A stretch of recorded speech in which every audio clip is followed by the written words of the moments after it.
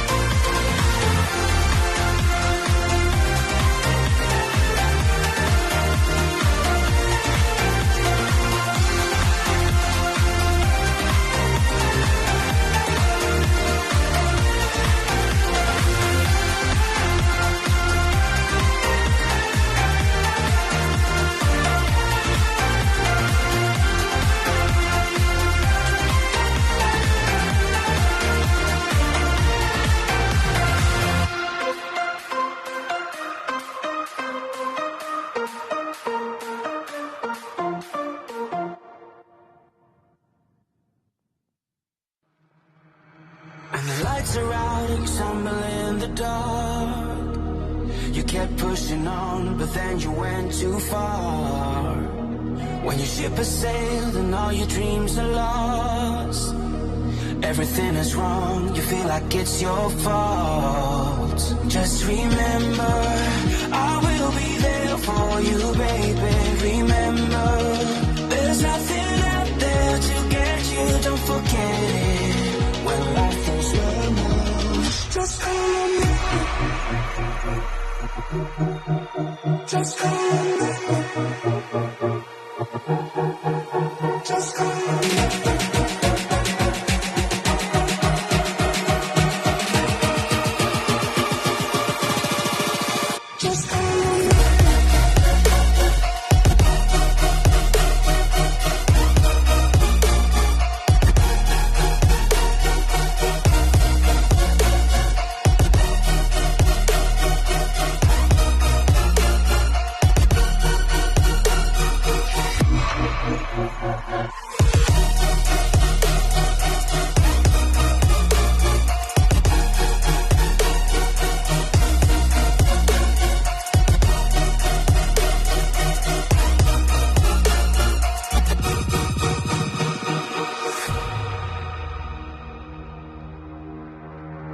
You're stronger now than you ever been. You gotta leave now, it's time to catch the wind. You will climb up high and look through the clouds. And when you're feeling low, I know you'll bounce back. Oh, and just remember, I will be there for you, baby.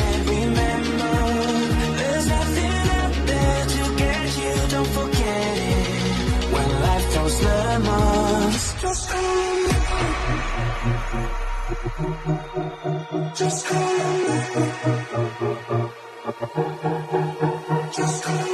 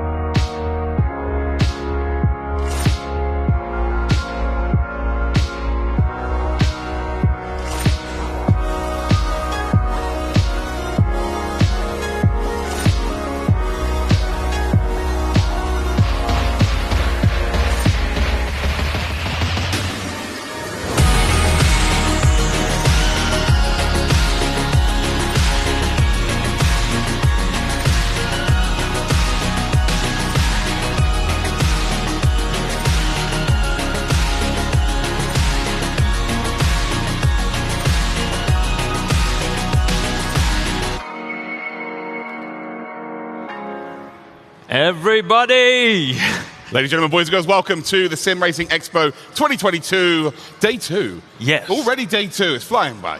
Isn't it crazy? I can't even tell which day it is. Like, No, that's true. I've spoken to many people today and they all think it's Saturday or Sunday. Yeah. It's Friday. It is Friday, everybody. Good to have you on stream. Good to have you right here in the main area. It's nice. And we have a great schedule today, right? We I certainly love do. it. It's really when the racing begins today as well. You know, we've got prizes on the line later on with the community trophy, which is going to be phenomenal. We've got press conferences to do. We've got recaps to go through, panels. Yes. So much stuff for you all to enjoy. Or you just fly over it, but press conferences actually mean like we get to know the teams and everybody, right? We will not only introduce them, we will interview them and ask them things like will you ask them for a certain race plan, for example? Yeah, of course. It's a 6-hour race that they're going to be taking part in the professional trophy. That's the teams we're going to be interviewing. So yeah, of course, strategy, you know, who's going to be taking qualifying. It's Exactly. going to be fascinating. This is where you can learn a lot about sim racing and how the professionals do that actually, right?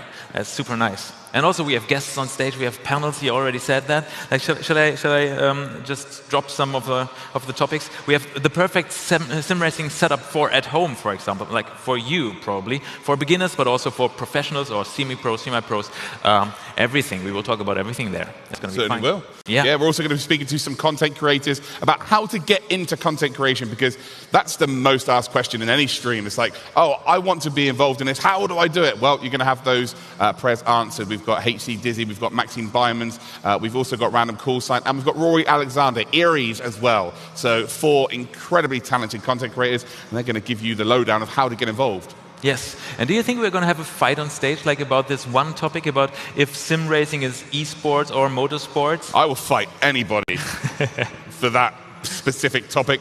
No, to be fair, I think it could be either or. Doesn't bother me in the slightest. As long as people are watching, as long as people are enjoying, that's all that matters to me. But we'll speak about that topic properly later on, and it might get a little bit heated. Yes, definitely. Also, what do we have? Yeah, we have the race, actually. What do you expect from it? Like, it's going to be the community trophy, so everybody could join in?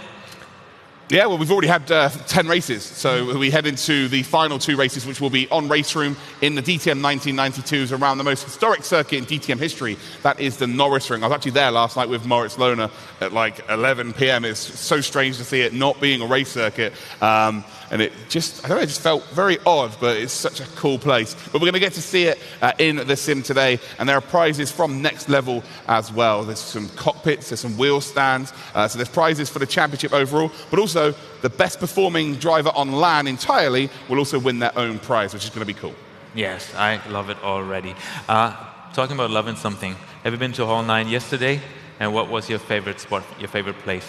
My favorite place was the media lounge at the end of the day when I had a cold beer. No, I actually just managed to do a couple of laps with the new Logitech Pro wheel with the G Challenge stand here, and I was awful. I've never, believe it or not, I've commentated thousands of races maybe on ACC, and I've never driven any laps. I've never had time to. Okay. And I just drove some laps around Brands Hatch. I had a lot of fun, wasn't very fast, but definitely got the bug to go and try ACC out for sure. Okay. Fun is the most important thing, I guess. Yeah. Like fastness, yes, also very important. But if you don't have fun, well, what does it help, right? I for myself stood like pretty much half an hour, I think, in front of the Formula 1 car of Fernando Alonso at the track racer booth, because I just fell in love. I even dreamt of it. I dreamt of sitting in it and not crashing it, because not driving it. I was just sitting in it, enjoying myself. It was so good. No, but honestly, what I wanted to say basically is that please come around and enjoy this, because we have everyone here and everything here, and you can just like not only see it but try it out. Yeah, for sure. Right? I've got to try and build up the courage to speak to Tony Kanaan. Like, one of my idols, I've seen him like 3 times. I'm like, oh, I'm too scared. So I've got to build up that courage to go and see Tony at some point. Yeah, I met Rene Butler yesterday, and he said he would join us on stage at one certain point. Yeah, I think we're going to speak to Rene. I think we're going to speak to Jim Hoye as well this morning from Logitech. So yeah, plenty of guests for us to have a nice little chinwag. Yeah. What about yesterday though? We had loads of panels, didn't we? Which yes. was super, super interesting. There was no fans here, to be fair. So because it was like the exhibitors day, but today is going to be so different because, well, people are going to be around. Already the stands are packed. There are queues of people trying to try out all of this hardware. It's going to be super, super cool for everybody who comes down. Yeah, if you're already in the car, like riding here and watching the stream, for example, like on the back seat or something, and like realizing, okay, it's already packed, that's what you say, it's not too packed, it's still okay-ish, you can come here, it's going to be super nice, because there is so much space. We have 15,000 square meters, which leads to a lot of racing rigs, right? There are just like really a lot. So you will definitely jump in and enjoy your time here, I'm really sure. And to anybody who is coming down here on your travels, if you want to ask any questions before you get here, or maybe you want to write a post about how fun it was, or what your favorite bit was, use the hashtag on Twitter, SRE22. It's the hashtag SRE22, and it may get read out on stage here today. We will have them indeed posted to us later on this afternoon, especially any questions as well, if we can answer them. To be honest, we're not the biggest experts in anything, so maybe we can't answer, but we will find an answer for you. Exactly. We have guests on stage, so they will probably answer. And if you have like special questions concerning the guests or the topics, then please type them in. Hashtag SRE22. That is it. Exactly right? Yeah. Huh? Perfect. Yeah. Wow. Yeah. We got it. Silence on stage. I love that. Yeah, it's not ideal. Let's enjoy this very moment. Yeah. For 1 second, please, breath, everybody. It won't it's going to be an exciting day. Wait. Love that. Yeah, we're also going to be speaking to Alex and Corby. They're going to be going through the paddock, which is something so unique to a LAN event. I've been to many LAN events before. We had this global pandemic. It's very rare that we get to see drivers, face to face these days. But now it's all starting to come back full circle. But we've got a paddock, so imagine a block of garages that you see at a racetrack. Effectively, back to back, you've got maybe, I don't know how many is there, 30 different spots for teams. 32, I guess. Yes, Some teams have brought cars with them as well as a showpiece. I know DTWRE Esports have got a 007 Aston Martin. We've also got a Volkswagen Polo there's around also there. a Porsche there. Yeah. Yeah, there's 2 Porsches right in front of us. They just appeared as well again. Also nice. Yeah. But yeah, there's just cars everywhere. So yeah, you should definitely go and check that out if you're able to. Again, I'm not sure whether that's open to everybody. It must be. So you might be able to even look. Might even be able to look at some of the drivers as they're racing. Yes, definitely. That's going to be awesome and for sure very nice. I didn't get it. Program of the day. What we got to look forward to today? Okay, come on. Then you may have already mentioned. We will have this big press conference. We already said that, but I'm really looking forward to meeting all the teams. And also, here you can see it. There we go. With times now. As if in magic. This is what we just do in Expo Opening, right? And we're doing it very well. I love it. It's done. That's done. Let's get rid of that. 10:15, off we go. Then we're going to be talking sim racing setup for your home. That's you. Yeah, That's your exactly. job for today. I'll have nice guests over here. For example, shall I tell? Yeah. I have Bruno Spengler here, former DTM champion. DTM legend. Yes. BMW also, factory driver. Exactly, and sim racer. Yeah, so that's going to be really nice. Also some other guys from Logitech and also from SpeedyRux. So that's going to be really nice. We're going to discuss what is the perfect sim racing setup for your home as it stands there already. But there are different perspectives on it. Like, has it to be very, very good for the, like, if you just start out, do you have to spend a lot of money, or just is it just fine to start with the controller, for example? It's a question I have. Of course. So let's see where that leads. Like, what would be definitely the best ideas to buy and must-haves and stuff. So that's going to be really exciting and nice, I guess. At 12, we have the big press conference. Yep. Yeah, we already said. Like, we've got all the teams. We've got team representative in terms of manager, and then a driver. Then we've got ourselves, is it esports or motorsports, which is a massive topic, and I'm sure that there'll be arguments for both. And maybe we just come to the conclusion that, do you know what, it is just both. We then have start your content creator career, which will be near the back end of the day, and then it's when the racing begins. So at 4:45, it's when the RaceRoom races at the Norris Ring in the DTM 1992 start, and that's where it gets really exciting. I love the races. Like yesterday, we had a technical issue, and it kind of worked out really well because the camera was actually looking from the perspective of each driver. And we're kind of trying to tell a story. Then it was all fixed, but it was really cool to see. Yeah. What I recommend is like just put the Norris Ring on your sim rack and just ride it like separately, but at the same time at home, and see what your like round times are, lap times are, and stuff. Like, would that be a good idea? Perhaps to just feel a little bit more into it. Probably best just to get used to the sim rig first, and it's not as easy as just plugging in and play Call of Duty. I can assure you that. It's you want to get used to the actual racing first before you start messing with cameras and all that stuff. No, definitely. No, but just like to get a special feeling of the situation, just take your own rig and ride it at home, race it at home. Just like, you know what I mean? Not really. No, not at this point. Whatsoever. Let's just skip that one. Do we have Rene in the back? Like, I don't know. Is Rene available? No, he's not there yet. Well, no worries there. I can see Jim in the crowds. Jim might be able to just go and get mic'd up and come and say hello. Okay, that will be so nice because we have Jim there, right? Yeah. What are we going to talk about? We're going to talk about the G Challenge. That's what we're going to talk about. Yes, that's going to be nice. Which is a massive sim racing competition, open to everybody. Okay. Yeah, we'll get the lowdown from him, which is going to be cool. I could do that. Yeah. I would freak out. We've been doing it for 6 years now. So yeah, it started as more of a European competition. It kind of filtered into the McLaren Shadow project. And then McLaren and Logitech came together and built their own competition. So like the end goal was a massive experience, and now it's massive experiences, prizes, and lots of money. Yes, I love that a lot. For sure. Unfortunately, I'm too bad. Yeah, like everybody probably. Like, what was your favourite bit yesterday? Obviously, you're new to all of this stuff, right? So to be fair, there's lots of stuff out there that I'm like, whoa, even blows my mind. So I can't imagine this is all so new. Yeah, it's absolutely amazing for me. No, I can't even tell. I think I really like the Azure racing race wheels, the McLaren ones, like because they that was an announcement. That was an announcement yesterday, wasn't it? McLaren and Azure Racing partnering up now. Exactly. They're providing wheels for cars and the sim, which is cool. Yeah, and they are here. You can see them actually. You can touch them, and they are like really beyond. It feels like another one. definitely really crazy cool. Nearly got a bit of an exclusive from Cube Controls, but it was kind of like there was something in Massimo's head that wanted to come out, and he just couldn't say it. So there's something big coming there, which we couldn't really, well, we couldn't get to the bottom of, but there was enough not said to understand that there's something exciting coming. With RaceRoom as well, Holger was pretty open with how they're going to progress with their game as well. RaceRoom, one of my favorite sims. I think it's one of the most underappreciated sims there is, in my honest opinion. I love it. The content on there is absolutely incredible. There's lots of content, lots of tracks, and it's really, really affordable. They've now got a really cool rank system, but to hear Holger, and he's like, they still are looking to expand, and there's a couple of other things that kind of the community know about, but kind of we're not sort of talking about. So if you know, you know.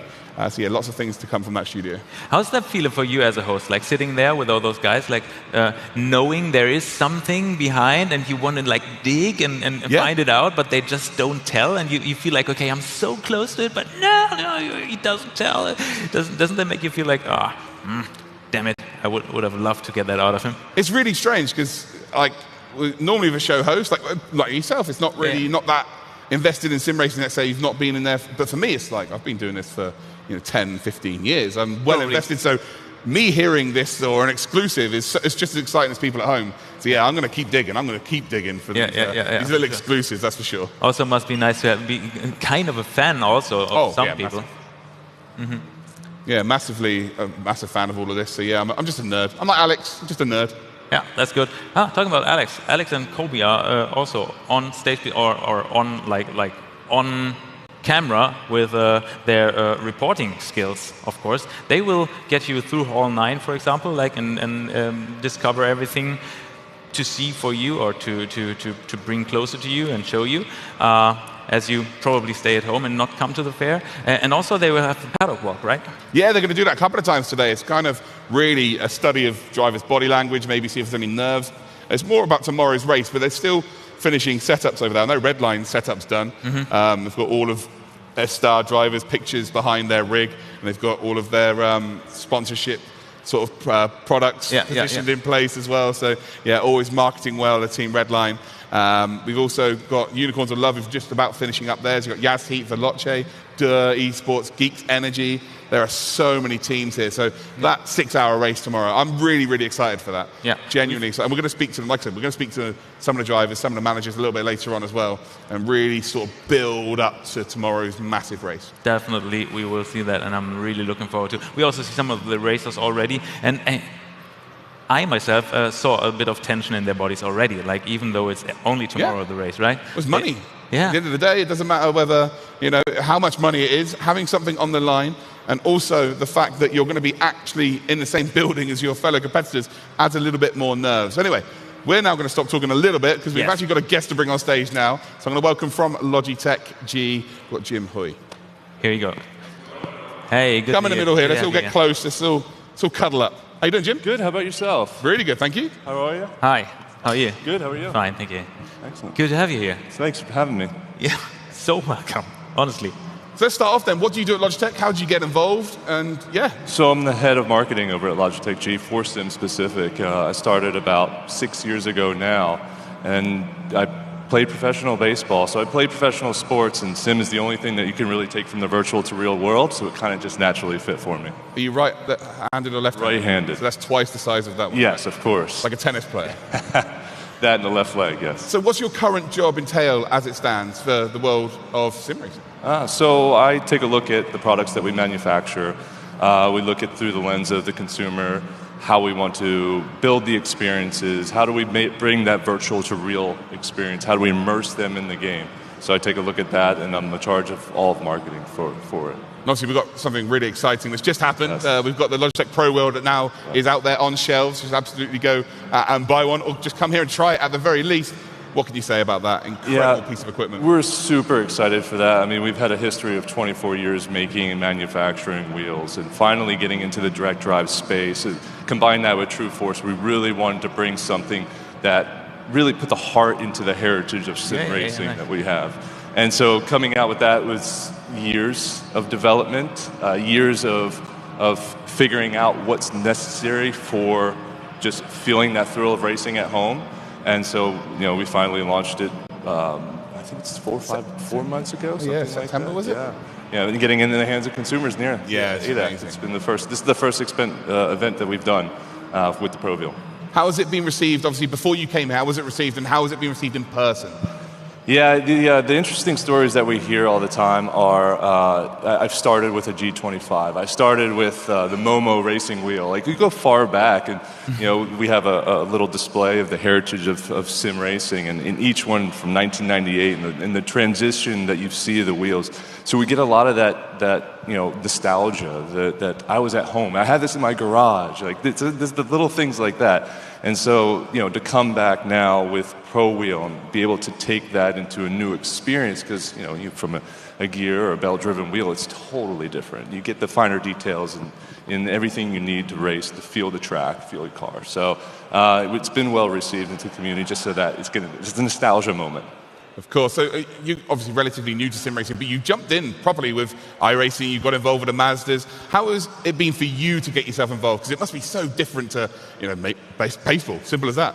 It's putting in the hours. Yes. Just like anybody else here. You're putting the hours in on one track just to get that one corner perfect. And you still always trying to achieve perfection. So I put in quite a bit of time learning from ACC and iRacing and really getting down to the finer details of the actual track. So yes, I had to put in some lap times to at least somewhat get my craft to acceptable rate.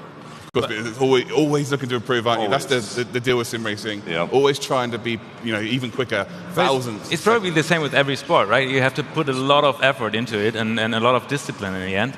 Because talent doesn't get you far.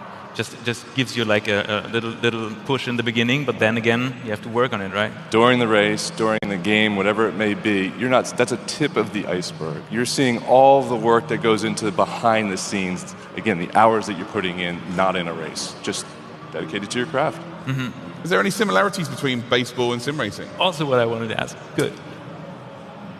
Just the practice. I mean, you have the same mindset of getting to perfection. Mm-hmm. Putting in or finding little niches and working on it. Again, it's the art of getting to that race. Yeah. And once you're in the race, everything should come together. And that's probably the similarity of all sports. And it is all about feel. You'll notice here, some people like the feel of their steering wheel and their pedals, and it's all different to everybody. And then you can explain it. We were talking to Swelio, who's all about coaching, right? How impressive is that guy, by the way? Oh my God, he knows. Ridiculous. Yes, he blows my mind. I'm learning from him. That's the beauty of it. Yeah. We all learn from everybody here, and that's everybody coming together. Did he charge you? Did not. Unbelievable. I got free session. Of course. It was probably like 10 minutes. That's it. But yeah, so just getting into just learning and honing your craft. Mm-hmm. That's so cool. I love it. Yeah. I had a question, it's gone. Okay, G Challenge. Let's bring up the G Challenge. It's a chance for everybody who's watching at home. You can get involved in the G Challenge. It's being run by SGP, Logitech McLaren G Challenge. Where can people go and sign up? What does the competition entail? And what can they win? Yeah, so if you want to sign up, you go to logitechgchallenge.com. There's races running. There's a variety of different prizes, and that's the beauty of it. We wanted to create a unique competition that just didn't settle to the fastest drivers, because you only get one. So, and I'm not going to be that one, and a lot of people. A lot of it's people. definitely not going to be me either. Don't worry, you exactly. can say that. Maybe Luke. But so everybody can win a sort of set of prizes, and so just check it out. There's many opportunities to win. So brilliant. Well, thank you very much for coming up here, Jim. I really appreciate that, and enjoy the rest of your expo. I appreciate it. Thanks, guys. Yes, thank you so much. Thank you. Have a good day. Thank you for being here. Great. Oh wow. Awesome to hear from Jim. He's got some great stories about sports, and I love sports. Okay, guys, I guess we have another one. Another guy to jump on the stage, and that is René Butler from Takeover, right? I love that. Come on over. Overtake René Butler. There you go. Oh, here he is. Struggling already with the name. Yeah. Hi, great to see you. You're taking over everybody, so... Kinda. Please overtake. Not really. Well, thanks for having me. Really appreciate it. And you guys doing a great job here. The entire expo was amazing. I already had the entire day yesterday. So good job, everyone. I just wanted to say, you were here yesterday. How did you enjoy it? You probably visited every booth and just had a look, right? Yeah, I drove way more than I would make during my normal work day, I would say. So I'm quite happy about that. Like all the rigs you can try out here. And it's a once-a-year opportunity, right, to test out equipment that you might want to buy at home. We all know sim racing can be very pricey, which is nice. It's an option for everyone out there, but you can barely try it out. So here at the Expo, it's amazing. You can get over to Azure or to SimiCube, whatever, Fanatec, try it out, and figure out, hey, what should be my setup for next year? Before we go into what you do currently, obviously I've known you a long time. Kind of one of the OGs of sim racing. You can see the grey hairs from the sim racing. We're all starting to get it if we've been here long enough. Where did it all begin for you, and how did you get involved in sim racing, and what are your thoughts on how big it is now? It's so different. It is different, yes. I mean, every single time, no matter if it's at Sim Expo here or at the Nürburgring, right, it changed a ton over the years. Where did it begin? One of my first games that I tried to get into was Microprose Grand Prix, as so many, right? Then I did a bit of competitive Need for Speed. Yeah, sorry for that. Leading the one-on-one ladder for a while, yeah, on ESL. That was quite cool. And then at one point, it was like, I want to do more. It should be like cockpit perspective. I want to feel like a real car. I did a bit of karting, but never had the money to go into motorsport. Typical sim racing story, I know. And then I went into sim racing, and I think my first ever TV show talking about racing games was 2004. So yeah, it's been quite a while by now. I wasn't even born then. I'm lying. That's not true. Yeah. I know you look very young, Luke, but it's not that. But how has it been going since that? Well, first of all, back in the days, the entire scene was probably 100 people. So we all thought we could be the best. I had a Pro Series season where I thought I could beat Niels Naujoks. Let's be honest, I still couldn't beat him. And he's great. He's still around in sim racing as well. And all of a sudden, we're looking at, what, thousands, hundred thousands of drivers, right? And now that I also do real-life motorsport, you realize how much closer the skill is in all the championships in sim racing compared to real motorsport. Because everything, like I only race with sim racers. Every time they come in and say like, oh, we shouldn't go for the big league, you know, it's like for us NLS and VLN in Germany. It's like, oh, the drivers are too good. It's like, if you did sim racing, believe me, then NLS and VLN, it's a joke kind of. Yeah. Not the top guys, obviously, they're crazy, no. They're massively good. But the rest of the grid is nowhere near what sim racing is, because sim racing for us nowadays is like, what, 30 drivers, and they're all within half a second. Right, that doesn't really exist in motorsport unless we go to F1. That's even around a Nordschleife, you know. Yeah, it's crazy. Like the skill everyone brings and the dedication and passion. I think that's something that really sets us apart from the rest of gaming. Not saying that Counter-Strike players are not passionate; they are, and I love their events. But sim racers, they go the extra mile, right? We buy all these rigs. We build them up ourselves, the part I hate the most. So if you want to sell me something in terms of equipment, it's either assembled already or you bring it and assemble it at my place, and I'm willing to pay everything. It's like, there's just so much more to sim racing than just driving, right? There's the working with your team, telemetry, things that Niels and Denny, for example, are extremely good at. And it's not just the driving, but we need to show that, right? Because we obviously always see the drivers just like in real motorsport.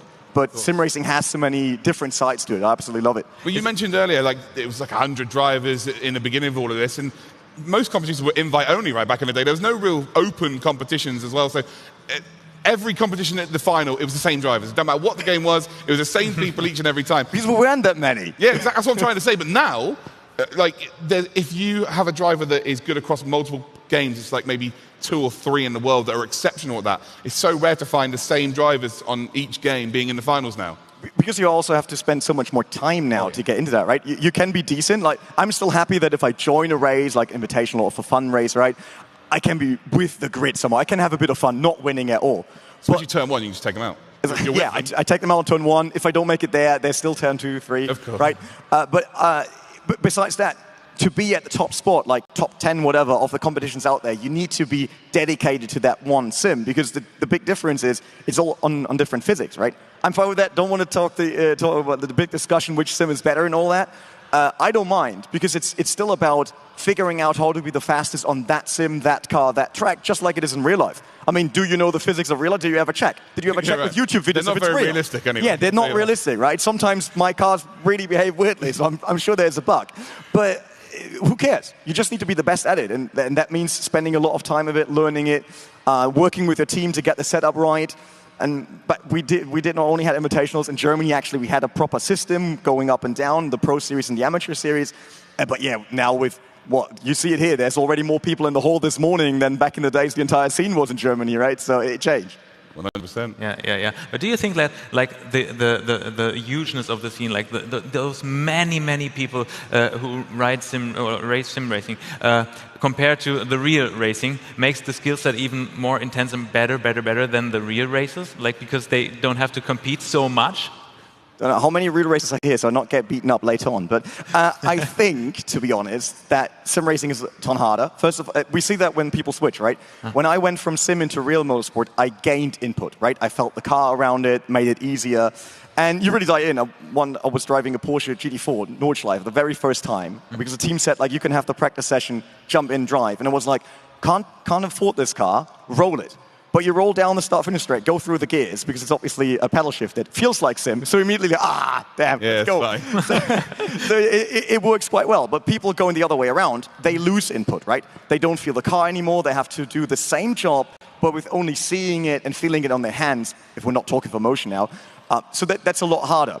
When it comes to the entire skill set, I think that drivers coming from sim racing are a lot quicker on the steering wheel. At least that's what I can see between the people I know in motorsport, we're not talking F1 level, that come in compared to the sim racers I drive with.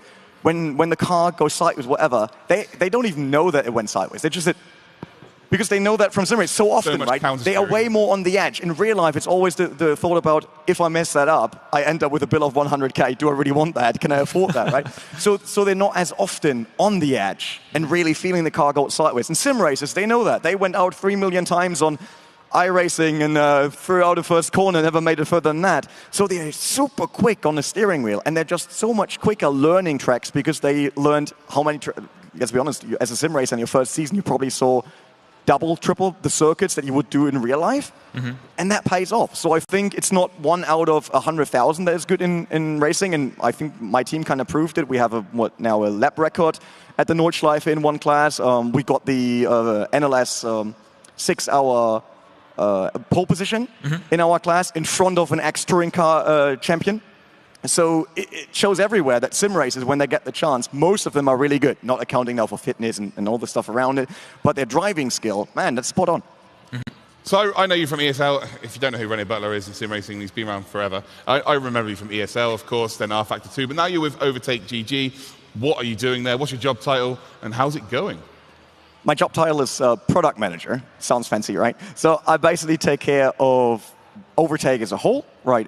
Which includes our website, our YouTube channel, editorial, and kind of strategy, right? What do we do? What do we want to cover? How do we approach the entire thing? What is Overtake? Probably, as most people see it as a platform, right? We do content because what we want to do is bring everyone together for sim racing, but not just sim racing, because we all know most of us didn't start on sim racing. You didn't got up one day and decided, I spent 12K on a rig. No. I'll do ACC now. We all started somewhere, and I think it's very important by now, especially with the automotive industry, to kind of lacking when you, like Germany, you turn 18, not everyone buys a car anymore. So how do we get people to see, hey, motorsport, racing, sim racing, that's great. Cars are cool, and racing is very cool. So we try to bring entertainment content around the hardcore sim part. So we do, we cover esports, we talk about tutorials for iRacing, ACC, all that core stuff, but we also do around like Need for Speed reviews, streams and all that to get people to know about sim racing. We all know it, but there's so many out there that I meet sometimes on Gamescom, you know that, and they're like, oh, I didn't realize that sim racing nowadays looks that real, because they never saw it, right? Yeah. And that's kind of what we try, bring together the community and then shout out by saying, hey, this is racing, it's really cool. Obviously highlight heroes, right? We did a video about Jadier. We met him at his hometown and talked about his career and how he got into this.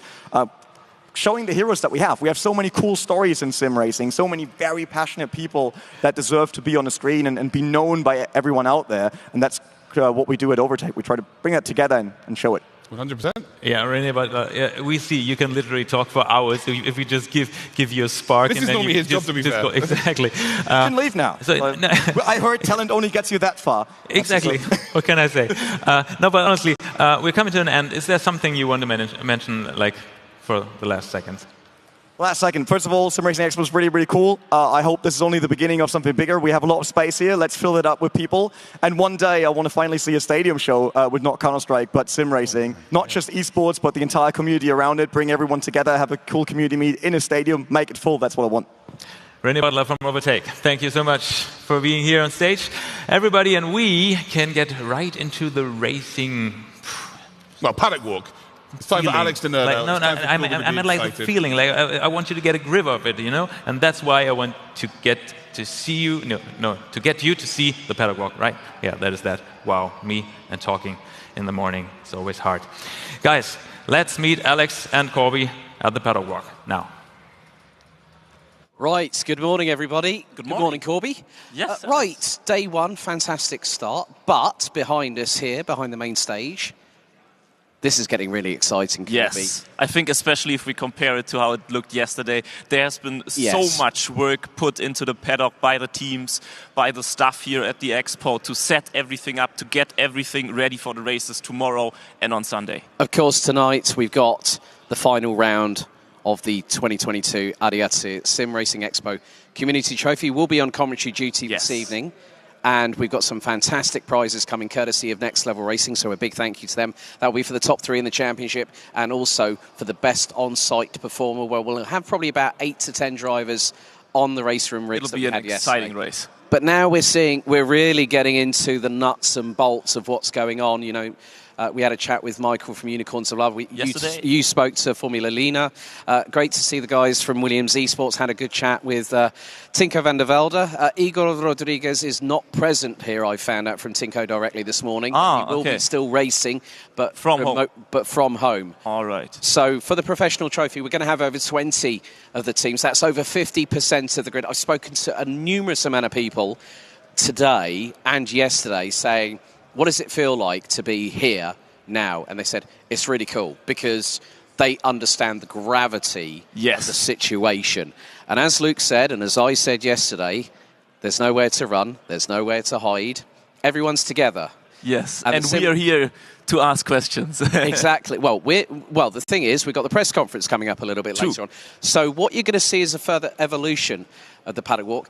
Great to see WS Racing Esports. Now, this also happens to be a team that I know through the running through the NLS, that they also run an all-female race crew in terms of not just the drivers, but also the racers. If anyone might know the name Kari Schreiner, for instance, she's raced with them before.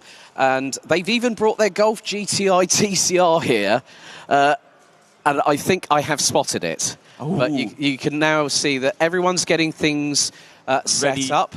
Getting everything set up, getting comfortable in the sim, getting all the settings right. Yes, and also comfortable in the surroundings, because this is the hive of activity for the professional trophy. Yes. And also for the digital GT 500.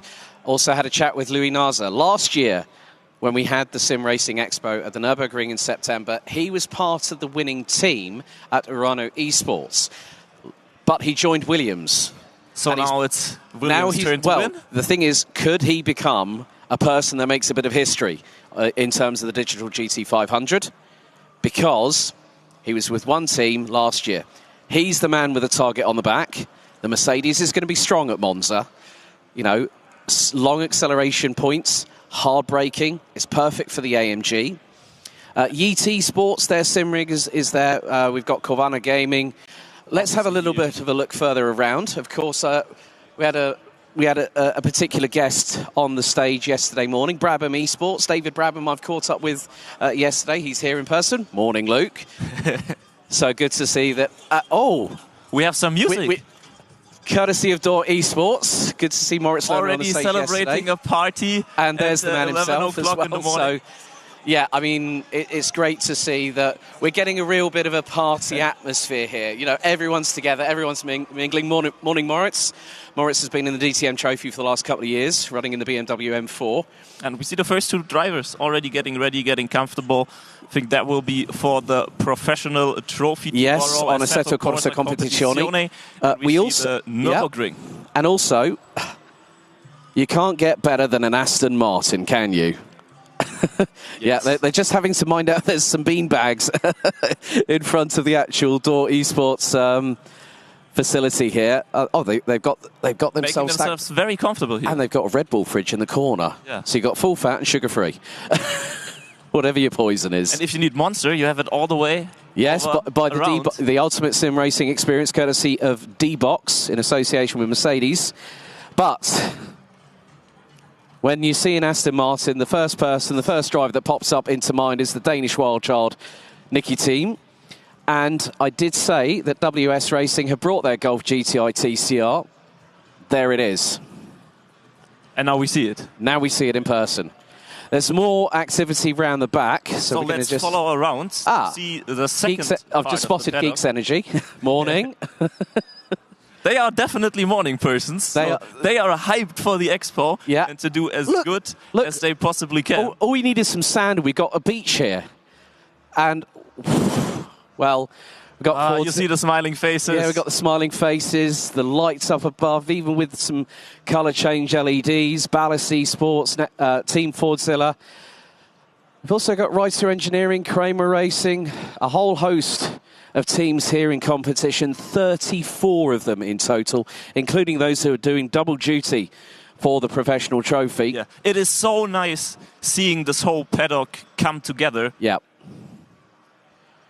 And like fill up with people. I mean, we've been here yesterday. It looked like a building site. Yes. Still on construction. Now we're here. Now the teams are here. The boxes, the booths are finally getting ready, final touches on, and then like everyone is so hyped for the Expo, for the races, for everything, the feeling. Right, the final thing I'm going to point out before we go to a brief commercial break, great to see RETRO Engineering represented here, their esports crew. If anyone might remember the car that was originally known as the Lamborghini Gallardo, they brought in the REX GT3.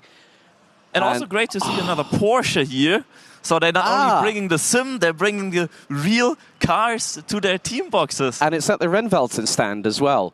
But folks, this is just the beginning of something exciting. Folks, we've got to remind you of social media, and also for you watching at home that aren't able to make it to the Expo this weekend. If you're on social media, find the ADAC SimRacing Expo accounts on Facebook, Twitter and also Instagram using the hashtag SRE22. Don't forget, get involved in the chat on the respective YouTube, Facebook and Twitch live streams. Get your input in, get your questions in. Yes, exactly. It will be used up there on the stage for the panels. So make sure that you get your questions in so Luke and Matze can help dig a bit deeper with the panels that we've got over the next few days. But with that in mind, folks, we're going to go to a brief commercial break here at the ADAC Sim Racing Expo for 2022 here in the Nürburgmesse. Join us very shortly as we continue our live coverage.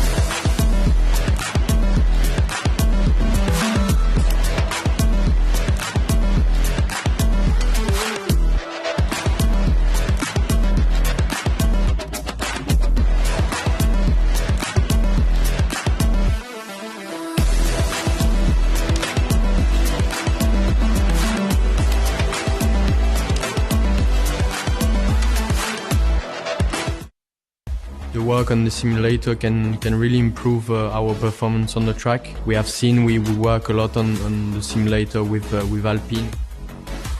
Obviously in Formula One we're operating the absolute pinnacle of motorsport. The TRX starts to bring esports to that same level of performance. It's equipment for the very best at the very top end of the market. I do want the TRX track racer, yeah, definitely. Please.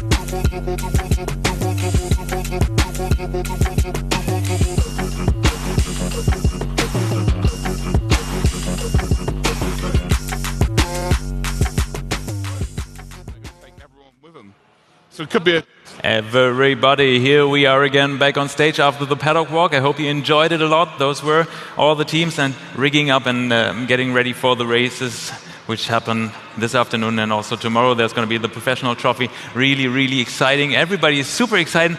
You can really literally feel the tension in the back of the stage, like in the backstage, and everybody's really keen to get the best setup and prepare everything as well as possible. It is super nice. So before we start with the races and also with the press conference, let's just have a quick look at the schedule of the day.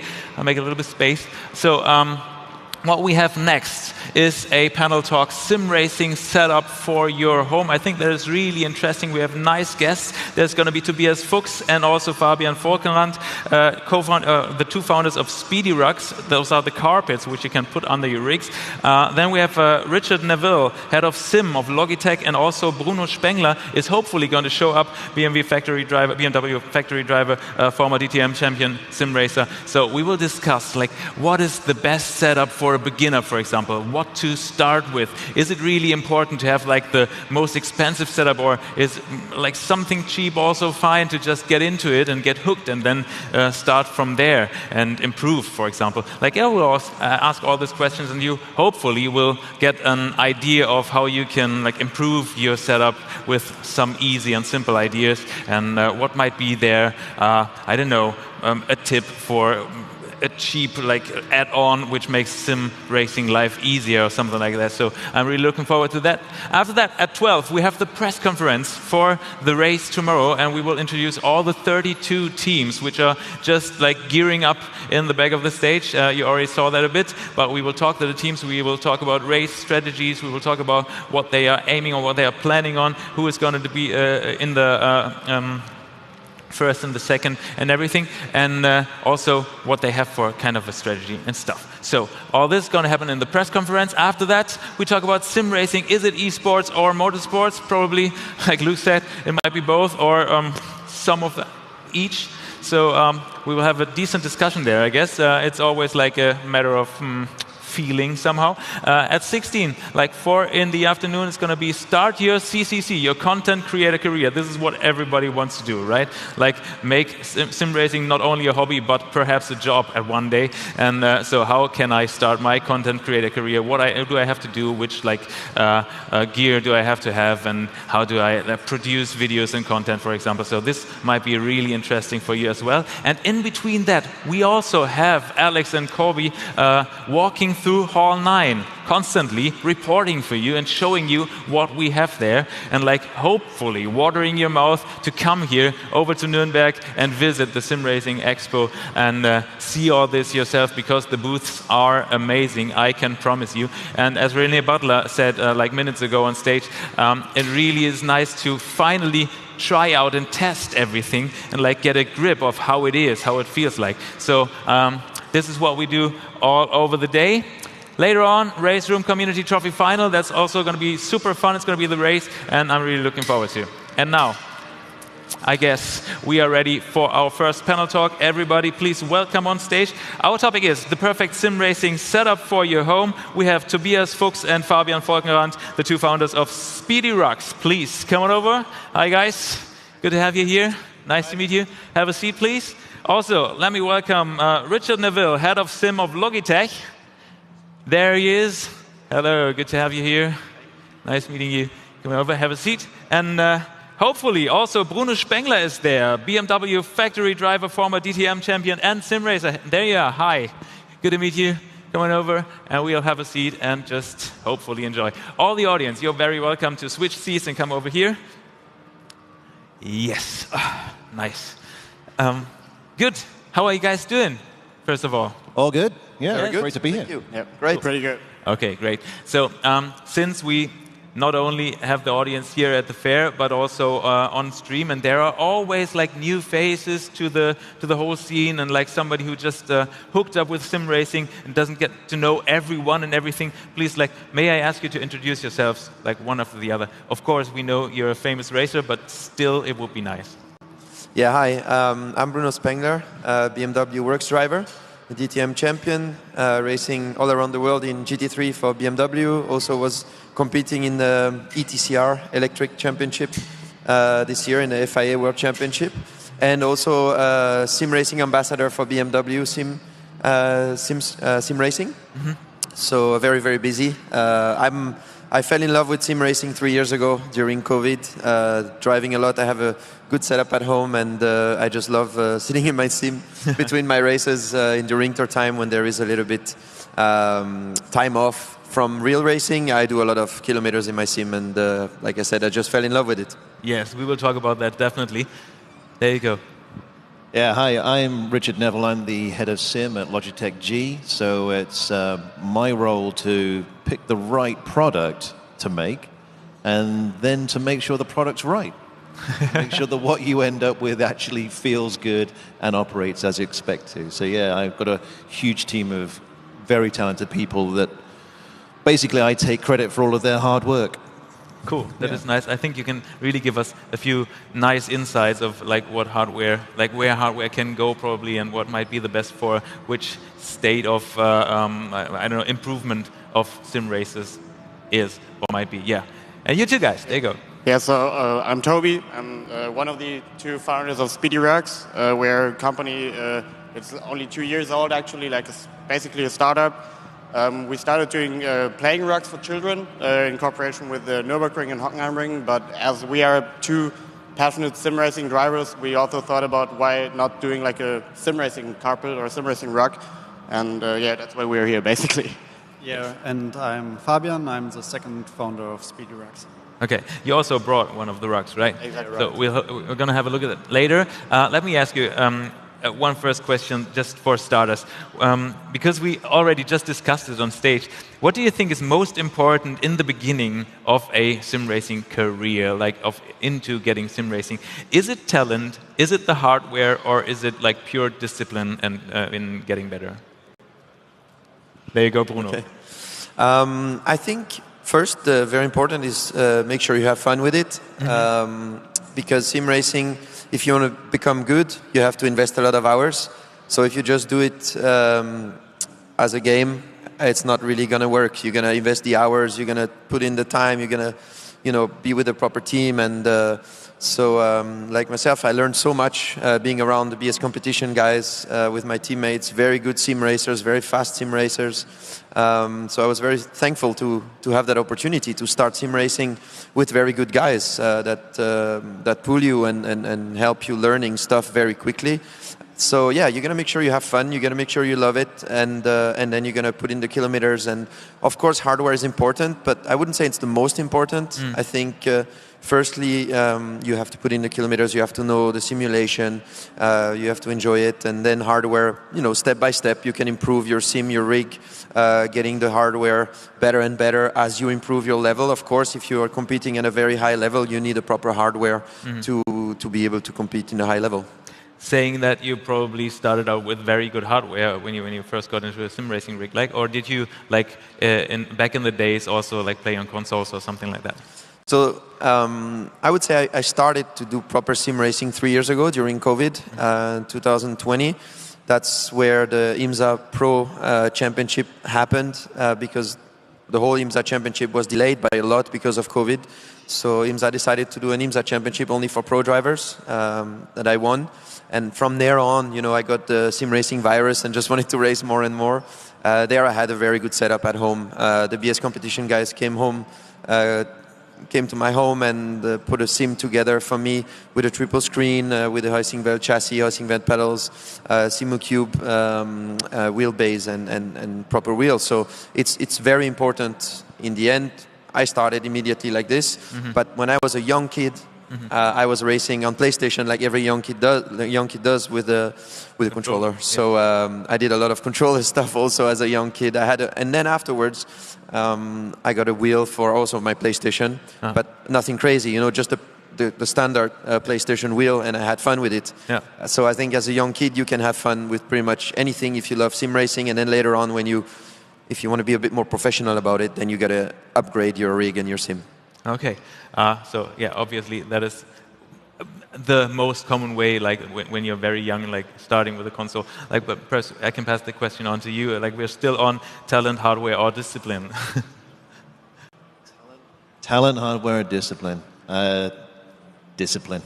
Discipline. Discipline. I mean, honestly, you're absolutely right. Having a lovely direct drive system really helps. But equally, there are people out there who will kill everyone on the track racing on a G25. And that's a wheel that's been around for 15, 17 years now. Yeah. And it's not producing anywhere near the level of torque you get in a direct drive wheel or the fidelity, but it's still good enough. These guys have the talent and the discipline and the practice. They don't need the really high-end hardware to do the performance that some other people do. So for me, definitely, discipline is the main thing. As you said, practice, practice, practice. Just get used to tracks, learn, listen.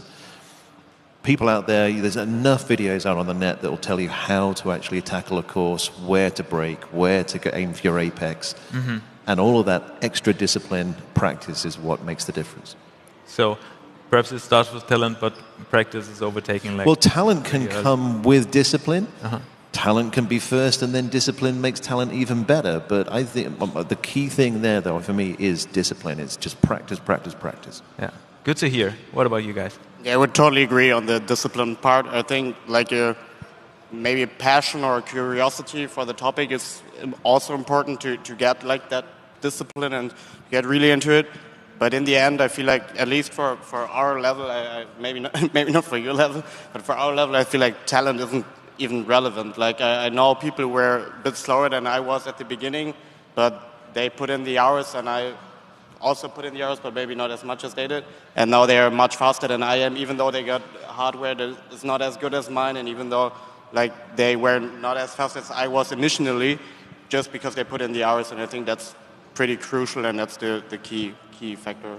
Okay.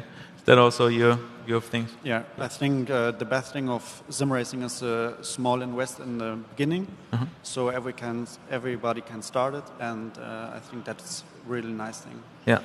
Talking about starting, and also you mentioned that you started on a PlayStation, for example, with a controller. Like, so you all would agree on, like, it doesn't matter how you get hooked up, as long as you get hooked up and like put in the effort and then like improve from there.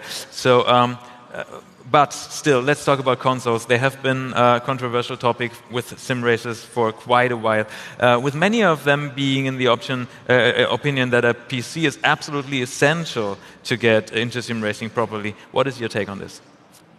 No. No. Okay. Of course, there are bigger, better, more detailed sims on PC. And with console for a long time, they weren't as powerful as a PC. Mm-hmm. That's changing now. With this new generation with PS5 and Series X, the processors in there are more than capable of producing a decent sim. I mean, ACC is now on console. It struggled a bit on the previous generation, but this new generation version is running at 60 FPS.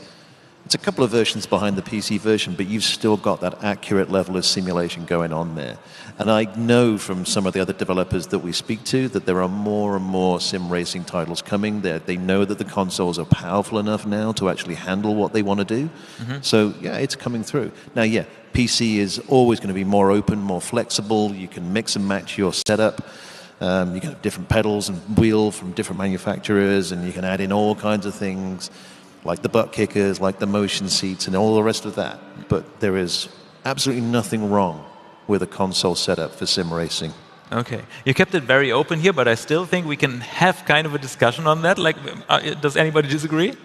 Yeah, honestly, I would disagree, because I started with an Xbox setup, actually, and I felt like, even though, like, of course, you can do sim racing on a console, and especially, I think, when you're driving for yourself, it is totally doable. But in the end, what makes you good is, as mentioned, practice, but also like driving with other people who are better than you are probably, and that can like teach you stuff. And I feel like in the end, most of the good drivers are on PC, so it will definitely elevate like your skill, because you will be able to join communities with many people who are really helpful, who really want you to teach you stuff, and that is what will make you like in the end much better, and also will give you a lot of fun in the end, because on console you will be, I think it's only a friction of the community driving on console in the end. But of course for the beginning it is good. Yeah, okay. Bruno, what do you think? Yeah, as they mentioned, I think the competition is just higher on a PC. You have more platforms, you have more opportunities to get a setup together. So I think, for me personally, I went away from console a couple of years ago, and now I don't even use my console anymore. If anything, I use it for Call of Duty sometimes with my friends, but I'm just on my rig all the time on the PC. But I think I have nothing against console. I think, as you mentioned, console are doing great games out there, good sims. But I just went away from it because all the competition is out there on PC, and that's where we are competing in, and that's why I'm there. But yeah. Okay. So perhaps connecting question, as a professional racing driver, have you found that you had higher expectations regarding your equipment than you would have thought? Like, actually, were you somehow disappointed or something?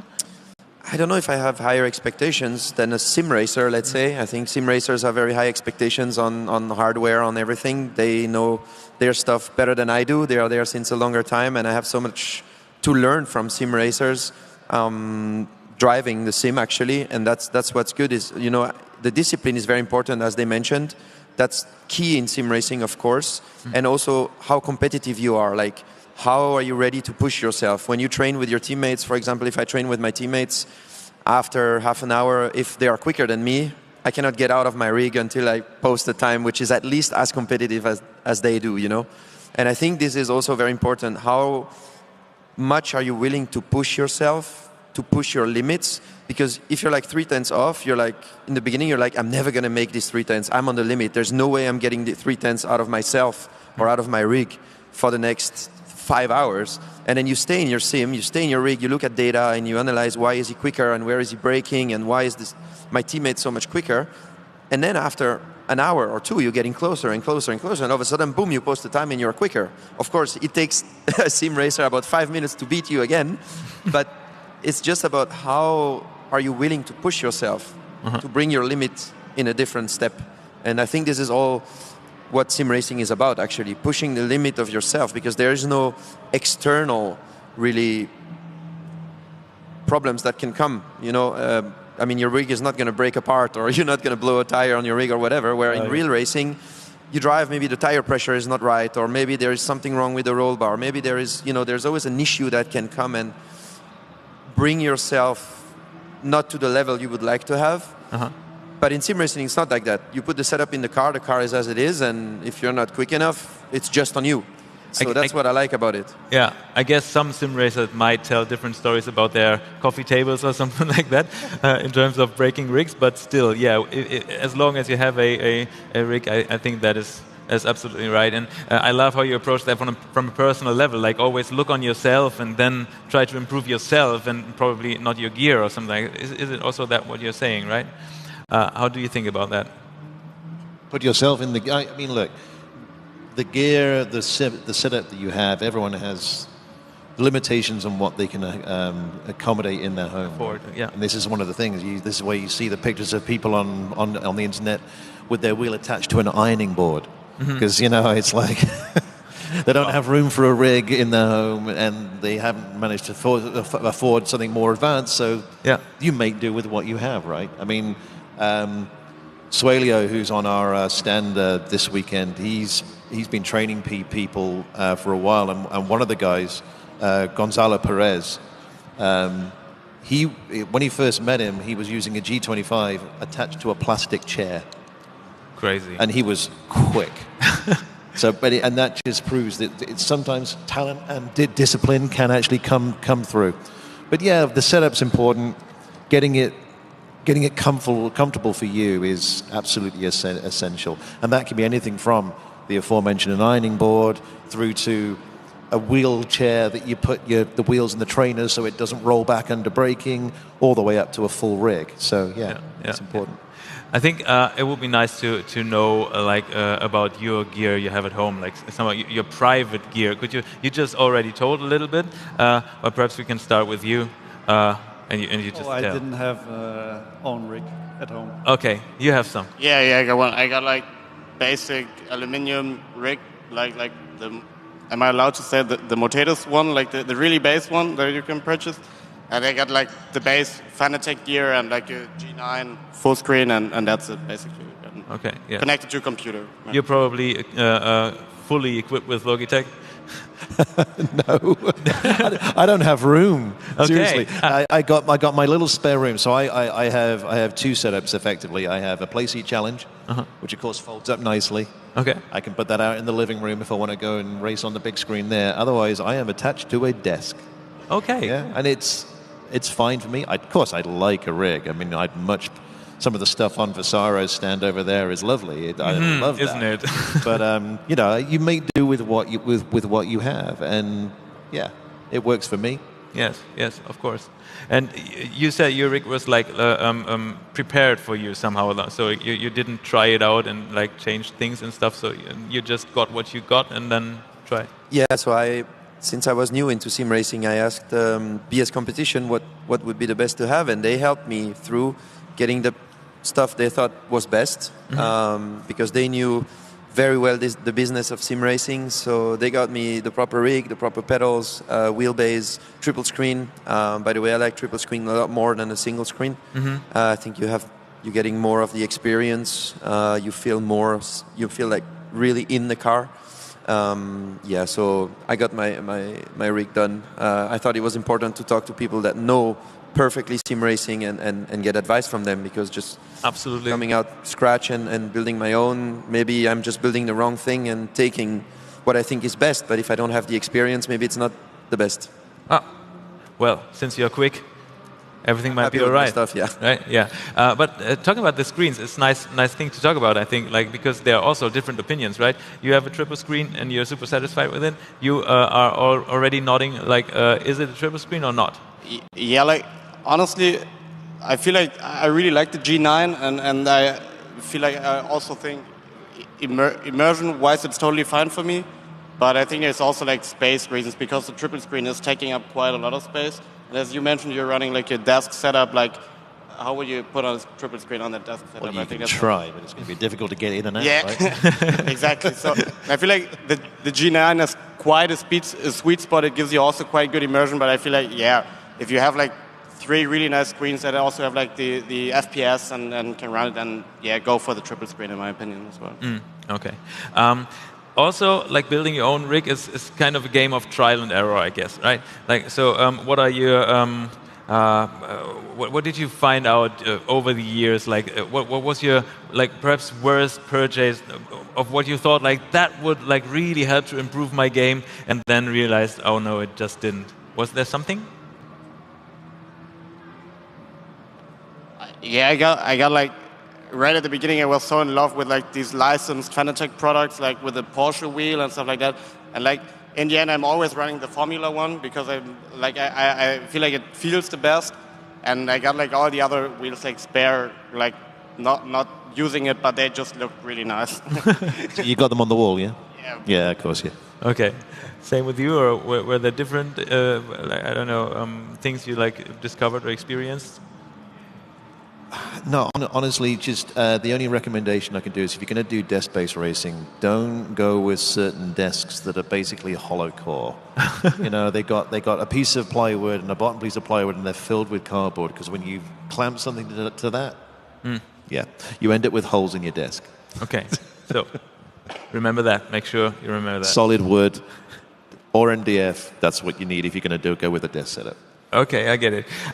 What is the small purchase you've made for your sim racing rig that has made your life easier than you would have thought or would have expected? Was there something? Was there something that like was probably perhaps also really cheap or something, and it made life way better? A sim racing carpet from Speedy Rocks, probably. Here we Good go. plug. Wow. Okay, that is product placement. Please talk about it. Come on. Yeah, no, like really honestly, because I got like a wooden floor and it was really helpful, and it's also not that expensive, starting from 35 euros to 60 euros. But please tell the story, like, because you didn't start with a Speedy Rock, right? Yeah, because exactly. They weren't produced at that time. Yeah, totally. Yeah, like right at the beginning, we started because like Fabi and I back then 2 years ago, we wanted to have an entrepreneurial experience basically, and we love motorsport, and we wanted something to be executable quite fast. So we started doing like a playing rock with the Hockenheim Ring back then, which was way easier than we thought, I would say, because we got the license relatively quick. They were totally into it, because I think it's a no-brainer for motorsport currently to try to get like a younger audience as well, because I feel like it is kind of vanishing a bit maybe. Yeah, you said playing rock, like, so it was for kids, like to play kids, on. Yeah, exactly, like where you can play with your Hot Wheels or other like model cars on it. And yeah, honestly, the demand was not as big as we thought it would be. And then in the end, I used my playing rock for my sim racing setup as well, and I thought it looked cool, and also my friends really liked it, and then thought about, yeah, why not just do this? Because we knew quite a lot of sim racers throughout the journey, and the community was amazing. We entered it and met so many lovely people who really helped us, like being such a young company with like 20-year-old basically. And yeah, since then it worked out pretty well. Okay, so you actually can recommend it to everybody. Yeah. Of course you can. Bruno, I have another question for you. So which piece of equipment is the most important for you to have an enjoyable, authentic experience on the sim rig? Because it must be, like, when we already talked about it, when you come from a real race car and get into a sim rig, you have a loss of information somehow. So what is the most important thing for you?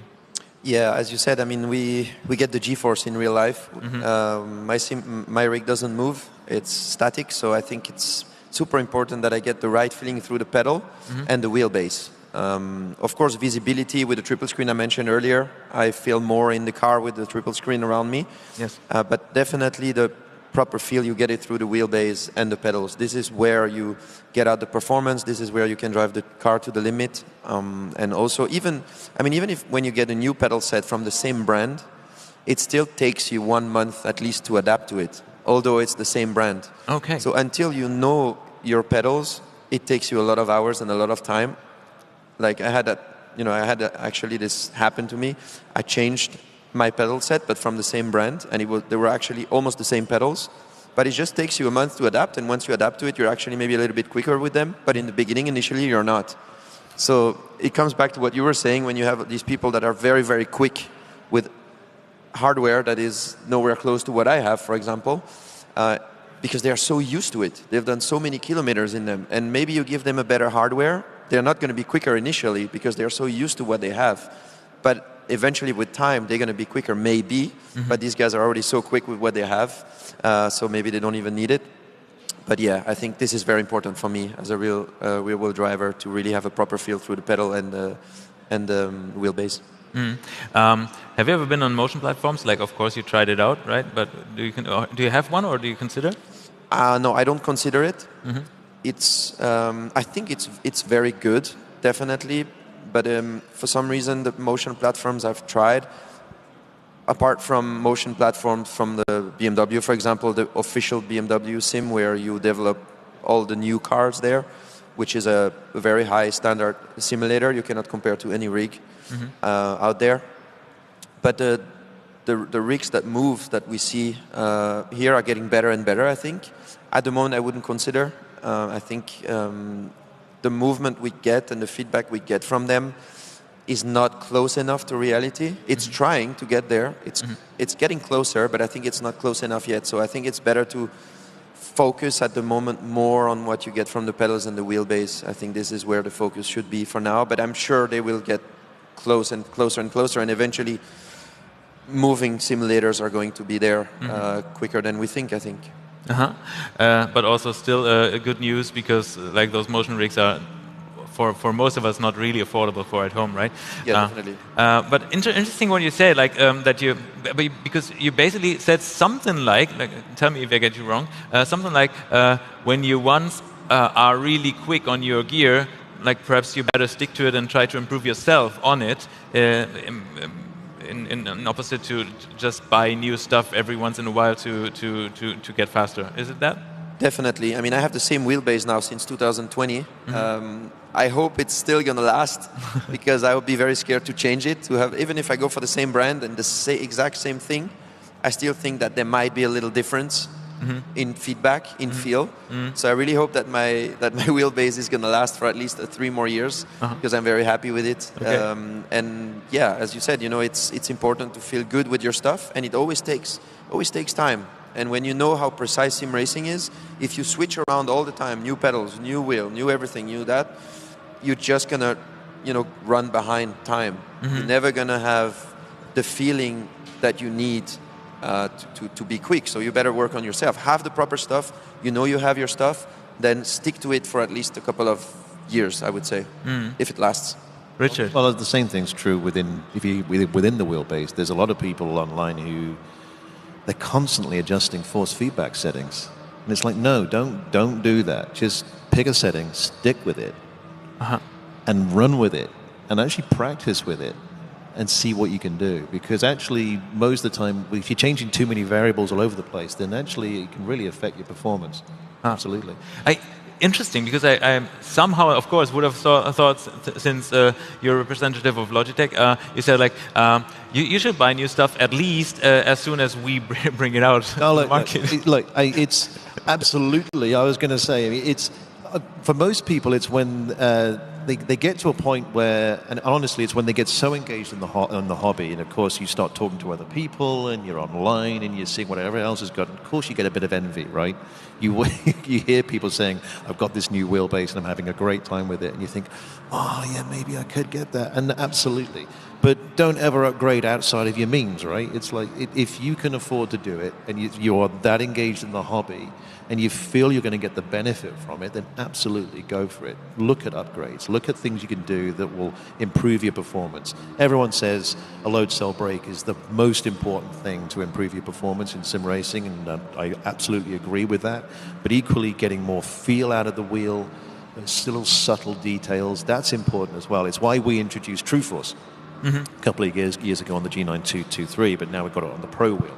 And when you got on the Pro wheel with that level of torque and direct drive, or there's little extra touches you get that we're able to allow the game developers now to send through to the wheel that you don't get on other wheels. So little things like the road surface and even the engine note or tire scrub. The rumble strips now actually sound like rumble strips when you go over them, as opposed to a big jagged bump. All those little extra details, it's all part of trying to just give you that more direct contact with the virtual car that you're driving. And that's only going to help. Even if it doesn't necessarily make you that much faster at first, that immersion, that feel of actually being connected to the car it's what we're all here for. It's why we want to enjoy sim racing. We want to feel like we're racing the real thing. Sounds good. Do you agree on that? Yeah, totally. Like I had a Logitech G29 before I upgraded my setup, and I had it for 2 years, and it was also quite important for me to see if I would drive as often as I would like to in the 2 years before I upgrade, because I thought let's not spend thousands of euros on something that you wouldn't stick with. So yeah, I totally agree. And when I upgraded my setup, I was a bit slower in the beginning because I wasn't used to it.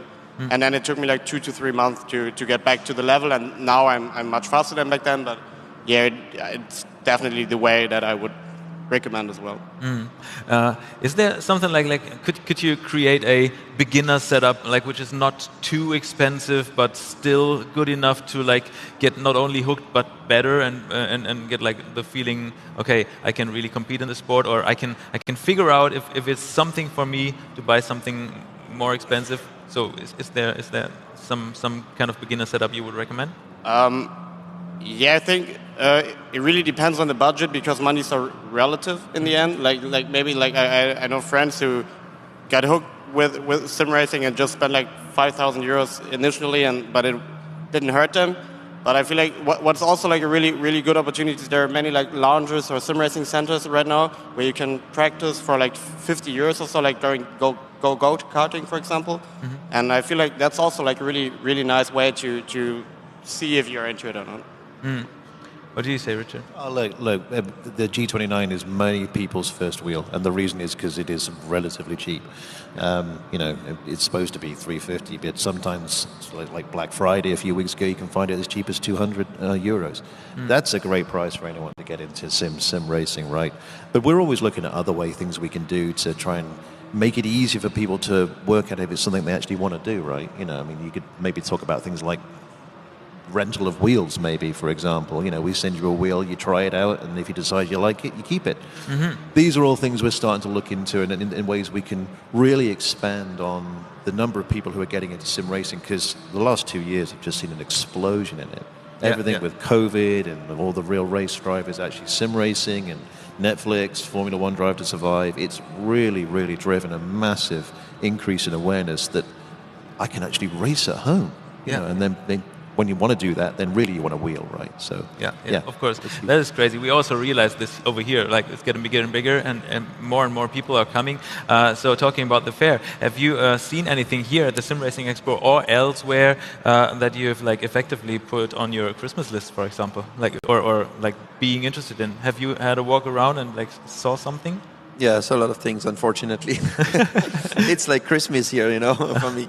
But yeah, I mean, I saw a lot of things that I like and products that I'm already using, but there's definitely one that is a highlight for me. It's the new GSI P1, Hyper P1 wheel that just came out a couple of days ago. I think it's very awesome. It looks very aggressive, and I like the design of it. So I think this is so far it's my highlight here. Okay. Over there? Like... I think for me, the important thing is the carpet. Well, what else could you say? Perhaps? Yeah, I think the brakes the new brakes from SimiCube were like also quite impressive, but I saw the price tag on them, and yeah, that was also impressive. Yeah, I don't think that someone is that kind and will gift them to me for Christmas. Well, since you didn't ask me, I will not. No, actually, unfortunately, I don't have a chance there. Well, would you recommend something that would be a chance, I guess? Whilst I was trying out the active pedal yesterday, it was with the Vario VR headset, which that thing's incredible. You really enjoyed it? I mean, the resolution on that thing, I completely forgot I was in VR. It was actually like I was on a monitor. Yeah. You know, it was so pin sharp. That was amazing. Awesome. So, everybody, please try it out right here on the fair. This is one of the very few chances to just do that. Like you can test everything. So please let me introduce you one more time to this. Come over and enjoy. And you guys, it was really great talking to you. Is there something you still want to mention, like that we didn't talk about, or would you like to give a kind of advice for some new sim racers or like semi-professionals to increase or improve their game or something? Is there something? No, I think we went pretty much through everything. It was a good talk. I think there was a lot of interesting things that have been said from all of us, so I don't think there's too much to add, to be honest. Cool. Good thing, though. I think for us, for anyone who's at the show, come over to the stand, because obviously it gives you a chance to try the new Pro Wheel and pedals. But what we're also doing, obviously we're running our competition, our G Challenge competition. You can win prizes. If you win the G Challenge competition, then you will get a trip to the Austrian Grand Prix next year, and you will meet Lando Norris. You will win the wheel and pedals. And a whole bunch of McLaren merch. But we're also capturing data there. We've got a lovely setup there with some Tobii eyeglasses, and we're working with the university, the University of Limerick, and we're actually capturing people's data and looking at everything that they do when they're racing. So with that, it's amazing. You can watch the playback. You can see exactly where you're looking. So you can see where people are feeding into the apex and looking ahead, or checking their gear or checking their time and all the rest of it. And all of this is going towards a large part of research that we're currently conducting, which is trying to find what are the key markers of good sim racing performance. So please come on over and set some times and have some fun. Cool. So very open for your visit. You guys? Yeah, I don't think I'm in the position to tell someone how to improve a sim race thing. But still, you would recommend to have a rug? Totally, yeah. So, okay, everybody, I hope you enjoyed it. That was the talk. Thank you, Tobias and Fabian from Speedy Rugs. Thank you, Richard Novell, Head of Sim of Logitech. And also, of course, thank you, Bruno Spengler, for being here. And yeah, I hope you enjoyed the talk. Guys, you're very welcome to leave the stage and thank you very much. Give over the Thank you. microphones. Thanks. And I will go right to the middle, I guess. Luke, are you back with me or are you still sleeping? I guess. Okay, I guess he's still sleeping, but I would like to introduce you to the backstage, like where all the teams are. And please meet Alex and Corby again with the paddock walk. Have fun, guys. Thank you, Matze, for throwing it back. And we are right where we ended this morning, like an hour ago, with this beautiful Porsche right here. And we're going to show you the rest of the paddock, introduce to you, get everyone ready for the press conference. I'm wondering how many times the words Alex and nerding out are going to be mentioned by Luke Crane over the remainder, because that particular car there, it is Porsche K718 Cayman. And I'm just going to have a look. Yes, it's got a rear wing, so it looks like the GT4, possibly a Club Sport. But we have got more teams. I had a really good chat with Alexa Gates from Brabham Esports. They're busy setting things up for the professional trophy. Folks, we're not that far away from the official press conference on the main stage where we're going to have all the teams here at the Expo. And this is your moment to meet all the teams, to get to know everyone, to pick out a favorite, see who you like most, see who you want to support. So, in chat, on YouTube, Twitch and Facebook, who are you supporting for the professional trophy and the digital GT500? We want to know. We want to know. Even though we are commentators, we are a bit partial. I mean, you've got a bit of UOL love coursing through your how veins. can you not love the livery? I mean, we've got Team Fordzilla a little bit further back. Get Closer Racing. I mean, look at the setup. It is beautiful. It is beautiful. You can see the seats are true to real life. A bit like, say, people might remember when Nico Rosberg, 2016 Formula One world champion. That's Bruno just casually walking in. All good. It's quite funny here with this roving camera. It has caught so many people out this weekend so far. But yeah, Bruno's a great guy. Have known him for quite a long time and still remember when BMW Motorsport came back into the DTM and won all 3 titles with Schnitzer and BMW Motorsport. You can see the amount of work there. There's still teams that are having to set up rigs, setting up internet. Yes. You know, so you'll have the likes of Bieler Racing, having caught up with the man himself, Frank Bieler, this morning. You've also got so many other teams here. Deutsche Payment, who we had on the exhibitors race last night. And also here. Yep. They're also competing in the GT500. Also, Bieler Racing, one of the teams. Great to see the RCCO World EX presentation with Thomas and Mike Rockenfeller. Mike being the 2013 DTM champion, also has won Le Mans with Audi Sport. But great to see that, you know, we're getting so much colour, so much activity, people discussing about what's going on. And it's nice to see that the sim racing world, in terms of colourful liveries, I mean, you can see there the Euronics Bieler Racing by Euronics Lamborghini Huracan. It's a car that they normally use quite a lot on iRacing. Yes. 5.2 litre V10, naturally aspirated, mid-mounted, rear engine, rear-wheel drive. The nerd's coming out again. Sorry, Corby. But it is perfect. I mean, how can you not nerd out about a Lamborghini? It is one of the dream cars of basically everyone. And considering it's one of the many manufacturers under the Volkswagen Group conglomerates, you know, with brands like Audi, Volkswagen, Seat, Skoda, Cupra, which we saw last night in the exhibitors race on RaceRoom. Exactly. And again, it's so exciting. But, Corby, You've got a little bit of news to share with the people, because there's someone very, very special here today. Yes, we have a bit of news to share with you guys, and I think those news, they are really rather exciting because we have Nikki Scheller here at the ADAC SimRacing Expo. You might know him from a Grip magazine, you might know him from television, you might know him as an incredible rally driver, and he will be here at the ADAC SimRacing Expo today, 13:30. Get over to the Racing Fuel Simulators exhibitor stand in Hall 9. If you enter from the Esport Hall, it is right to the left, and he will do a beautiful hill climb race with a Lancia Delta. Lancia Delta, lovely. And he's going to do a hill climb, I understand. Also, one of the other famous faces on Grip magazine, Matthias Malmedy. They had the Remus GT3 Cup where Matthias had a team.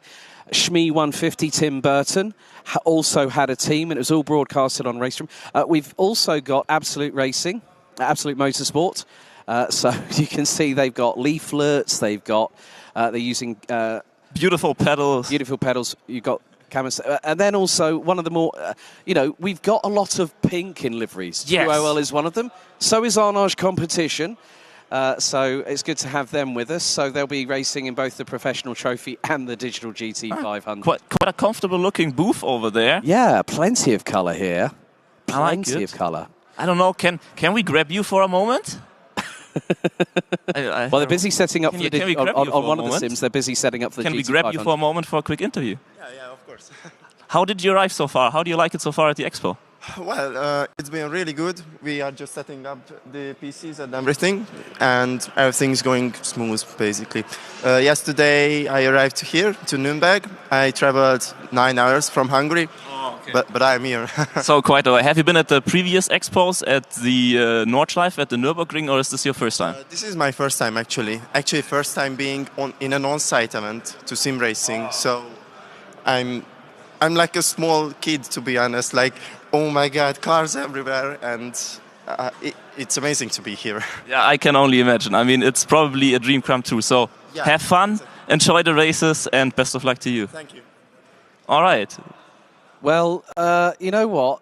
This paddock is already colourful. The colourful builds, the colourful displays. We've got the beach at Geeks Energy. We've got the disco at DTWRE Esports. We've got LEDs all over the place. We got drinks. We have everything here. Yes, we do. We have enough to keep us going for the next 2.5 days. But, folks, very, very shortly, yes, we've got something very special coming up. But, again, we have to keep on this housekeeping business, which I've been bleating about. Forgetting about the nerding out, Luke. Don't worry, I'll be good for the rest of the weekend doing that. We've got some more exciting looks around Hall 9, where we've got most of the exhibitors. But don't forget, get interactive on social media, on Facebook, Twitter and Instagram. Hashtag SRE22. Get your questions in for the respective panel talks that we've got over the next 2.5 days. But we are going to go to a brief break because very shortly we're going to have our official press conference for the SimRacing Expo Professional Trophy by SimRacing.gp and the ADAC Digital GT 500. We'll be right back after this commercial break. Stay tuned.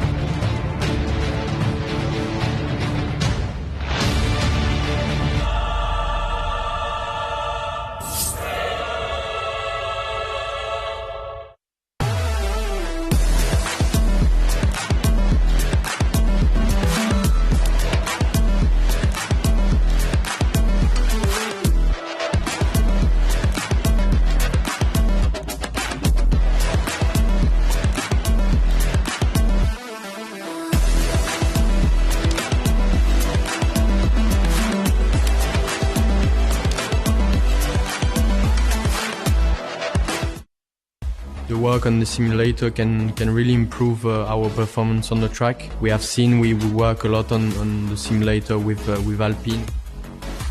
Obviously in Formula One we're operating the absolute pinnacle of motorsport. The TRX starts to bring esports to that same level of performance. It's equipment for the very best at the very top end of the market. I do want the TRX track racer, yeah, definitely. Please.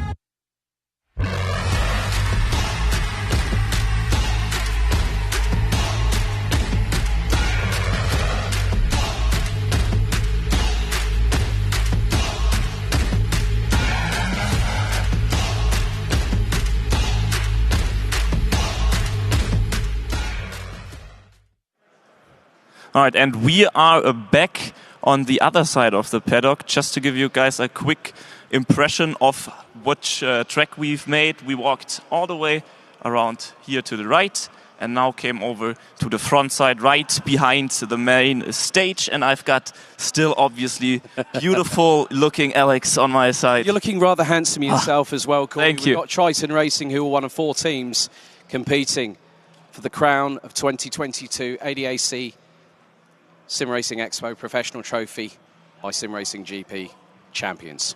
However, it's now time to get underway with the feature point of today's activities, apart from the community trophy. Yes. Let's hand over to your hosts for this year's ADAC SimRacing Expo Professional Trophy and GT500 press conference. Please welcome on stage from SimRacing.gp, Steve Worrell and Dan Terry.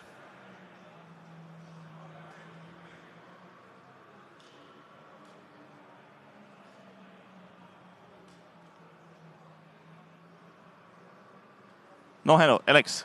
Oh, okay, right. Well, that was a bit unannounced there. We'll have that later. We'll have that later, We're just going to go through the paddock again. The guys from SimRacing.gp, they're getting ready to do the press conference with you and the teams afterwards. And we'll try to grab some quick sneak peeks and more people, maybe some more more people. voices. Look, maybe let's some more people. let's We do have some a lot of people people watching. there in the middle, so maybe let's walk over there for a moment and see if we can grab. I already spot Formula Lena. We already talked to her yesterday. Yes, you did. Yeah. You did. We both did. Well, yeah, it was good to see you. I mean, we got Renee and Lee from Overtake GG. Good to have Renee on stage earlier on, talking to Luca Matze. Yeah, but I mean, the atmosphere.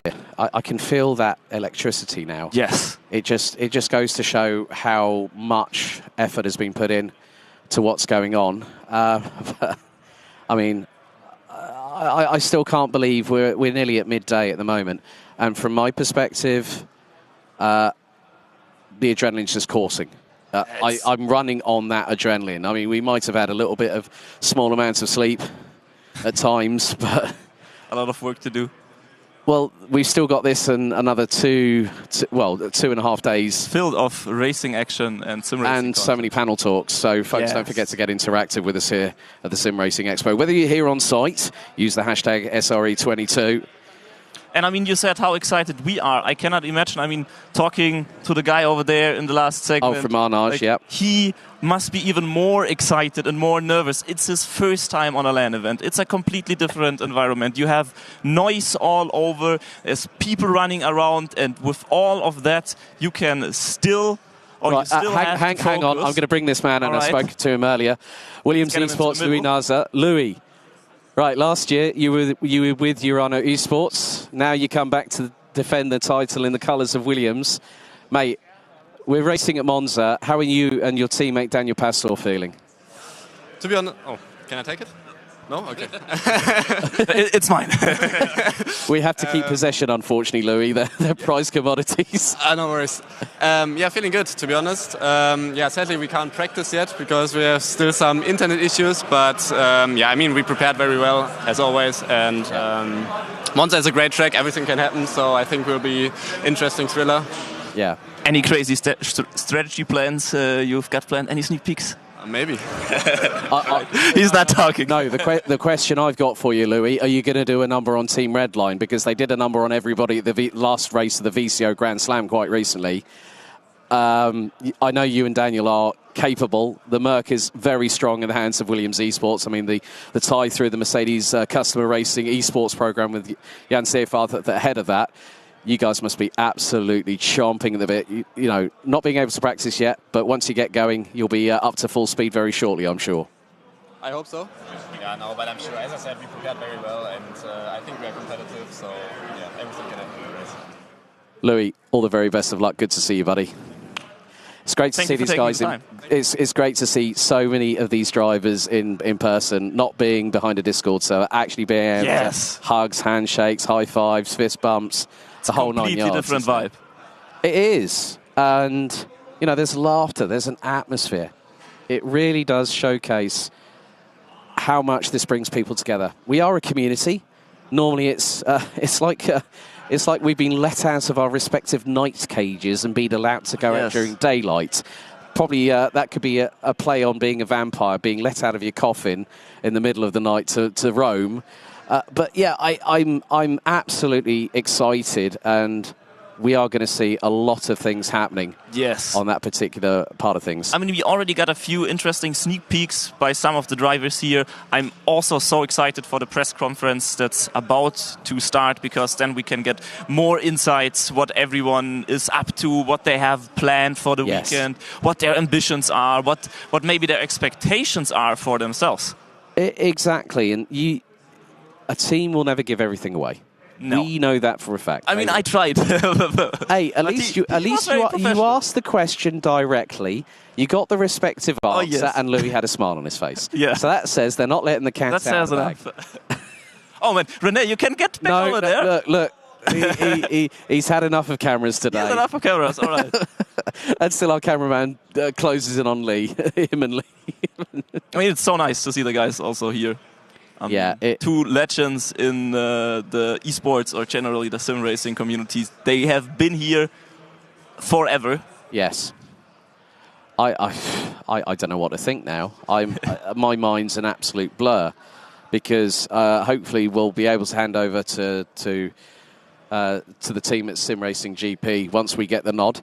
So, right, ladies and gentlemen, second time of asking. It's time to get the official press conference for this year's ADAC SimRacing Expo for 2022. So, chairing the press conference here in the Nürburgring Messe, let's hand it over to SimRacing.gp's Steve Worrell and Dan Terry. Guys, the floor is yours. Take it away.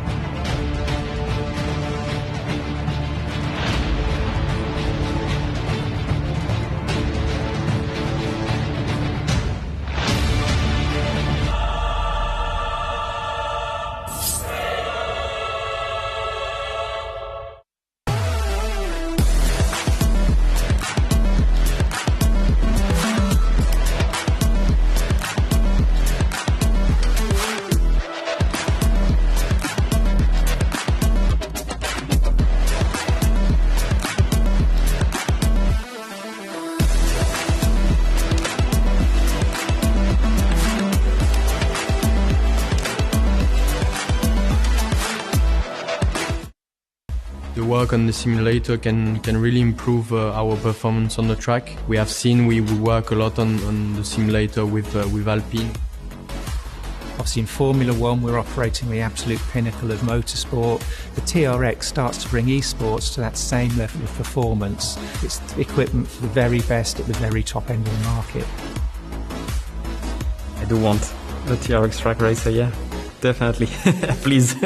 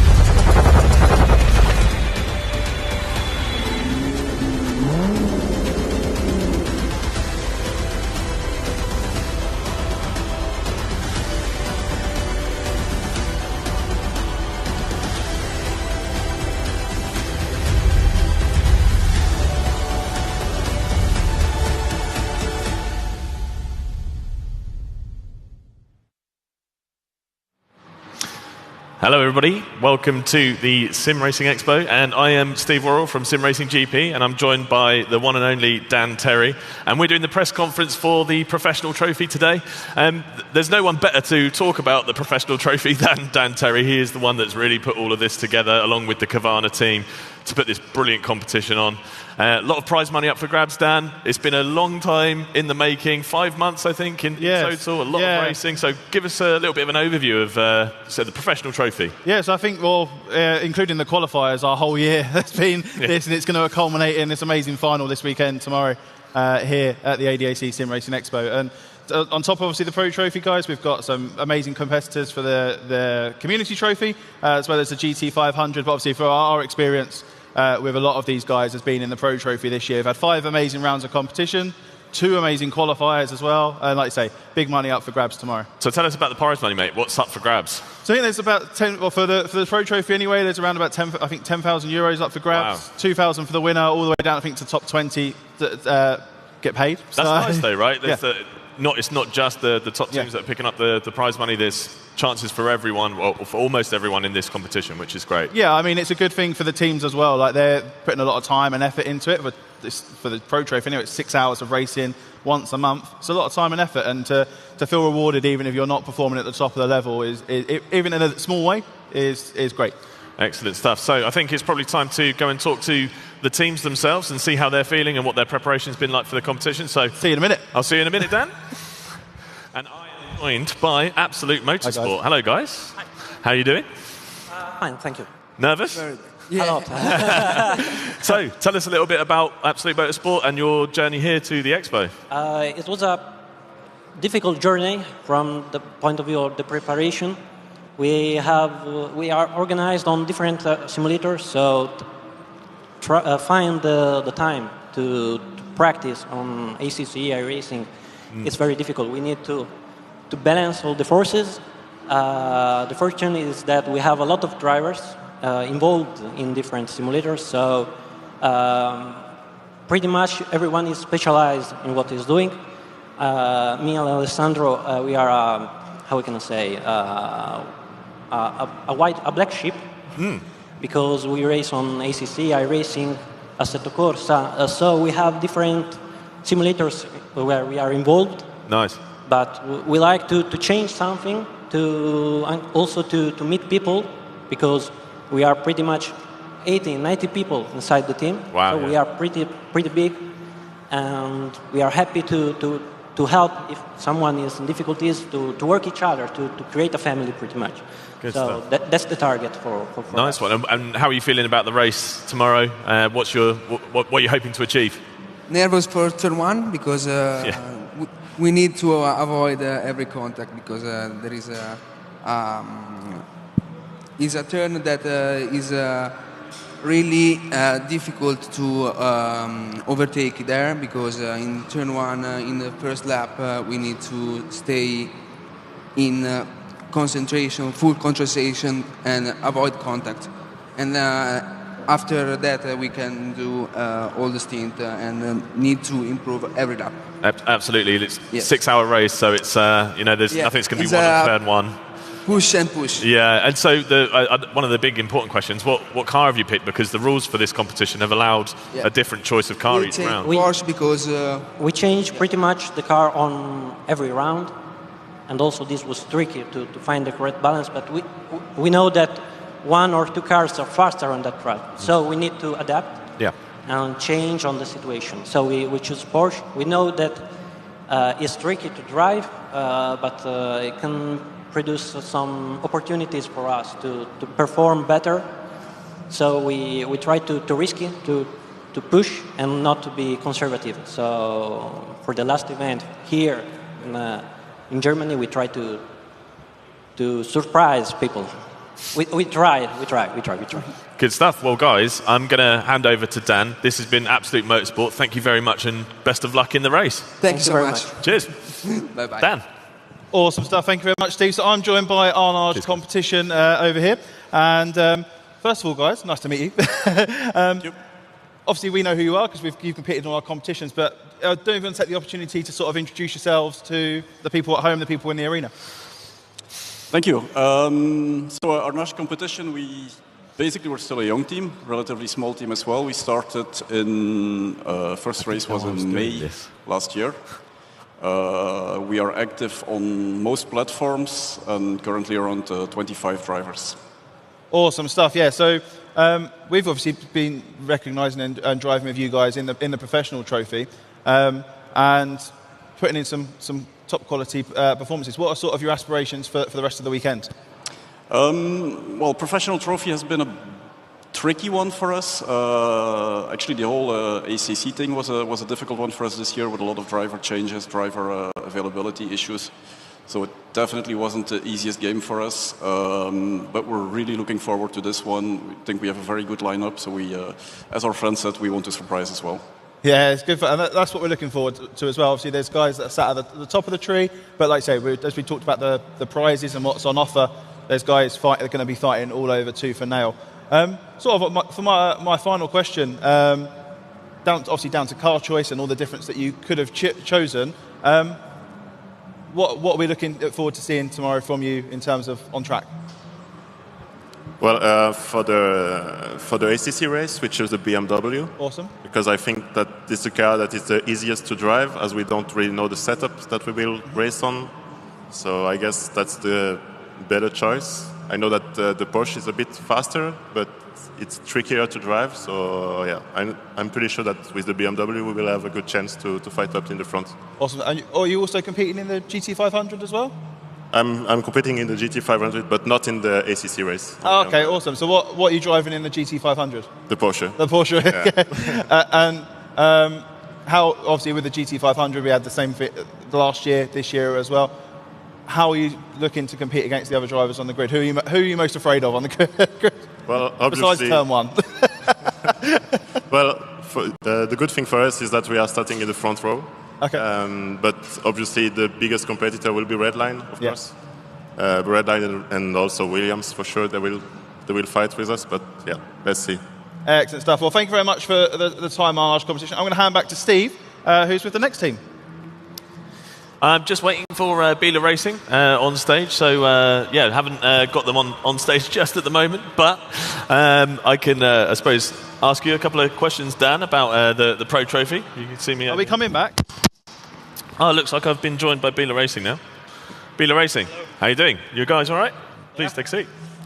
Hi, nice of you to join us. Good morning, everybody. So, Pro Trophy tomorrow. 6-hour race. What's the plan? What's the strategy? 6-hour race? Yes. I thought we were driving GT500. Well, talk to me about the GT500. What is your plans for the GT500? Yeah, of course for us. We are trying to get at least a top 5. With that we would be really, really happy. And everything above is plus. Awesome. And what car have you taken for the GT500? We have chosen the Porsche. Yes. Because currently it's just the fastest car, and the BOP is also good for the Porsche. Cool. Tell us about the GT500 competition. Like, what's the attraction for you guys as a team? Coming for us, it's very important to be part of this thing here, of course, and being part of the race. And the guys did a pretty good job. I mean, we are third in qualifying. And of course, they are looking, or they are trying hard to get a good result, no doubt. And I think we do have a good driver lineup with Luca and Connor. So let's see how it works. I mean, in sim racing, it's very close, very tough. So you never know where you end up at the end of the day. Sometimes it's even a bit more difficult than in real life, because in real life you always try to avoid contacts and destroying the car. And in sim racing, sometimes it's a bit different. But I think we do have a good lineup. The guys are well prepared. So for today and tomorrow, they still have some time to do some more practice, some testing. And then we go into it. So nice. Try to finish as high as possible, of course. So what sort of preparation do you take for an on-site event versus an online event? Is it completely different? I mean, you obviously practicing behind the stage, and you only have a limited amount of time. What's the preparation like for an on-site event? Yeah, at home we have practiced a few hours, and then we tried to build the setup a bit safer than normal because we just have to get used to the rig here. And now I think we have to do a little adjustments at the setup because it's still a bit too aggressive for us. And then, yeah, I think it should work pretty good. Awesome, good stuff. So, obviously, taking place on iRacing, of course. What do you find the main differences between iRacing and the other sims for professional competition? Is it do you find iRacing to be a different style of competition on there? Yeah, I haven't really tried other games, but I think in iRacing the best thing is the driver change and the whole system behind the iRating. But it's coming in ACC right now with the low fuel motorsport, and it can get good, but it has to take some time, I think. Excellent stuff. And from a team perspective, what sort of what are you hoping to achieve out of the sort of the visibility that the teams get at something like an expo?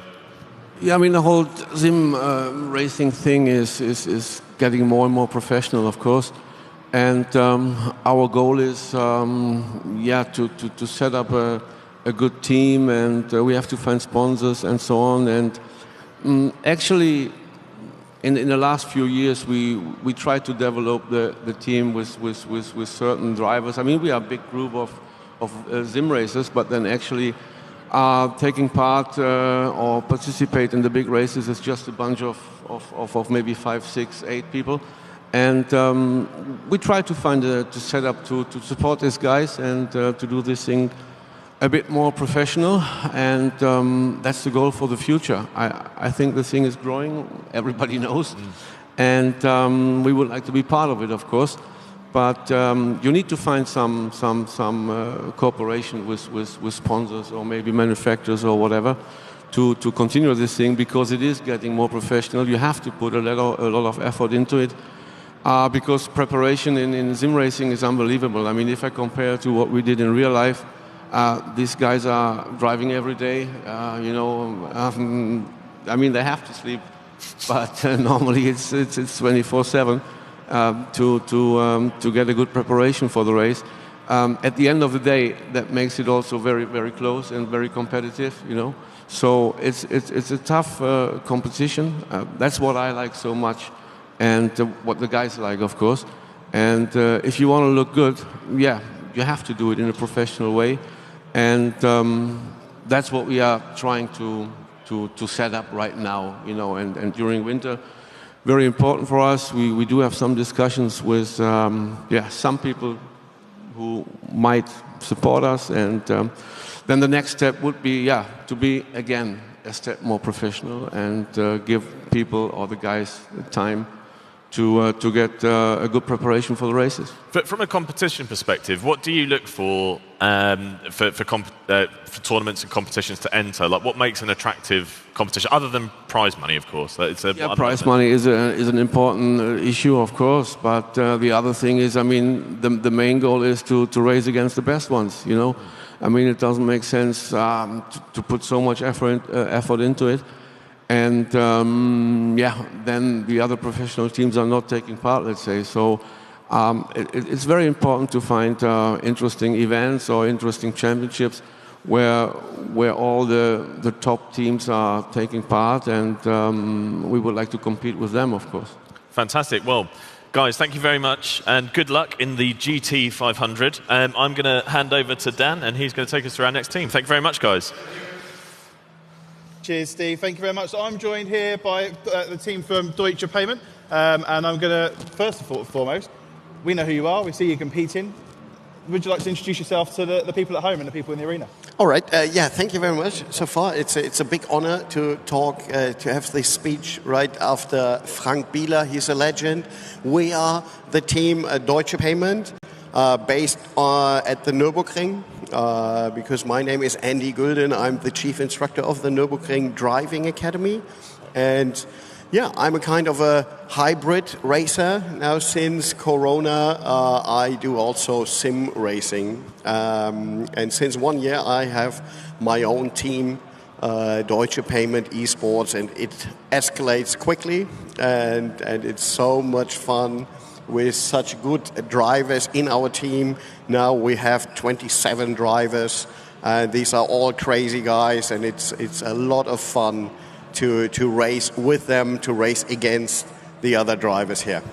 Yeah, sounds good. And we'll talk about the competition itself, but really interested to know, obviously, like, as you mentioned, from the transition from the real world and the stuff you do at the Nürburgring into, as you said, having Corona, coming into sim racing. How did you find the transition? Easy to pick up?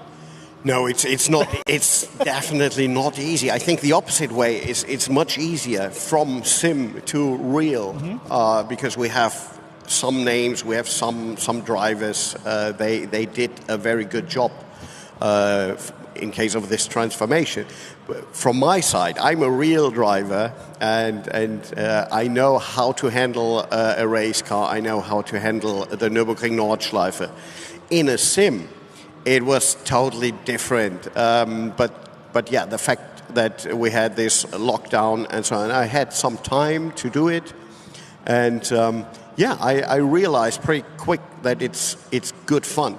And I realized the advantages from sim racing, and it's so real, especially in case of strategy work, the tire management, the fuel management, and so on. It's so real. And also the main fact, what I really love, is that we all have these Mickey Mouses. And in a race car, I only can talk to my engineer. So it's only one person. In sim racing, I can talk to everyone, and that's so much fun. Also, the live coaching from our high raters, from our professionals, it's a new level, because normally it's my job. I'm the instructor, and now it's completely different. So I'm the student, and the other guys are my teachers, and I really enjoy it. Yeah, definitely. I mean, from my own perspective, from the community side, like you're saying, you've got the headphones on, you go from just talking with yourself and the engineer, you're very isolated in a car, especially around the Nordschleife, and then going, like you say, to having an environment where you're talking with the drivers and talking with your teammates, talking with your friends, and you haven't necessarily got the risk of, if I put it in that wall, I've got to pay for the damage of the car at the Nordschleife and the wall. Here, I can just learn, I can turn laps, and I can really get into it. But yeah, exactly. So I think for me, this is a new sport. This is everyone is able to start with sim racing. It's much harder to start with real motorsport. So you need a lot of money, you need a lot of time. In sim, for sure, you also need a little bit of money, but you have to pay it once to have a good setup. And then you can start wherever you want. So your driving time it's much more. So you don't have to care about fuel. You don't have to care about, I need new tires. I have to pay for new tires. I have to book a racetrack. So sim racing, your driving time is much more intense, and that's a really good part. And it starts quite easy because my little son, I have a little son, 12 years old, and so it was the same. It was a question for us as parents. So what should we do with our son, karting or sim racing? And we made the decision to sim racing because it's also good to see these young people with a keyboard, with this computer management and so on. So it's very, very important for the future, the whole IT business. It's very important, I think. Yeah. So that's the future, and yeah, it's good to have this combination: learning plus racing plus fun. Yeah, good stuff. Let's move on to the drivers. And now you've got to compete with Andy's 12-year-old son. Any pressure on your position within the team? Maybe. No. It's really awesome to have, especially the young people coming to the team. I have to especially mention our Young Gun program. So we got this Young Gun program where we especially support the young people, like coming from like his son is 12 until they're 18. They get a lot of support from us, like depending on getting setups, getting like tips on the track and how. Sometimes they send us video files and ask, "Hey, I got this crash. Why did I crash? Or was this my fault? What can I do better next time, maybe?" And we really try to support them as much as we can. So basically, yes, there is competition. There's always kind of a competition. So maybe it's depending on track and car, obviously. So if I get my favorite car, my favorite track, the competition is on his side.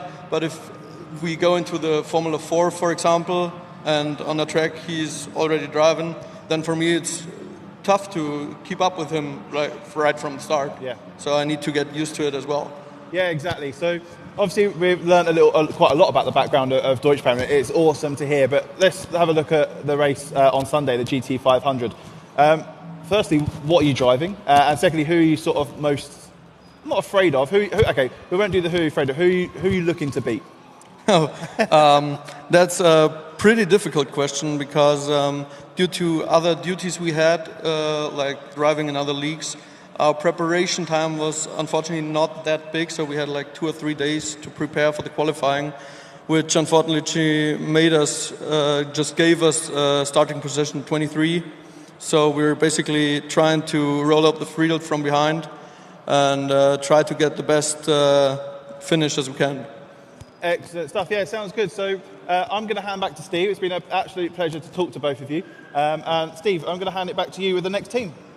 Excellent stuff. Okay, thank you. Now, my terrible British accent is going to do this no justice, so help me out with the pronunciation of your team name. It's DTWRE Esport. Yeah, I wouldn't have got it. I would have said DOR. So that's fine. Welcome to the stage, guys. So thank you very much for joining us. Let's talk about SimRacing GP Professional Trophy, 6-hour race, which is obviously a challenging format.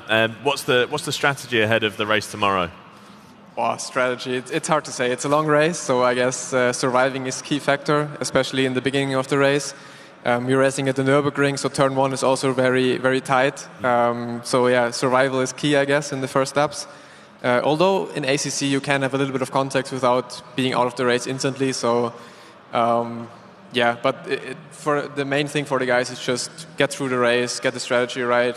The pace is important. It's important to get used to the rigs we have here because yeah, they are not used to being at the event and being on a different rig. Usually everyone is at home on their own stuff. So yeah, that's really important. Obviously, you're no stranger to LAN events, I guess. So you know, what's the preparation been like for you? Do you just jump in and go now, or are you still putting in a ton of time when you can? Well, this weekend I'm not racing, so I'm a little bit more relaxed. But usually it's a lot of sim preparation at home. Try to get the braking zones, like turning points, the speed through the corners. So you already know how to drive, the track and everything. Also build your setup, of course. But then here it's really important because you have new equipment you probably haven't used before. That's something to get used to first. But if you already know where to brake, exactly where to turn in and everything, it's kind of easier to get to know the new equipment.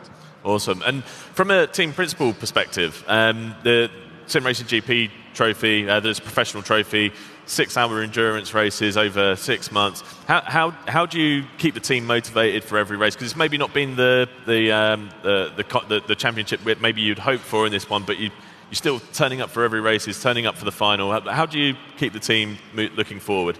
I would say I don't have to because the guys are so motivated. If we decide to go into a championship, we try to always bring a full commitment. That's the easy part of my job. I don't have to talk to them because, you know, Moritz is our captain and he's taking care of the sporty stuff we do, and the drivers are always motivated. So this is the most easiest part of my job. Awesome. And in terms of the weekend here at Expo, what makes the championships that you look to enter? What sort of elements are you looking for, other than the prize money? Like, what sort of things are you looking for to take part in? I think, first of all, everybody is really happy that we can be on site again because during the pandemic time, no LAN events, and all the drivers were really sad that nothing happened over 2 years. And that's why it was for us an easy decision to go, hey, there's a LAN event on the SimRacing Expo. So this is one point we said, hey, we want to be there. Of course, the surrounding is great. Everybody's here, all the drivers, you didn't see them for 2 years, so it's a big come together. So that's one point. On the other hand, we always take a look on the championships. Is it on which platform is it? How is the race format? And if we like it, and if we have the time, and it's not clashing with other big championships, of course we jump in. Nice. And what do you know? What car the guys have chosen for the professional trophy? To be honest, this is the guys' decision. So they do all the testing and they do all the driving stuff in the nights and to find out what the car is the best. Normally we are DTWRE Motorsport related. That's why we always try. Maybe we can drive a car DTWRE is using in real motorsport, but in the end the BOP is the most important thing, and then we try to get the best car for us. So, but if it's possible, we of course take a look in it. Maybe we can go with Aston Martin, Lamborghini, or something like that. DTWRE Motorsport is using. Nice. And you guys are doing GT500 as well this weekend. I haven't seen every paddock yet, or every pit bay, whatever you want to call it yet. Have you got multiple rigs there? Are you both practicing at the same time, or are you having to share a rig for both competitions? We have 2 rigs here. Nice. And we started off with, I think both rigs had ACC running to prepare for the professional trophy. And now it's, I think, split. One rig is for ACC, the other one for iRacing. Tomorrow, obviously, only ACC, and then on Sunday, only iRacing. Nice. And what's your overall impression of the Expo this year? It's pretty impressive. The stage here is incredible. What's your impression of the Expo so far? Yeah, I actually just did my lap around the Expo because it was so busy getting the booth set up and everything. My last time was actually back in 2019, I think, so already quite a while ago. And I think it developed really well. The booths are really big, like Azure, Fanatec, they have huge booths, which is great to see, which you would only see at like a Gamescom or whatever. So it's great to see, and also like all the development from the expos back in the days to what equipment we have now. A steering wheel together with Mercedes-Benz, Mercedes-AMG developed, or other stuff. It's really, really impressive and great to see. Yeah, it's quite incredible. Like I was chatting to the guys last night, just how far we've come with sim racing. I think we're actually only at the beginning still, which is quite crazy to think with how fast it's grown over the last few years. I think we're still at the beginning. Like, how do you see the future of esports, and what direction do you think it's going to take in the next sort of few years? Sim racing, right? Yeah.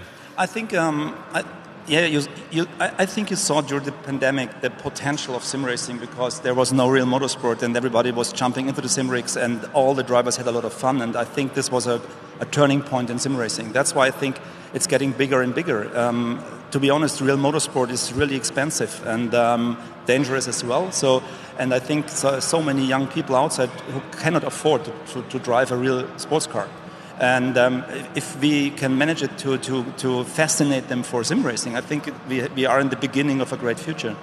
Yeah, absolutely. I think the one of the key takeaways that I've heard this weekend is just the convergence of motorsport, real world motorsport, and esports, and the similarities now, they're just getting ever closer. And like you say, with the equipment that you can use, it's just it's like 1 for 1 now, and it's quite incredible. So guys, just one last question.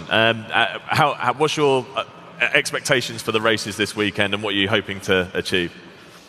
Wow, difficult to say. I think because of the topic of new rigs, but for everyone it's going to be tricky to say, because we already, for GT500 for example, we already had the qualifying sessions. So we are starting 7th with our pro team, and we also have a junior team with our youngsters starting in 16th.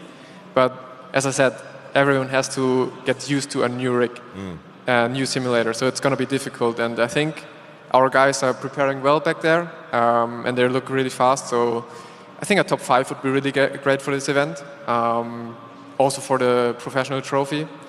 And I think that's a goal for the team, to have a top 5 finish. Be there, have good fights, and just get the car onto the finish line. Excellent. Well, best of luck, guys. I really hope you have a great weekend, and thank you very much. I'm going to hand over to Dan for our next team. Thank you.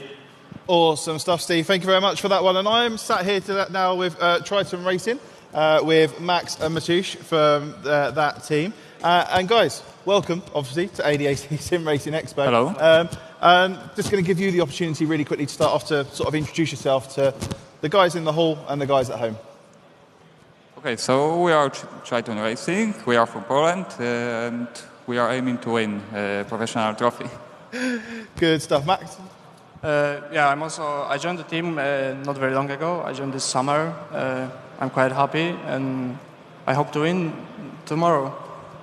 Good stuff. Yeah, sounds good. So we'll sort of move into, obviously, as you mentioned, that you're competing in the professional trophy mainly tomorrow. And as you mentioned to me before we start, you've got a partner team as well doing the GT 500. But let's talk about this year and the ADAC professional trophy. How have you found the competition, and what's been your favourite round so far? Actually, we'll start with you. For me, the favorite round was Spa, because it's one of my favorite tracks. So we felt good there and gained good results. And we are aiming to achieve good results tomorrow. Good. Max, yourself, what favourite round so far? I mean, I gotta say that Spa was also one of my favorites. It's my favorite track, and one of the things I really like about it, the championship overall, is the fact that we can pick whatever car we want for each round. That excludes every POP conversation, basically. We are free to choose every single car we want, and whichever we feel is the fastest for the track. Yeah, exactly. It was definitely something we considered when we were sort of building the competition for this year, is how can we, do we BOP the cars and someone's unhappy and someone's not happy, or do we give you free choice of everything? And just go through for the guys at home. Have you stuck to the same car, or have you changed car every round? I mean, for us, basically before every single round, it's looking the same. So we're basically just trying every single possible combo, seeing what's the fastest, what do we like the most. Sometimes we exclude the fastest car when we think it's too sketchy for us. We rather stay consistent on the pace the entire race. And yeah, so it's basically like 2 weeks, 1 week of testing to see whatever the car is going to suit us the best. Yes, for example, for Norris Ring, we considered Honda and Porsche and BMW, but we thought that BMW will be the best for drive during LAN, because we don't have much time for preparation on new simulators, and it will be the easiest to drive. Yeah, exactly. So it's an interesting mindset to sort of understand, is what goes into a team's planning for an event. Like, we've had quite a big gap between round 4 and round 5, so a bit of time. But obviously, for the first time this year, we're on site and you guys are here racing. What have you probably found some of the difficulties with being here, and what are you looking forward to the most of actually being here and being able to compete and sort of see the other drivers that you're going to be racing alongside? I mean, for me, it's the first event like that. I've never competed in a LAN event, so I'm very looking forward to the race tomorrow. And it's quite difficult to get used to the rig and the environment around you. It's like it's not your home where you usually race, so it's quite a thing. But yeah, I think we are using the same rigs we usually run, so at least there is that. So we have that comfort zone, so we are feeling comfortable. We are faster from the get-go. We don't have to get used to it, and it's a bit easier for us, I think. Excellent stuff. And yourself? Yeah, for me, the most difficult thing is focusing, because in home you have your place and focus on it, and during LANs there are people moving in front of your eyes, but noise is not the biggest problem I found, because we have good earphones, but I personally don't like when people are walking in front of my eyes, because it's distracting. Yeah, exactly. It's definitely something that I think the more, especially looking into the future, the more sort of LAN on-site stuff we do, the more you get used to it. But I'm 100% in agreement with both of you, where you go, yeah, having the people walk around and talk to you and stuff like that. But moving on to not just the competition, but the expo itself, have you had a chance to have a look around the expo hall? And if you have, what's been sort of some of your highlights? I mean, I made a few rounds, so to say, and I mean, I really enjoy that you can try all sorts of things, like motion rigs and so on, that you don't have the chance to usually.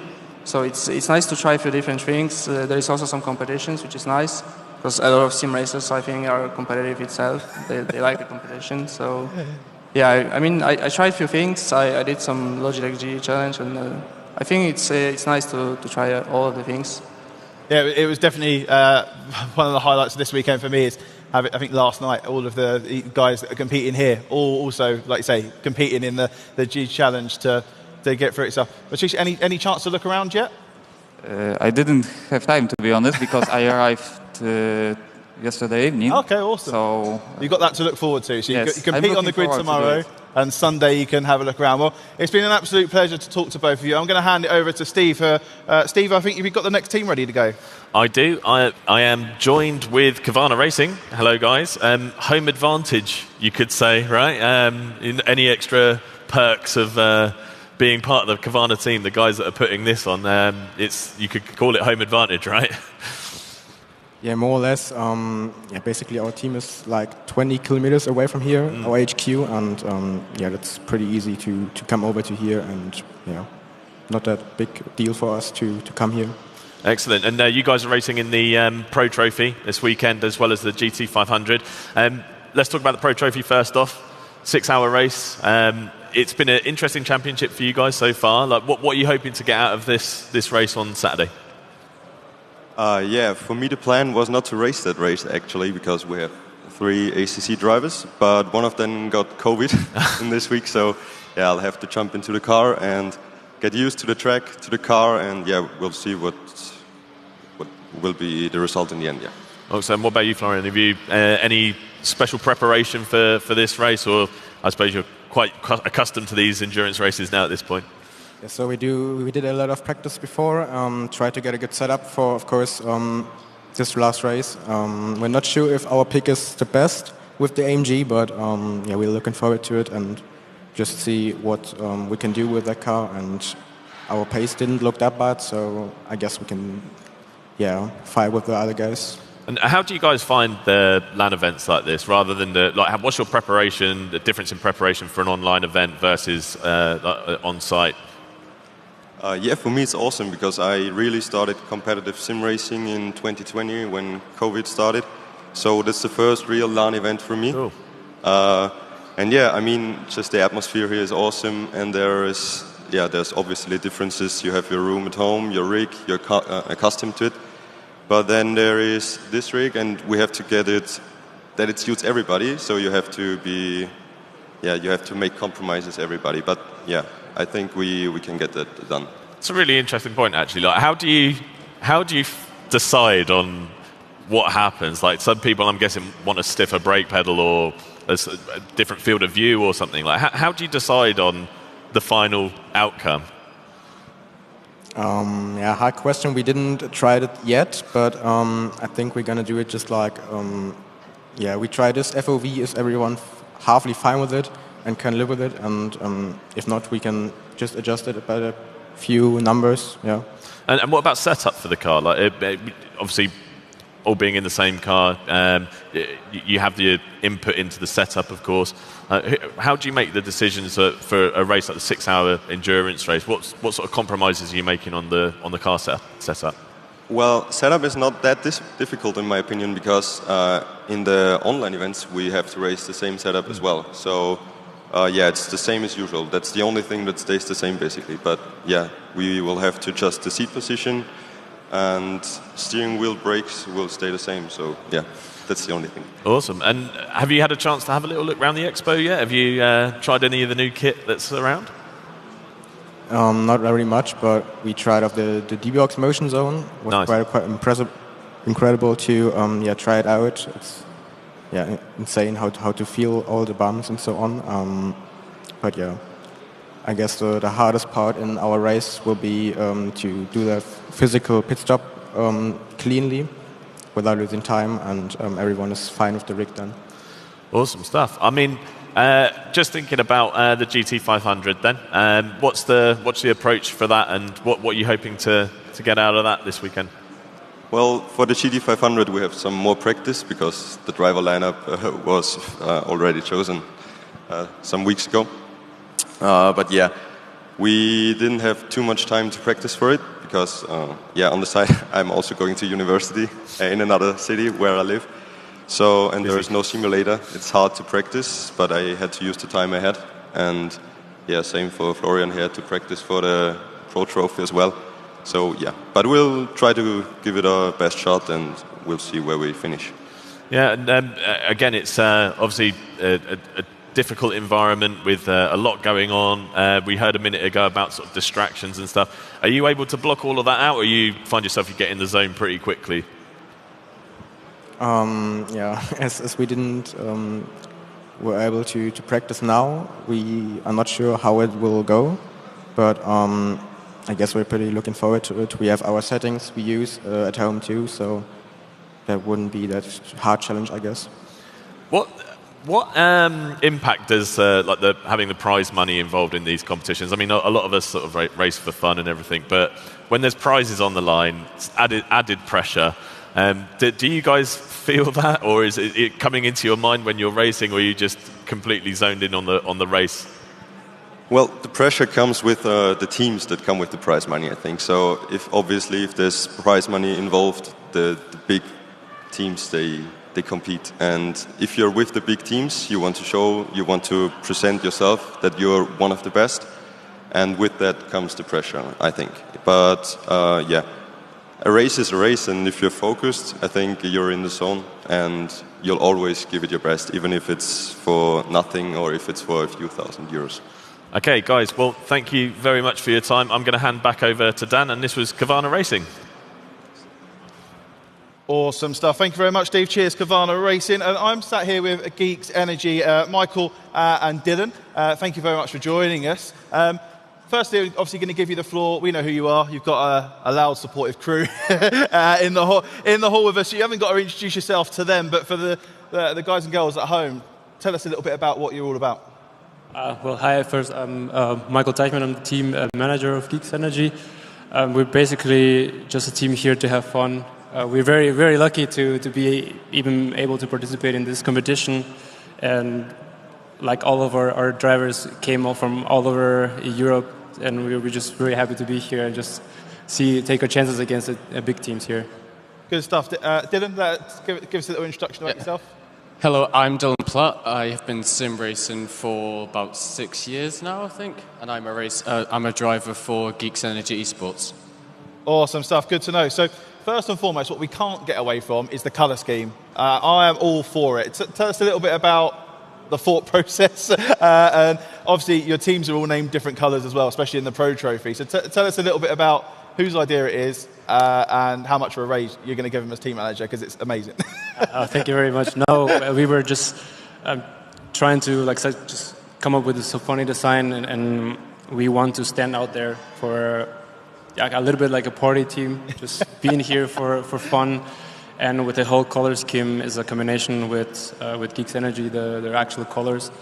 And you can see in our team booth, thanks to Unicarat, who's also here, we have a very unique display of colors, and that's something that we're really proud of. We won the livery competition as well, so we're very, very happy that people out there are liking our colors. Yeah, it's good stuff. I mean, I know Alex and the guys have been doing a paddock walk, looking around. We've looked around as well, and you could see if you took the big screen down, you could see the Geeks Energy one over the other side of the expo hall. It's amazing to see all the different bits and pieces going on. So we'll get into the racing. Obviously, as we mentioned beforehand, you guys have got a driver in the community trophy this afternoon.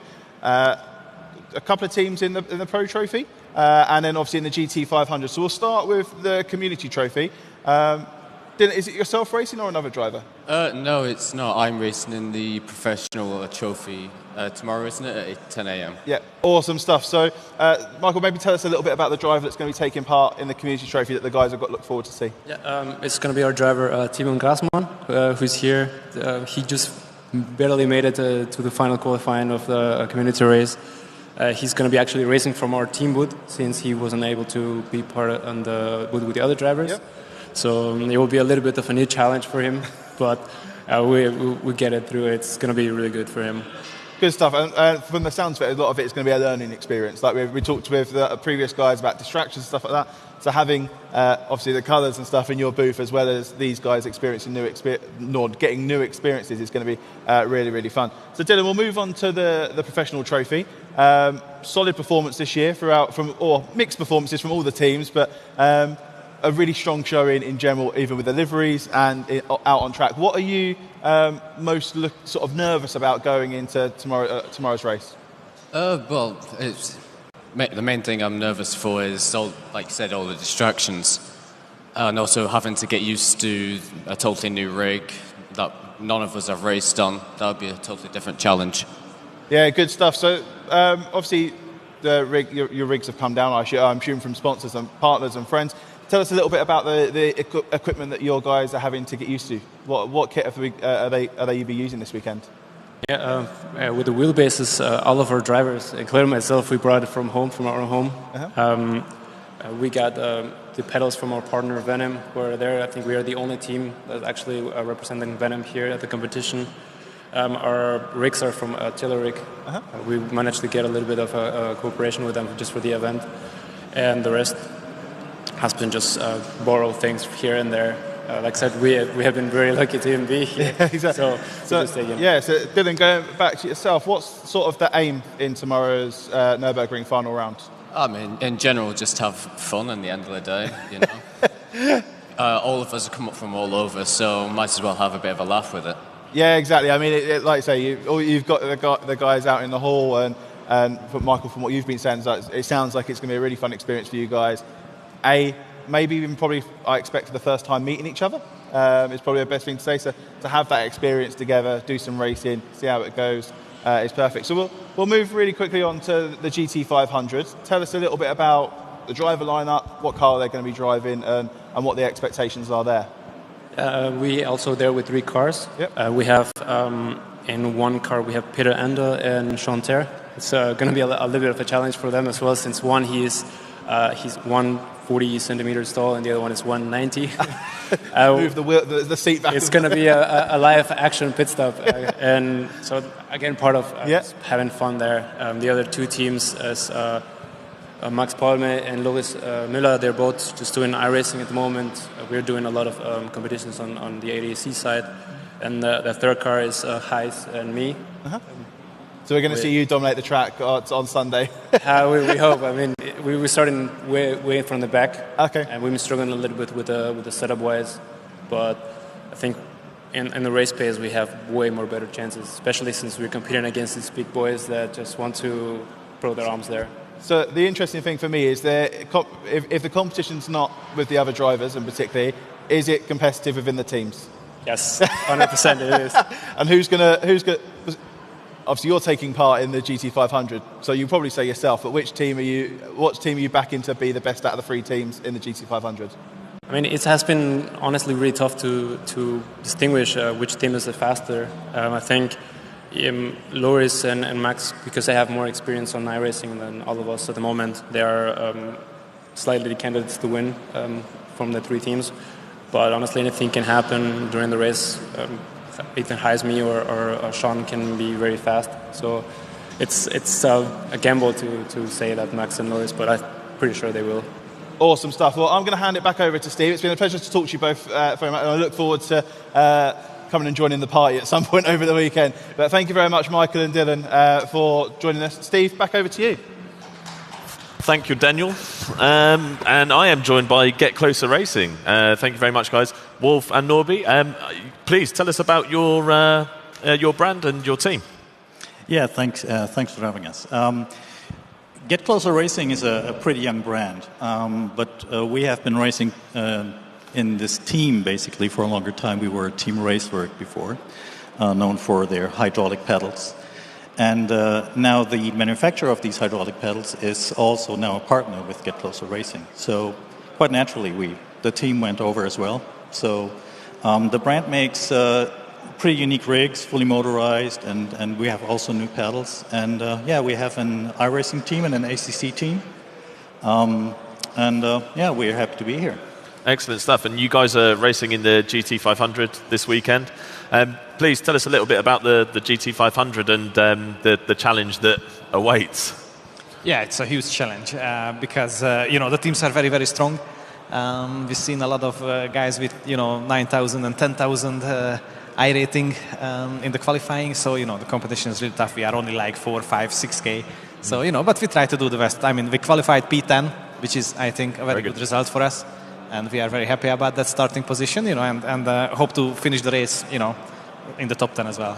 GT500 is obviously a great competition, but for the benefit of the people at home, tell us a little bit about the format of the competition and the race that's coming up.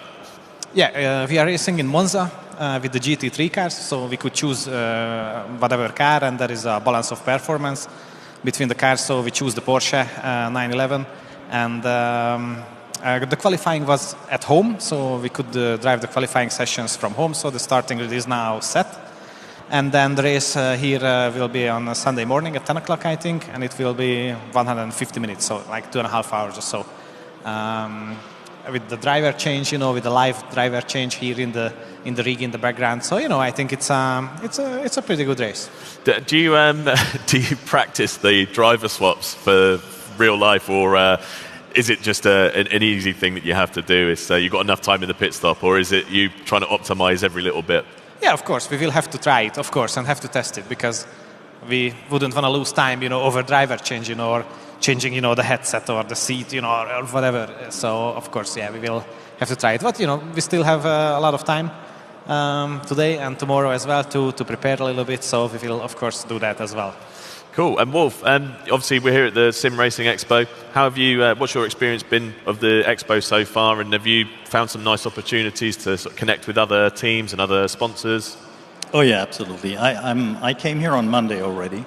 So wow. Early Eager. in the game. So I was the guy with the feet on the ground, and I could do everything and anything, like the usual surprises, like, oh, we have another guy coming in on Thursday, we need hotel.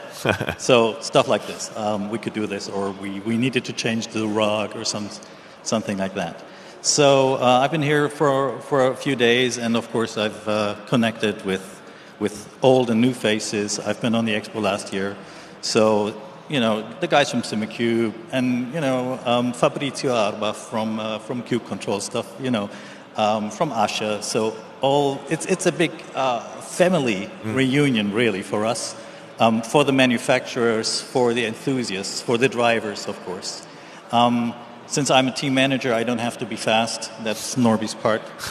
and the other drivers, Björn and Ercan, who will arrive later today, and Björn tomorrow. So I can concentrate on basically making sure they have all the tools, they have the proper rig, and they can concentrate on what they have to do.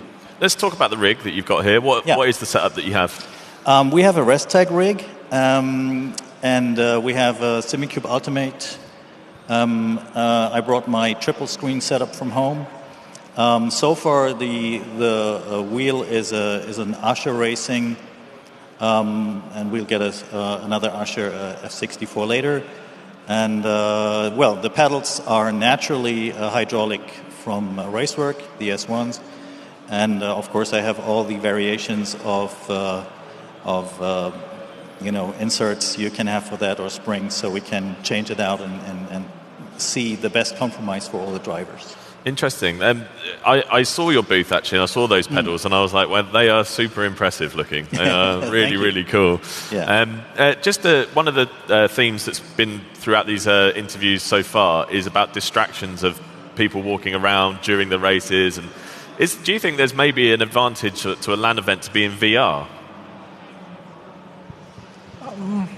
Difficult to say, For me personally, I don't really like VR, so I think maybe somebody gets used to that and he drives like that all the time, then maybe it's better for him. But I mean, it's normally, I think it shouldn't be a big problem, because I think they are not going to be walking behind, your screens or whatever, or around you, because we have these boxes, so people will be going around behind you. And I think it's also a feature of a good driver, that he can close out, these distractions. So I guess you will have to do that.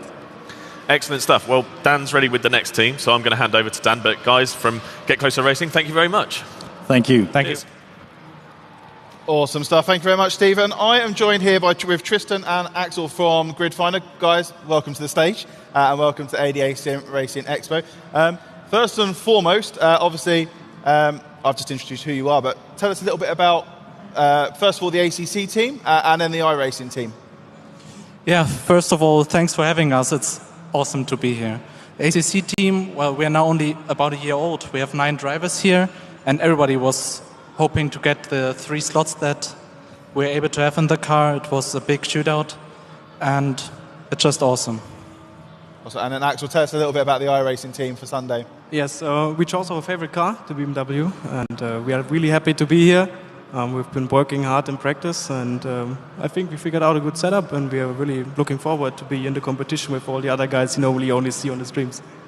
Good stuff. So Tristan, we'll jump in first and foremost in regards to the Pro Trophy, and talk to me a little bit about the season so far, your highs, your lows. Obviously, you mentioned about getting your 9 drivers into one car.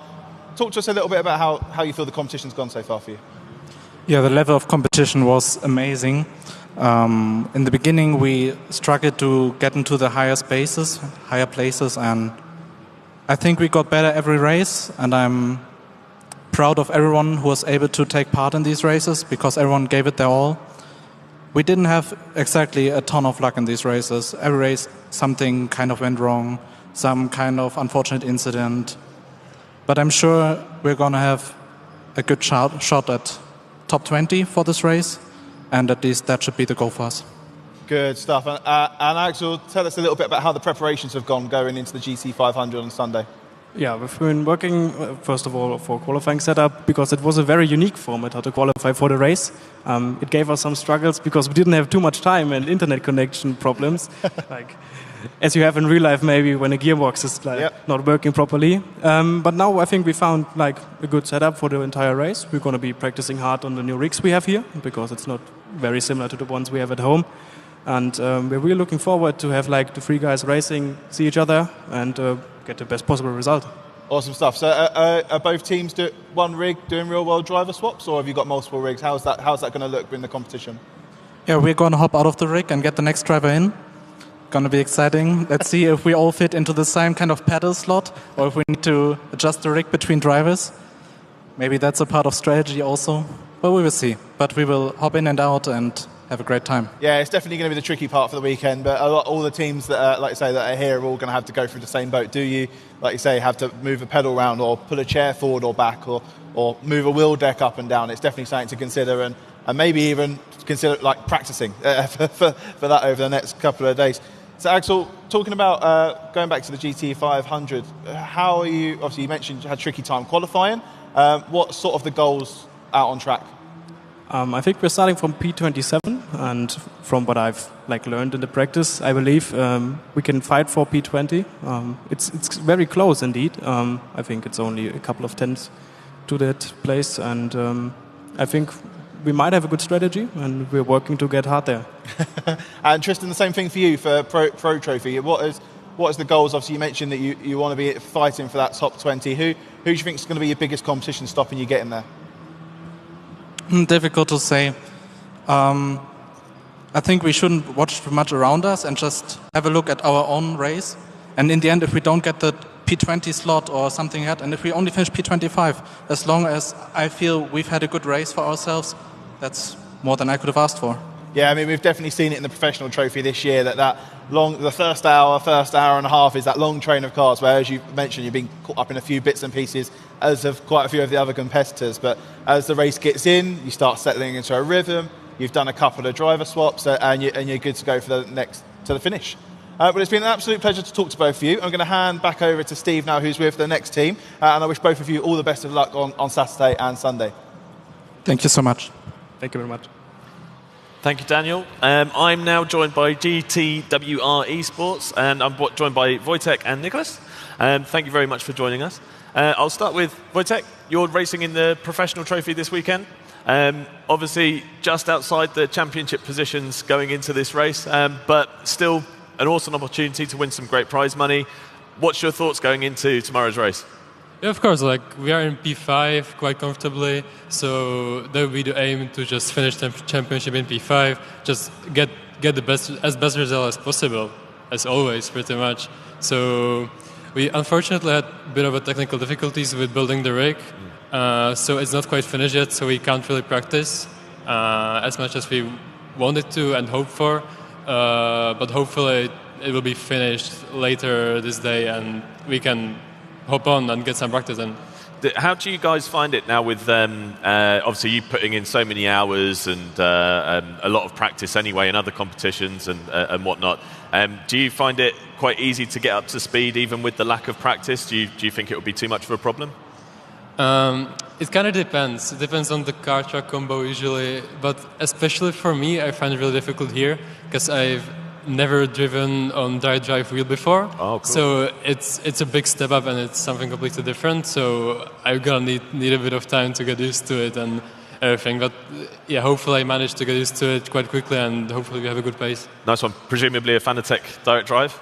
Yeah, it's a Fanatec DD2. Oh, wow, yeah, I mean, a pretty awesome bit of kit. Yeah, definitely. But I guess a bit more detail in the wheel, and hopefully it will help you be even quicker. But yeah, we'll hopefully. See. We shall see. Yeah, good stuff. And, of course, you're driving in the GT500. Tell us a little bit about that, your journey to get to this point. It's an interesting journey. We normally don't drive iRacing. It was just like, we have the opportunity to compete in the GT500. Let's do it.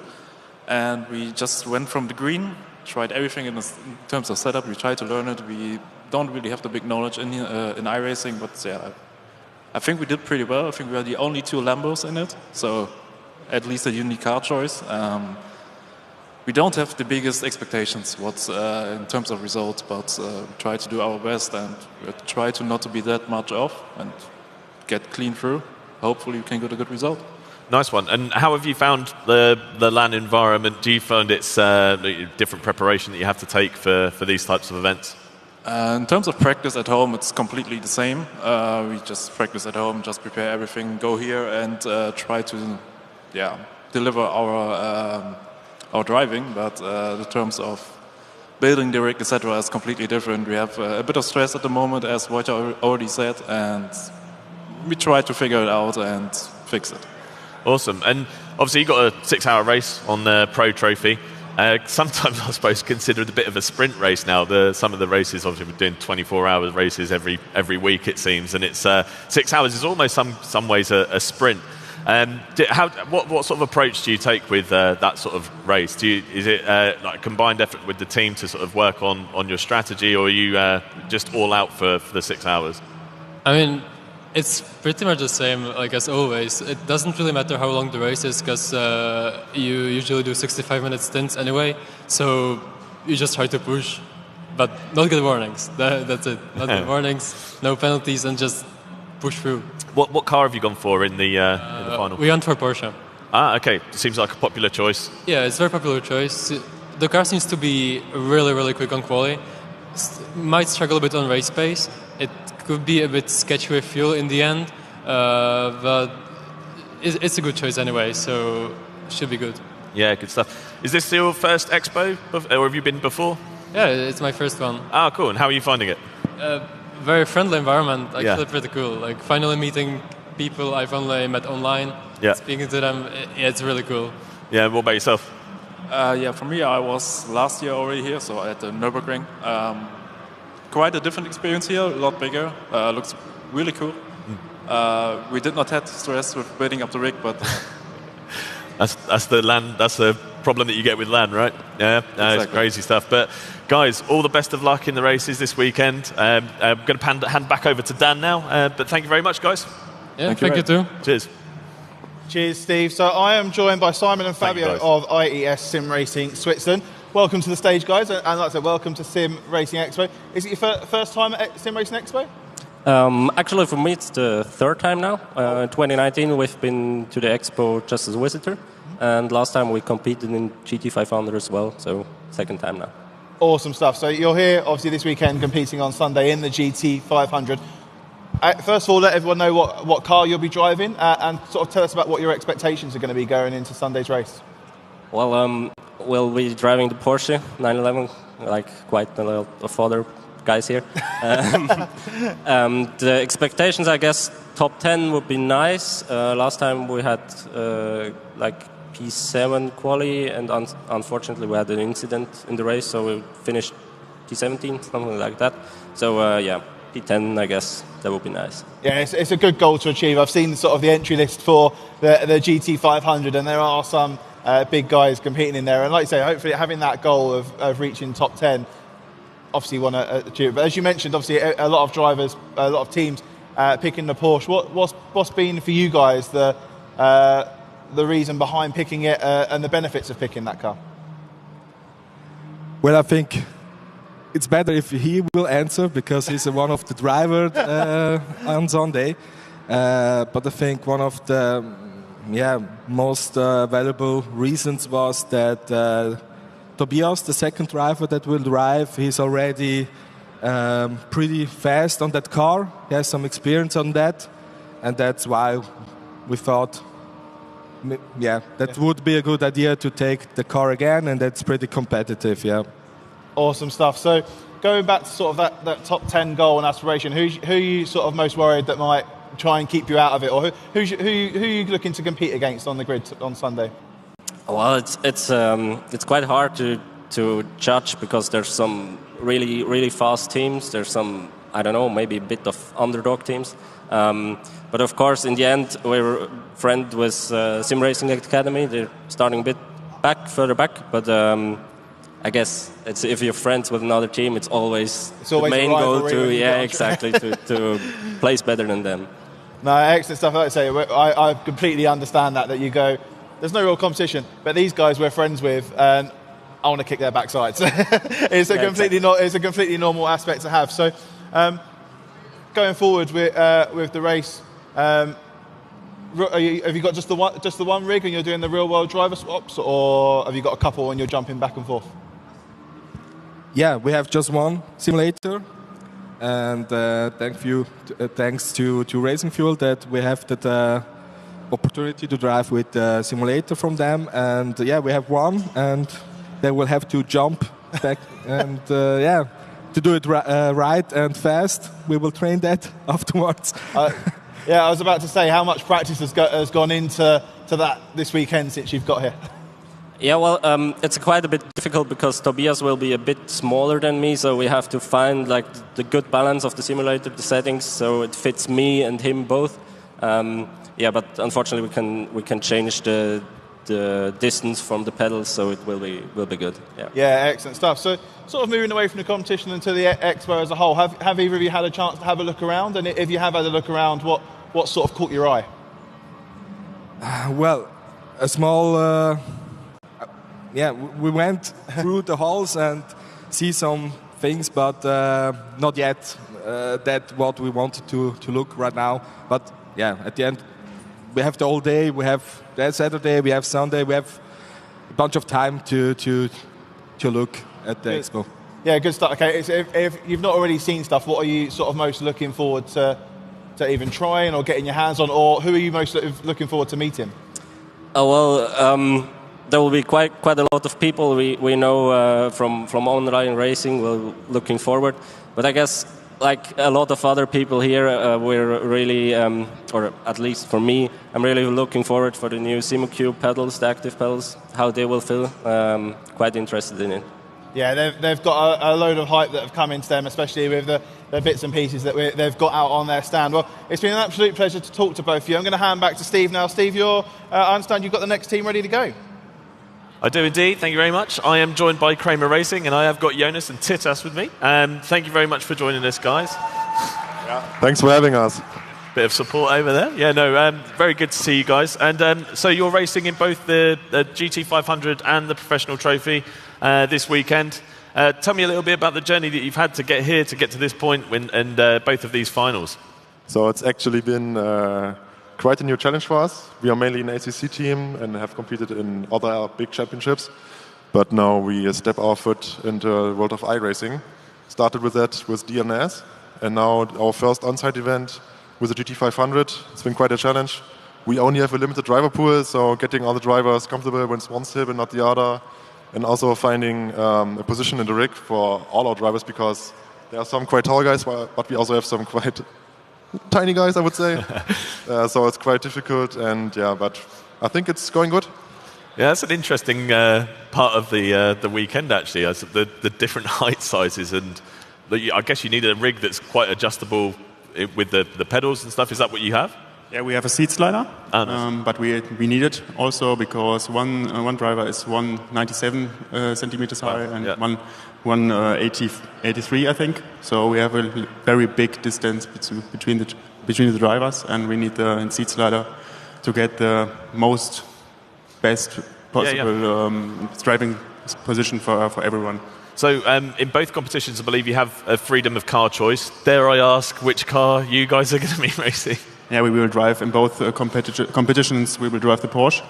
What a surprise! Because we are a real racing Porsche team. So Kramer Racing is driving in the NLS and the 24 Hours of Nürburgring, which won the 24 Hours in the Cup 2 class. So it's in the Porsche Cup. And yeah, we are trying to do the best to get the results also in the sim racing. Excellent. Also, let's be honest, the Porsche just looks the best. I tend to agree. But you also kind of lucked out because the Porsche looks like to be the car of choice for the professional trophy final. It seems like a lot of the teams are going for the Porsche, actually. Yeah, we have quite a lot of experience on Nürburgring with the Porsche, of course. Did many races there, many endurance races, so we pretty much have our setup ready like months before this. Just some minor tweaks on there, and then the guys will hopefully have a good race. So the guys in the professional trophy, they're just inside the top 10. Looks like they're going to pick up some prize money. Do you know what the expectations are for that race? I would say, first of all, having no technical difficulties. So getting through it without any major contact, and then maybe a top 5 finish would be perfect. But to be honest, just staying in the top 10, getting some money, having a good time, that would be the most appreciated. Good stuff. And what about the expectations for GT500? I have no idea, to be honest. We will start from 21st position. I think top 15 would be insane for us because we are quite new in the iRacing simulation. So yeah, I think target is top 15. Everything what is below than that would be incredible. But we have to be realistic, and top 20 finish would be also good. So we will see. No crashes, hopefully. No technical defects. Cool. And how are you finding the expo so far and the location of the booths? Is it you happy with these LAN setups? Is it something different for you, or how are you feeling with the pressure? It is our first LAN event, so everything is quite new. We kind of got used to our space by now. Had no technical difficulty setting it up, so everything works as intended. But it's quite a different experience to be in front of people, like having actual people that know us, watching the races on site. It's way different. So let's see how it goes. And also considering the big expo hall right next to us, it's quite good to see all new innovations in the market. Yeah. To just get a feel for what's coming out in the future. So yeah. Anything caught your eye when you've been out there? I tried the SimiCube pedals. Those have been a fresh breeze of air in the market, I would say. Nice innovation, right? Yeah, it's a nice innovation. Yeah. I have to get used to it some, so I will drive it some more times. But also having like our partners out there having their own stand, that's pretty nice by Ryan Simtech. Having quite a nice wheel here, and seeing it in person is something else. What about yourself? Seen anything out there that's caught your eye? Yeah, for sure. Anything in particular? I will find out if the Azure is quite nice for me. And yes, I would like to test the SimiCube pedals also. But yeah, the snake behind the simulators is very, very big, so you have to wait a long time for testing it. Yeah, I'm not surprised. Well, guys, look, all the best of luck in the races this weekend. Thank you very much for joining me. I'm going to hand back over to Dan. Thank you very much, Steve. So I am joined here by Simon and Max of RETRO Engineering Esports. Pleasure to have you both on stage, and welcome to ADAC SimRacing Expo. You guys obviously competing in the GT500 on Sunday. Firstly, obviously introduce yourselves and then sort of tell us a little bit about the project. Okay, so yeah, I'm Max, the team manager, and happy to be here, and the goal is to have fun. Good stuff. Simon, yourself? All right, my name is Simon Bauer. I am 24. I've started sim racing about 2 years ago. This is exciting stuff, by the way. Never done anything like this. What I've also never done is iRacing prior to 1 week ago. So get ready to laugh. I'm going to be driving in one of the biggest iRacing events of the year, maybe. Yep. And I've done probably 10 hours of iRacing at most. So it's going to be an exciting one for me. Good stuff. Sounds interesting. Like myself, very new to or relatively new to iRacing. So it's going to obviously with that sort of new experience for yourself. What would you say is realistic for you guys? Obviously to enjoy it, as you mentioned, to have some fun. But is it just going to be a learning experience this time around, or is there a set expectation that you want to sort of get to? I think that's probably what it's going to be. I think the main goal is going to be to have fun. We're not a team that's the most competitive or the most, professional. In a sense, we're just a bunch of guys having fun.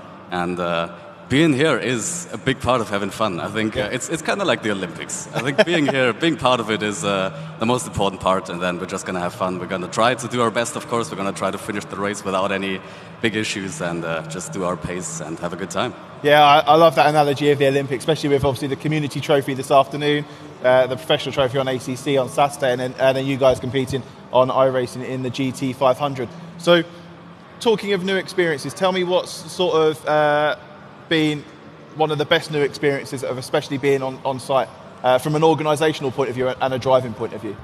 I would say probably meeting all the big teams like Williams, Redline, etc., and just having a chat with even our neighbors Renvelton and Kramer Racing. Yeah, awesome. So from a driving point of view, what's sort of been the best new experience for yourself? It's a lot. It's really a lot. It's hard to pinpoint one thing. I mean, I've never been on a stage like this. I've never been in a race with such a high level of competition like this. I've never been in a rig like this. I've never been in iRacing. I've never raced a race in iRacing, let's say that. So I think the best part probably is just to let all of it sink in, to gain these experiences and to just, make it an important part of my sim racing career, I guess. Yeah, exactly. So talking of actually sim racing career, tell us a bit about what the future holds for RETRO Engineering Esports and obviously going post this event. What does it look like going into 2023 for you guys? I think mainly, having fun and maybe even going to other events, but we'll see. We don't know. Also, Simon, as you mentioned your sim racing career, what does the future hold in particular for yourself? Well, to be honest, I'm really looking forward to going back to ACC, Assetto Corsa Competizione, after this. It's been great getting to know iRacing. I'm slowly getting to grips with it. It's definitely a little harder than I was imagining. But honestly, I'm probably going to come back to iRacing if I want to do some stuff like prototypes, IndyCar, that sort of stuff. But for GT3s, I'm an ACC boy, and I'm looking forward to that. And I'm definitely a little faster in ACC than in iRacing. So awesome. That's what the future holds for me. And I'm looking forward to hopefully getting into some big championships next year. But nothing to say concretely just yet. That's good stuff. You've become a very good friend of mine, the fact that you prefer ACC over iRacing. Well, it's been an absolute pleasure to talk to you. Like I say, a bit of nerves, bit of another new experience I hope you've both enjoyed. And I'm going to hand back over to Steve now. Steve, I'm sure you've got the next team ready to go. I do indeed, Dan. Thank you very much. I'm joined by Renvelton and David and Jan. And guys, welcome. And how are you finding the Expo so far? It's great. It's been, bit of a chaos the last day, but now we're all sorting it out. So, it's cool. It's been great walking over the whole Expo. Yesterday I've been trying 10 rigs or something, hardware. So it's pretty cool. And you say a bit crazy for you, some problems with the booth setup or the rig or anything? Or like electricity, internet. Right. And we still don't have a seat for our rig. Oh, wow. We have a seat, but we don't have the ability to mount it yet. But it just came, so hopefully when I get back, we can finally start practicing. Well, the good news is it doesn't sound like you're the only ones that have had a little bit of a hiccup trying to get things ready. So I think you can call it level playing field at this point. So, yeah, guys, tell me a little bit about Renvelton. I know you're a huge German community. So, yeah, just tell me a little bit about the community that you guys run. Yeah, we are the esports team for Renvelton as well. And one of the biggest German sim racing communities. And here we are competing in the iRacing event and also in the ACC event. Good stuff. And obviously the Pro Trophy, maybe not the championship that you'd hoped for. I think going into it, the expectations might have been a little bit higher. But what's the expectations for the final tomorrow? Yeah, as you said, expectations have been higher. We had a lot of bad luck during the competition. But I mean, it's the last round. Nürburgring is always fun. We feel quite confident in the car. So I hope something top 10, top 5 would be great to finish off the season, to get rid of the bad luck. And yeah, to have a good final result would be cool. That's what we're expecting. And how about the GT500? What's the expectations for that? Yeah, well, I mean, it's iRacing, so that's a lot more tricky. We drive a little bit of iRacing, but not that much. Not like ACC is like our main sim, so it's cool to drive something different. Still, I think naturally we lack a little bit of pace. We're starting, somewhere in the back, but I mean, it's Monza, so turn 1, who knows what the guys in front are doing, and from that on, I think just getting a clean race, and then hopefully we can move away to the front. I don't have any problems, and let's see where that ends up on Sunday. So free car choice for both events by the sounds of things. What have you gone for in each? For ACC, we've chosen the Mercedes AMG GT3. For us, it was between the Porsche and the Mercedes, but we thought about drivability and how the car behaves during a stint. So for us, Mercedes was the way to go. And in iRacing, we choose the BMW, which seemingly only one other team did. So Porsche might have been the choice, probably. But again, we thought about drivability, how the car behaves, and getting a clean race in is, I guess, a lot easier in the BMW than in the Porsche. I've seen other teams driving it, and it looked like hell of a ride. So Yeah, well, it's going to be an interesting choice to see what comes out on top. And in terms of the LAN events, what's your experience with the LAN events? You've done many in the past, or is this a new thing for you guys? I guess you have been to the Expo last year, but like on-site events, I've never done any. Cool. So I'm curious to find out how that feels, how that is. If, I don't know, you get more nervous or maybe even you're calmer than at home, I don't know. But I find it cool. I like it to see all the drivers, see all the teams. Super cool experience. I think the atmosphere as well is like, especially when the races are happening and the contact happens and you can hear the people. It adds a little bit of extra pressure. And if it's first time for you guys, for you guys here, it's going to be an interesting dynamic for you. And obviously at Expo, I've been out on the floor. What do you guys think of the Expo so far? Very very special to meet all the sim racers. Here normally we only drive online against each other, and to meet all of them is pretty special. Yeah, definitely. And how do people get involved with racing with you guys? Because I know you do a lot of community stuff. How can people find you? Usual way would be Discord. We have a huge Discord server. That's where all the races are announced, are happening. We have like millions of channels where you can chat, interact, ask for help, get setups, whatever. And also, if people want, we have like a real racetrack where you can drive real cars. Oh, wow. We have 2 Audi R8s, one all-wheel drive, one rear-wheel drive, for example, and you can drive it around our racetrack. It's an old airfield, an old airport, so it's super cool. You can do tons of stuff. We do track days, whatever. So it's like combining real world with the digital world. Amazing, it's sort of the idea of Renvelton. Really cool. That's really cool. And presumably you've had a go in the real cars. Once or twice. I did just recently.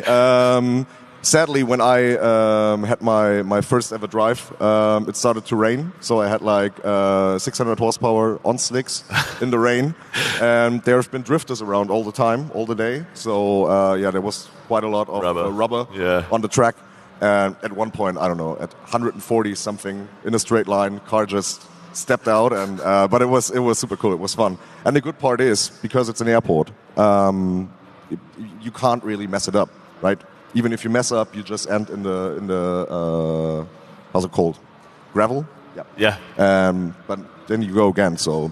And the transferable skills, I guess, from driving and practicing in a real world car into the sim. that was also quite cool experience. You realize that what you do in the sim is sort of what you can expect in the real car. Like when it steps out, how to counter that. Sim is, you have to say. I mean, you see it, right? There's a lot of people that are now driving in real cars, and they're doing quite well coming from the sim. So you can see how real everything got. So it's quite cool. Awesome stuff. Well, guys, thank you very much. All the best of luck in the races this weekend. I'm going to hand back to Dan, but thank you very much. Thank you. Cheers. Thanks. Cheers, Steve. And I'm joined by Johannes here for Sim Racing Academy. Johannes, welcome to ADAC SimRacing Expo 2022. Let everybody know, introduce yourself. Let us all know about Sim Racing Academy. Yeah, thank you. I'm Johannes Belitz. I'm from Germany, and I'm a driver and team manager of Sim Racing Academy. We are a team in Switzerland, and we are a huge team, about 40 drivers, and we are currently on iRacing, Assetto Corsa, and R-Factor 2.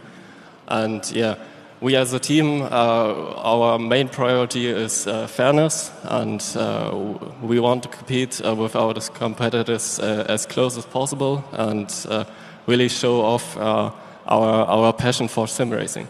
Yeah, exactly. I mean, I even see the drive fairness there on your arm, and it's good to have that as a key value, especially with the size of team that you guys have just mentioned.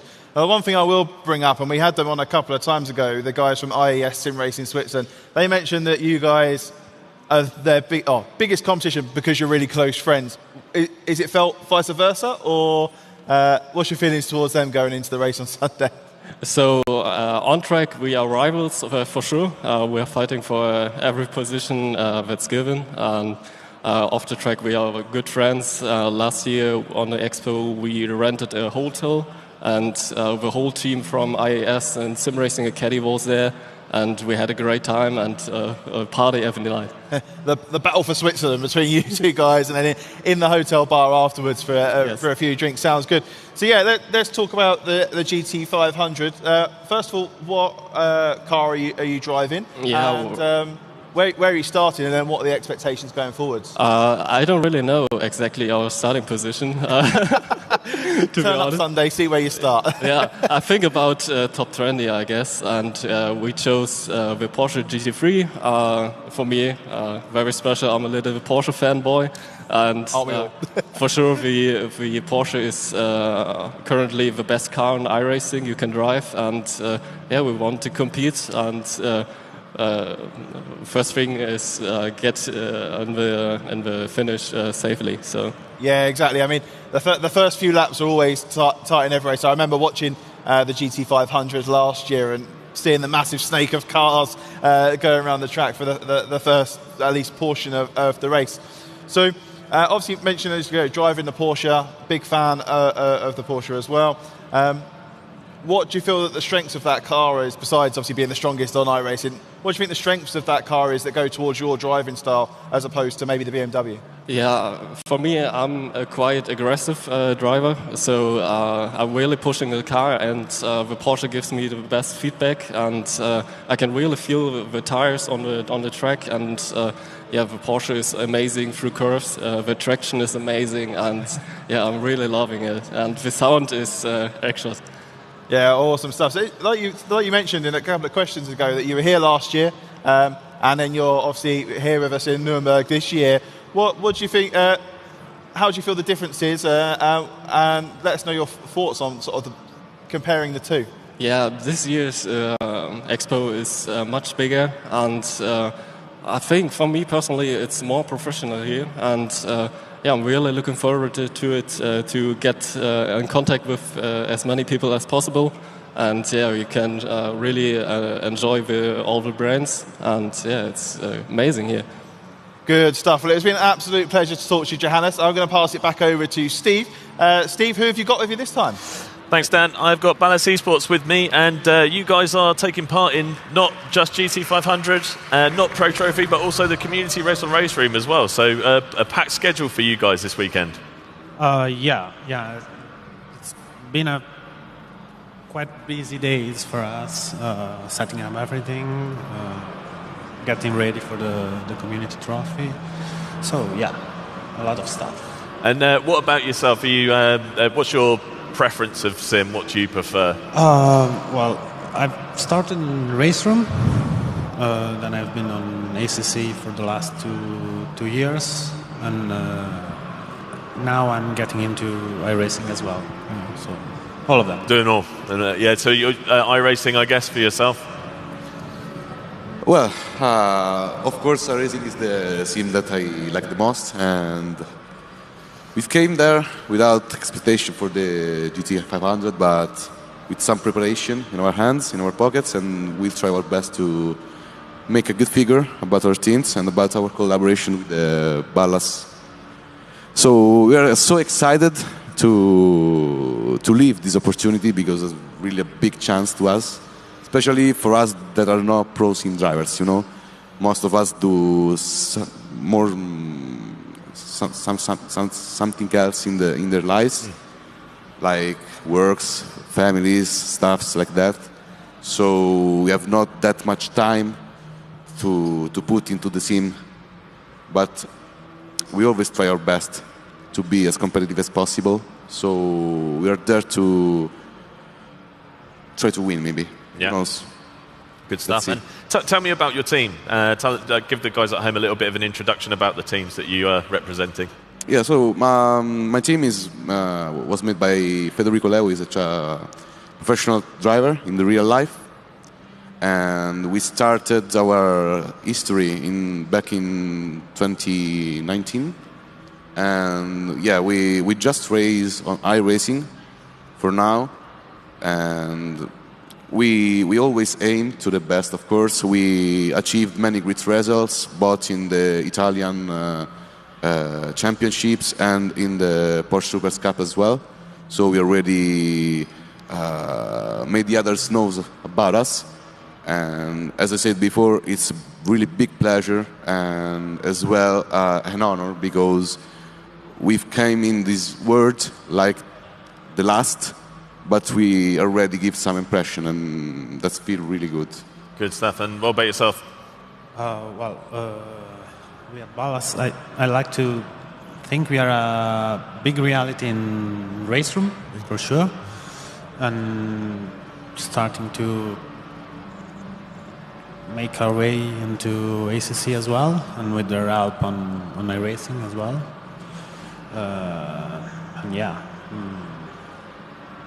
trying to get bigger and bigger as we speak. That's our goal. Yeah, good stuff. And looking forward to the professional trophy tomorrow, 6-hour race, Nürburgring. Any special preparation that you've done for this race? Our standings are not that good there, unfortunately. But as always, we'll try to do our best. And anyway, as always, try to have fun, enjoy. That's always all about. Cool. And obviously, being Italian, of course, you've gone for an Italian car. Actually, no.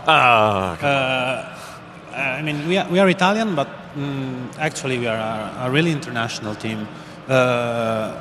We got two teams for the Pro Trophy, one Italian driver. We got 2 people driving from Ukraine. Amazing. An Ukrainian guy was here. Brilliant. Understand. And yeah, so we are quite international. Fantastic. And what car have you gone for? Audi. Audi? Yeah. Okay. A lot of teams. First Audi I think I've heard so far. So Audi. Okay, interesting. How did you land on Audi? Oh, well, they choose it. And what about for the GT500? What have you gone for there? Well, we had only 4 cars to choose about. So there was the BMW, the Merz, the Lambo, and the Porsche as well. So we tried them all. We tried to figure out which was the faster, and especially we tried to understand what car could be bopped the most. So based on that, we made our choice. That is the Mercedes. And also our heart stands with the Lamborghini, of course, as you mentioned before. But yeah, we thought the Mercedes could be a good choice for Monza, but yeah, we will see how it goes. I mean, we are pretty confident with the car. We still have to tweak something about the setup today and tomorrow, but yeah, we'll give a rest. Are you guys all using the same rig, or have you got separate rigs? We got 2 rigs, but yeah, each team will use his own RaceTech rig, which are really Nice. amazing rigs. Good stuff. Have you seen anything out on the expo floor that you think might work well on your rig? Wow. There's a lot of cool stuff. Yeah. For my home, I really would know what to choose. It's too much. Hard choice. What about yourself? If only I was as rich as the guy you mentioned before, I probably would have for everything I saw on the other stand. We'll take that as well. Maybe. But yeah, there's some really exciting stuff out there, so we're trying to give a try to them. And yeah, we've seen some really, really good news about the pedals from SimiCube and Cube controls as well with the wheels. Really a lot of interesting things, so we'll give a try to them, of course. Is being that you guys are like fairly new to this, you were saying, is this your first LAN event? So it's kind of a new thing for me in the sim racing, but I'm used to live this kind of events because I used to play other games than sim racing online. So I'm quite used to the virtuality and the esports. So yes, my first sim events, but not my first LAN events at all. Good stuff. Well, guys, it's about time to hand back over to Dan, but thank you very much for joining me on stage. Oh, thank you. Cheers. My pleasure. Thank you. Cheers, Stephen. I've got the pleasure of being joined by Rene and Dennis from Unicorns of Love. Guys, welcome to ADAC SimRacing Expo 2022. It's an absolute pleasure to have you both here. Unmistakable brand, unmistakable clothing line. Introduce yourselves, though, for anyone at home that's sort of running into Unicorns of Love for the first time. Yeah, so I'm René Sievert. I'm the team manager of Unicorns of Love since 3 years. And yeah, I'm glad to be here today, having this interview. Yeah, I'm Dennis. I'm driving for the Unicorns of Love, obviously. Just for this year, it's goddamn insane, I need to say. Being at this team, it was wonderful, and it is wonderful. I don't even know what to say. It's just so remarkable. It's crazy. No, good stuff. Yeah, like I say, it's been great to have you guys here. Like I say, it's synonymous with the brand across sim racing, esports, whatever you want to say. Everywhere seems to know and have a real fondness for the guys at Unicorns of Love. So, obviously, you're competing in both the professional trophy tomorrow, and as you just mentioned to me as well, the GT500 on Sunday, being Rene, as you mentioned, sort of the first competitive iRacing race on this sort of scale that you guys have done. But we'll start with the Pro Trophy. Obviously, quite a few highlights throughout the year, quite a few solid performances from both teams that have been involved. Why don't both of you take me through your highs and lows of the competition so far? Preferably more of the highs, but give us a thought, Rene, on how you felt the competition's gone. Yeah, so our first race was pretty strong. We started by winning the race with a very big lead, to be honest, and also the target is always to win a championship for us. So the first race was really impressive, and we were happy. Also on Bathurst, we were on pole, but we had a hardware issue with Dennis on the first lap. So you had to bring it up, sorry, Dan. Yeah. I mean, it can happen. Like hardware issues are in sim racing very, very common. Like in real motorsports, if you have engine failures or something like that. The hardware issues are like the issues we have in sim racing, and we need to get used to it. For us, Bathurst was like then the point where we started to struggle, I would say. We lost a lot of important points there. I mean, we only have 5 races, so a race like that is very hard. So we needed to make our points in Spa, but we thought that it will be rain there. So we picked the McLaren. It was the bad car choice, to be honest, and the big 2 Williams and Triton was too high there, so we couldn't close the gap to them. which was a bit frustrating also. And so Kialami also was like with the second place we got was like nice to have, but not good enough to close the gap yet for the final. And Dennis, yourself, what's been sort of some of your highlights from the Pro Trophy this year? Yeah, it was also like the beginning was awesome at Kota with the Audi. Very good race, won by a pretty comfortable gap. And second round at Bathurst, like René said, we led into the first lap, and then coming down the long straight through the chase, and then hitting the brakes, and my brake pedal just completely failed. So I just went straight on, and then we lost nearly a lap. So, and getting that big points back over a 5-round championship is a really big problem. And then over the course of the another rounds, we just some tiny mistakes like wrong car choice, or just some bad luck as well. So we will do everything we can to just stay competitive here. Yeah, it's definitely been something like a challenge that sort of we look to set this year in the professional trophy competition, where you have got that decision of what car you want to choose. And we're talking to some of the other teams about the decision process that goes into that car choice. How is it, obviously you've got the 2 teams in professional trophy, but how is it in the team when you are looking to choose a car, especially going into Nürburgring? Yeah, we just like basically on which car is fast, and then just trying to suit it to the driving style of the drivers we use for the round at the Nürburgring. So we have Michi in the team, Michi Tauscher. He knows the Porsche quite well, and Toby is driving the Porsche in the new Flexstream series as well. So we thought that could be a good choice, and they think it could be a very interesting race, and we have high hopes. Good stuff. Ready, we mentioned earlier that it's going to be going on to GT500, your first competitive race of this scale this weekend. What are you looking forward to the most for that? We just want to make our first steps, to be honest. I think iRacing is still the most common platform, the most popular. So we as an ACC team, we want to be part, but it's pretty hard to get on the level of like a Redline. Still, if you grind a bit, you will be off pace because they are so experienced and also so talented. But we want to make the first steps. We are already in the DNLS, managing the Haupt Racing team there. So we know some things and just want to learn. But I think this weekend is like the best opportunity to make our first steps. Of course, with our booth, we have the simulators for it.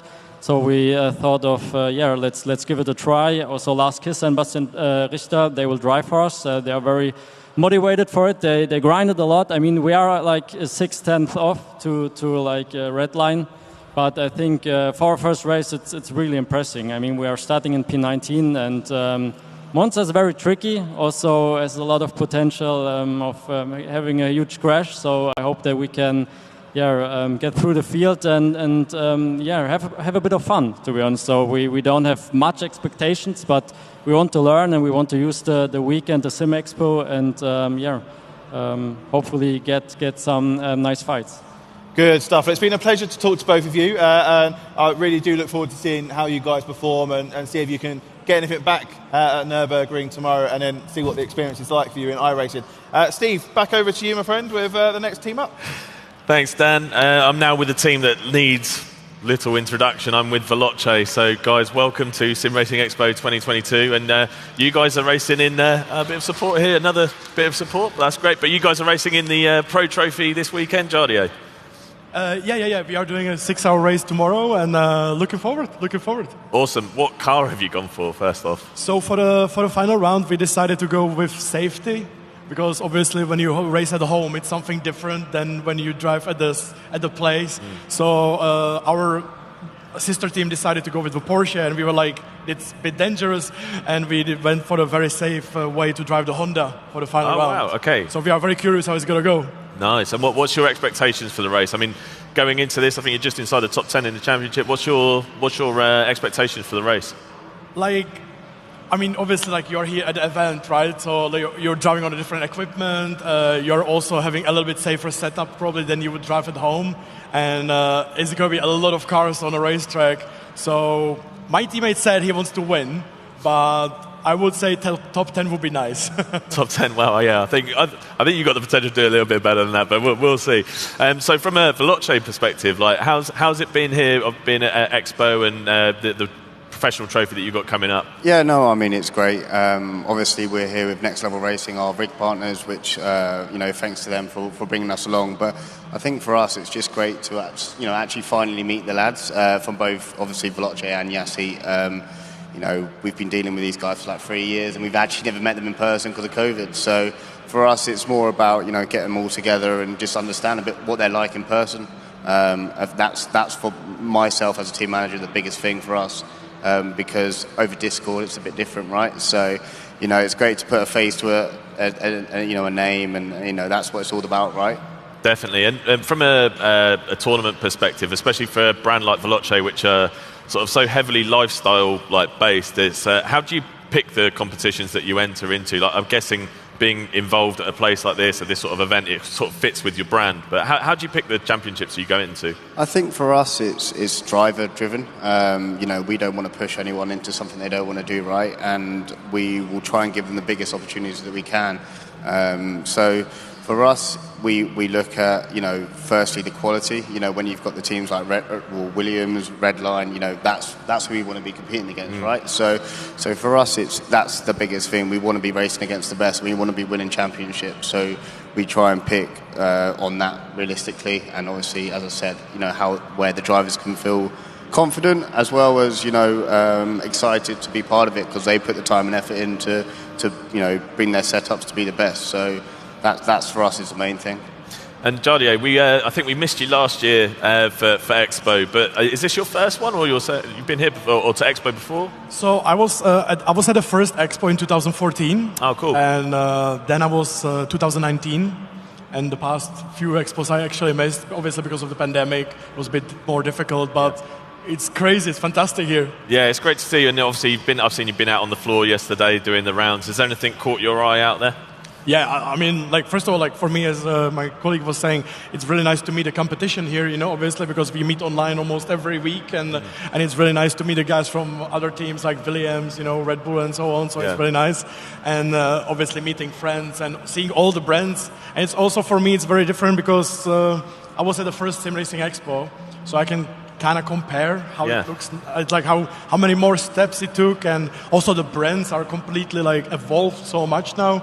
And what was in 2014, is not in anymore, and it's completely different. And it's fantastic. Always when I talk with the people, we are just saying it's so hard because you go to one stand and you're wow, this is great, and then you go to the next stand and you're like, wow, this is even better, and you're doing a circles, and it's crazy. It is crazy how far it's come, and I still think we're at the beginning of it as well, which is the crazy thing. Over the pandemic and everything, it's boomed, but I still think we've got such a long way to go, and it's going to be crazy to see what we'll be like in another sort of 5 to 10 years. But guys, thank you so much for joining me on stage. I'm going to hand back to Dan, but thank you very much. Thank you so much. Thank you, guys. Cheers, Steve. This time I'm up with Williams Esports. We've got Seb, the team manager for the team, Lewis, who is one of their iRacing drivers, taking part in the GT500 on Sunday. So, Seb, we'll start with yourself and give us a quick introduction. Obviously, you don't need to synonymous with the brand. We don't really need to introduce Williams, but yourself and what the structure looks like for this weekend. Yeah, sure. Well, it's a pleasure to be here, and nice to be on stage with a driver and come and bring some of our Williams love to the Expo. Myself, Seb, from Williams Esports, team manager, so managing all of our driver, all of our rosters across all the different simulators that we've got, and everything that we take part in, and all the events we go to, LAN events, etc. This weekend looks good. So we've got our ACC entry and then 2 entries into GT500 as well. Just been getting our rigs ready today and sorting out the last sort of technical issues and all the little bits that make us true to being sim racers and needing to adjust little things, but ultimately here, enjoying it, happy to be here, and looking forward to the weekend. Good stuff. And Lewis, yourself, obviously taking part on Sunday in the GT500. What are you most looking forward to, let's say, on track and off track? I think it's about the experience here. Last year was great. Me and Daniel, my teammate, won last year, still for Urano there. And it was just great to get cheered by all the people in the background, and I think that's what I'm looking forward to here the most again. Awesome stuff. Yeah, what we have found obviously with last year and this year is we're all going at each other on track, but as soon as it's actually we're all a really big supportive family, and it's like we want to see each other succeed off track. But on track it's going tooth and nail. So Seb, so tell us a little bit about from the ACC side, what the guys, obviously they've had a fantastic year so far in the professional trophy, what your expectations are for them going into Nürburgring tomorrow. Yeah, I think I think we know we've got quite a good roster in ACC at the minute, in both in terms of pace, but in terms of generally their relationship is good and strong. We also have Igor, who's going to be driving from Brazil. Bless him, he's had a shoulder operation and still taking part this weekend. So I think it's like everything. It's got its good look and leaps and bounds we have to take, but ultimately I think we're going into this weekend pretty well prepped and with a team that we're confident in as a team as well. Yeah, I mean, the roster lineup for that team is outstanding and definitely up there with some of the guys that you are ultimately playing the final round of a top championship to take home the top prize. So it's going to be really good to see how that performs. Lewis, tell us a little bit about what we can expect to see from you guys. Are you going into GT500 on Sunday looking for another win, or are you looking for a 1-2 with your other team as well? I mean, obviously out of a team point, we are looking for a 1-2, but I know Monza has an interesting draft track, so let's see how it turns out. Obviously we're very well prepared here, as Seb just said, for the ACC guys, so everything can happen on Monza, so let's see how it turns out. Yeah, exactly. As you mentioned, a drafting track and having the benefit of two cars on track is there, so by the team orders in place to get each other as far away from the rest of the field? Yeah, I mean, naturally we have to use what we've got, and one of those things is going to be that. It's also a case of timing it right and everything else going to our advantage as well. So I think, it's a long race, a lot of things can happen, and we saw last year that everything can happen at the first corner. So. Yeah, especially at Monza. Well, it's been an absolute pleasure to talk to you both. Short and sweet, but it's been absolutely amazing to have you both on stage. Look forward to seeing how the ACC team get on and ultimately how you guys get on in the GT500 as well. But thank you very much for joining us. Steve, back over to you, my friend. Thanks, Dan. I'm now joined by WS Racing Esports and Moritz. Yes. How are you doing? And I'm really thankfully to Kovana, who managed all this and helped us with some technical problems, so we can stay humble and train a lot. Great stuff. You probably have the most logos on the shirt that I've seen so far. Tell us a little bit about your team and how you've got to this point. Yeah, so the team is cooperated with a real-world driving team who mostly drive in the Nürburgring Langstreckenserie here in Germany at the Nürburgring and even the 24 hours of Nürburgring. And they started to get interested in esports, or mostly in sim racing, and that's where the cooperation started. And now we are here because of them, and that's where all the sponsors come from. Yeah, good stuff. And you guys are taking part in the GT500. What's your expectations going into the race? Yeah, I mean, obviously every racer wants to be the first, but in real opinion is that we managed to get in the top 20. That's our destination. Even like last year where we got to P19 at the end, so that's where we want to be. Good stuff. And obviously free car choice for this race. And what have you selected and why? We selected the Mercedes because just we know the car really well, and going a bit into expectations with the balance of performance, we just take it because we thought the Porsche will be too low from the power management because of the BOP and with the extra kilos, but we will see. And hopefully it turns really good with the Mercedes because of the fuel management. Excellent stuff. And is this your first LAN event, or have you done more in the past? Or? I've done it last year, but the other two drivers is the first time. And I think they are a bit nervous, but sure, everyone is here at LAN, where everyone is standing behind you watching. But I'm really excited too. I love it coming from an online game and technically sitting here where viewers behind you who always dream to sitting here and driving. Even myself, I was 3 or 4 years ago at the SimRacing Expo, and it was my dream to driving here. Now I'm sitting here, and it's just amazing to have this in mind. Amazing. It's amazing what this community can do, right, and how far it's going. And I think for your teammates who have not had the experience of racing LAN before, as I said to one of the other teams, when you hear the crowd roar and stuff, it adds a different dimension to a race, you know, where you're sort of locked in at home. How do you think they'll deal with the atmosphere, the added atmosphere? I think pretty good, because we can set the headset very high on volume and just focus on the screen. So they don't want to hear this much from the crowd, and I think we can shut it off a bit with the high volume, and good stuff. Hopefully they keep their nerves. Good stuff. And talk to me about the rig that you've got. What does the rig look like for you guys? We have a single monitor widescreen with Fanatec base and Fanatec V3 pedals. For now we have the D-Box certified motion system, but for the race we will shut it off just because it's a bit distracting when you don't are into it. All the shaking and things like that, it just distract you, and you have a few tenths off, and we just won't have it as stable as much, so everyone knows when the wheel is moving what to do and not the base from itself. I think that's one of the key challenges, isn't it? It's like you've got multiple people racing in the same rig. Some are going to be used to a certain way or a certain feel of the pedals or motion, and you've got to try and find compromises. Yeah, it's really hard to adapt here for myself, because I came from Azure with really high pressure, and to get back to the V3, it's a bit awful. It's just so. But I will adapt to it, and we will see. Everyone has to do it. It's the most one have rigs they don't know or don't have at home, so that's for everyone the same. Good stuff. Well, I'm going to hand back over to Dan, but thank you very much for joining me on stage, and good luck in the race. Yes, thank you. Thanks. Cheers, Steve. So I'm joined here by Geeks Esports. We've got Ralph and Nils representing the team that are taking part in the ACC Pro Trophy tomorrow afternoon. And welcome, obviously, to ADAC SimRacing Expo. Give us a little introduction about yourselves. We would have seen a lot of Nils out with the content he's been creating. But Ralph and Nils, both introduce Geeks Esports for us and tell us a little bit what it's all about. Well, basically, we're just a couple of guys who met in a stream of Dizzy and just started racing together and grew a bit. I think we are, like, in a non-professional scene in ACC in Germany, we are quite known also because of Nils.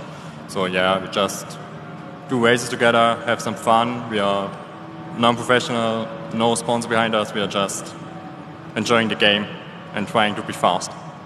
Good stuff. Yeah, it sounds amazing. Like we were just talking beforehand. Nils, this question for you. How have you found the competition as a whole? Obviously, racing in it, we've seen you taking part, but also how have your community felt about the action that they've seen on track, and how have you found that as a whole? So I'm doing it like for 2 years now, and it's kind of growing on me. So in the beginning, I came from like different games, like shooters and stuff, and I began with racing. So I was a little bit scared that nobody will watch it, and I have currently just such a big audience grown in 2 years, and I have like female viewers who are like into motorsports now, and like a lot of guys start to race. So it's kind of amazing to see people come into it and being like amazed by it. So to sort of continue on that front, sort of what would be your best piece of advice, say, to any other streamer that's, like you said, come from other genres, shooting games, fighting games, whatever it is, and wants to take the leap into sim racing? Because obviously in a streaming world, changing that content can be detrimental, but you've obviously thrived with it. Just push through it. It's like you have to push through it and find yourself, find your rhythm, find something which is like important to the others, which brings value to the community, and have fun, entertain them. Awesome stuff, Ralph. We'll jump back into the racing aspect and the professional trophy tomorrow. What are your sort of team's expectations going into the race itself? How are you looking to get on? Well, basically in this kind of field, we just hope to get through clean, don't do stupid stuff, keep the car in one piece. So we, like in all races, we aim for the top 20 kind of. So far we didn't manage, but we got close. So maybe tomorrow is the race we do it. But as we decided for the Porsche and we now race at the Expo, it will be tough. So we have to see. Yeah, it's a good thing. From my point of view, from the competition, looking after the race control thing, I'm a big advocate for not doing something stupid. If teams can avoid being, if they make an impression on me, they're definitely doing something wrong. But no, it's been, especially looking back through the previous rounds, Nils, what did your highlights be for the races that you've taken part in so far? The competition. It's so crazy. I got faster in the last couple of months, and then I got into this field and I felt slow. It was like, okay, yeah, nice. I'm a part of this. Hey. Hello, I'm over here. Yeah, hey. Oh, there's another one coming from the back. There's Williams coming flying. Yeah, and it's like every race like that. So for us, it's really good to get into it. So we need to get faster. We need to practice. And we got out of the comfort zone because we need to pick different cars. For example, we drive Porsche over here, which I don't really like, but I have to get through it. Yeah. So it's great. It's awesome. Exactly. And using this competition, like say, the car choices every round and coming into this with a fresh pair of eyes is certainly a good challenge. Now, the thing that I'm sort of most interested to know is, obviously, we know who yourself is. Ralph, tell us a little bit about some of the other drivers that we may see out on track tomorrow. Well, our third driver is Max, and he's driving from home, so he's not here. And he is one of the fastest guys on our team. Like, he is not up to the professionals, but he's really close. So when he is concentrating and he's doing his best, he can be the one who puts it in the top 20, so we will see. Good stuff. It's been an absolute pleasure to talk to both of you. I'm going to hand back over to Steve. But thank you very much for joining us on stage, and we look forward to seeing how you get on tomorrow afternoon. Thank you. Thanks, Dan. I'm now joined with, little introduction needed for you guys from Yassi, of course. So, guys, welcome to SimRacing Expo 2022. Both taking part in the professional trophy on tomorrow. Got a chance of winning this thing. I mean, it's maybe an outside chance, but still got a chance. How are you guys approaching this race tomorrow? We think we might struggle a little bit because we haven't prepared as much as what we'd like. Okay. But, you know, anything can happen, especially with it being like an on-site event. So as long as we can control our nerves and just get the car to the finish line, like, you're always in with a shout. And we've got a quick car. The Porsche is quick there. So as long as we're consistent, yeah, maybe we can win, maybe. But we just want to finish and just have a good time. I suppose T1, anything can happen here at Nürburgring, right? Oh, yes. And what about yourself? Have you any sort of special prep for this race going into it? To be honest, like George said, we're really short on preparation for this one. So we're just going to go out there and enjoy, and the race should be really fun. Yeah, good stuff. And obviously, Expo, is this your first time at Expo? Have you been before? Or? For me, that's my first time. So, yeah, really enjoying the event so far. Yeah, I've been to live events before, but this is my first Expo. So, and yeah, it's great. I love it. It's like I can actually nerd out on what I love. So, well, I've seen you already dominated the Logitech leaderboard. Your time is just ridiculous. I just don't know how you guys do it, but yeah, has anything caught your eye when you've been out on the floor? Yeah, there's like it's good to just like test out lots of different products, because the problem is, like, where can you go to test, like, you know, Venom pedals, Isotech pedals? Like, you know, you can't test them anywhere apart from events like this. So yeah, just like seeing what other companies have on offer, and, you know, just sort of making a shopping list as you go through it's great. So that's probably been my favorite bit. And then just meeting people as well, because there's so many people from the communities and, you know, rivals on the track, actually putting a face to the name online. It's really cool. So yeah, I'm loving it so far. Awesome. I mean, how have you found it? Yeah, like George said, first equipment there. It's so nice to be able to compare everything compared to what you have at home, and really see how different steering wheels, different wheelbases, different pedals feel, make up your mind if you want to upgrade something in the future. And we race so many people every day online from different parts of the world, and suddenly we're all here, all together at one venue. It's so amazing to meet all those people also some other people from the community that you don't know, and you can meet them, but also people that you race every day with and chat every day with, but just online. But here we all together, we can meet up, and yeah, that's extremely cool. Awesome. And what's it like racing for Yassi? What does it mean to be a Yassi driver? Well, when I first joined Yassi, it was like it was awesome because, like, I guess in ACC, like Veloce, Yassi, just in general, they're one of the biggest teams, and it's like I feel like they're a team that most drivers want to, become a part of. So, yeah, when I first joined, I was ecstatic, and I still am. I love the team. Like, all the drivers on board are so awesome and helpful. I mean, like, we've got Jardia as well, like the nicest guy in all of sim racing. So you can't complain, really. It's just I love it. So, yeah. And what about yourself? It's obviously quite an incredible team to be driving for. How do you find being part of the Yassi team? Yeah, it's great because you just get to drive with your friends. We're all friends. It's amazing how we can work together. So it's great to be a part of your team because, me, George, Samir, Jardir, Misha, we can be put up in any lineup we want, and we can work together and get the best out of any car and track we're going to be from that. So it's great. And how about your journey up until this point? It's quite incredible. Could you even imagine that, I don't know, 4 or 5 years ago that you might be doing this sort of thing? Well, 4 or 5 years ago, I was a Guitar Hero player, so this is a little bit of a different genre to say. But I'm just so happy things like this can happen, Like, I feel like maybe 10 or 15 years ago, esports was so much smaller than it is now. So to see it grow and just everything, it's just awesome to see the progress. And I just hope it can keep going because obviously COVID made a lot of real racing teams really focus on esports. So that gave it such a big boost.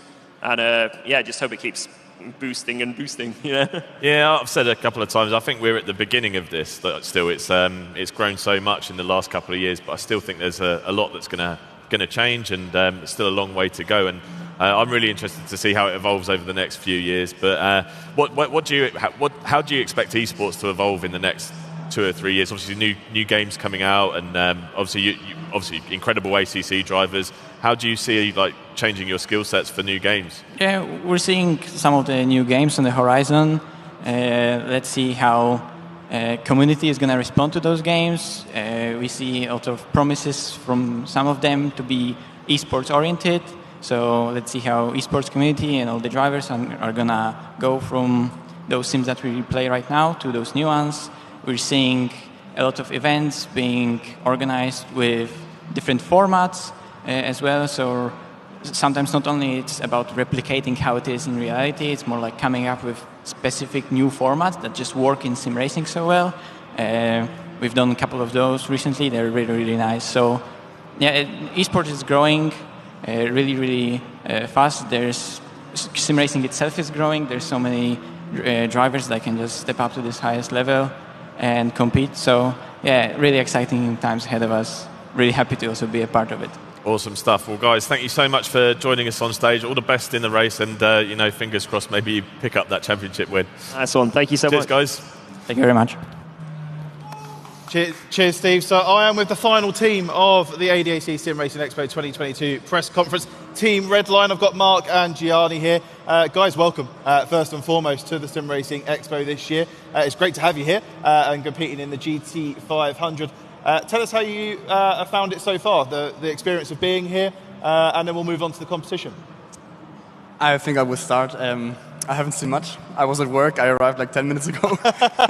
So there was really much I could see. I was yesterday, strolling around a bit, seeing how much there is here actually. Yep. It's quite cool. I can't wait to see even more. And yeah, for Sunday, I think we are prepared quite well. We are in pole, so there's only one way. Awesome, Mark. And tell me a little bit about how the preparations have been from the team management point of view, and to get the drivers ready for the big race on Sunday. Yeah, preparations have been good, of course. I mean, we had lots of other competitions going on as well, so we had to, allocate some resources here and there. But, as Johnny said, we are on pole, so must have been quite good. Yeah, Johnny, going back to yourself, obviously the expectation when you see Team Redline is that you're going to be at the top of the leaderboard and dominating most of the grids you're on. Does that add any extra pressure to the drive, or just trust what you can do and dominate? I think it's not the first time that we've been in that situation, so we kind of got used to it.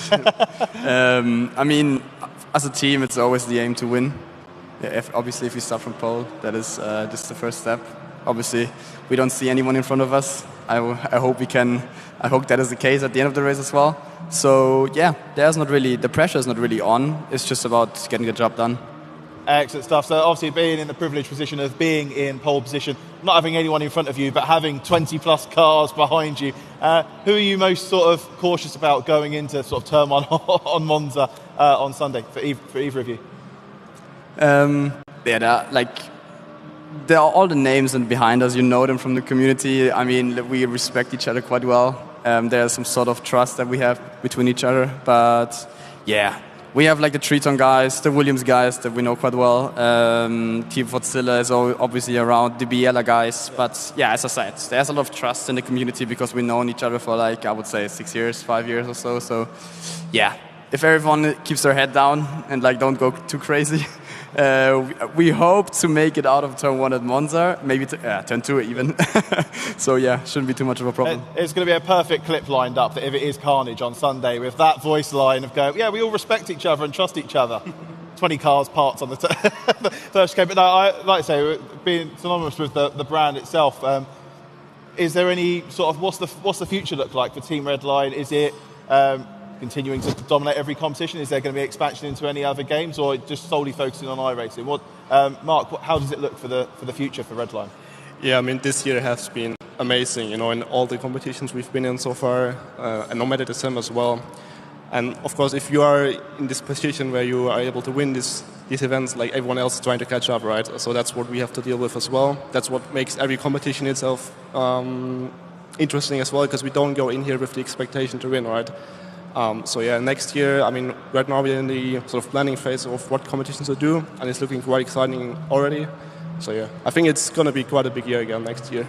Awesome stuff. And are we going to be looking forward to seeing Team Redline in any other of the titles out there, or just sticking to iRacing?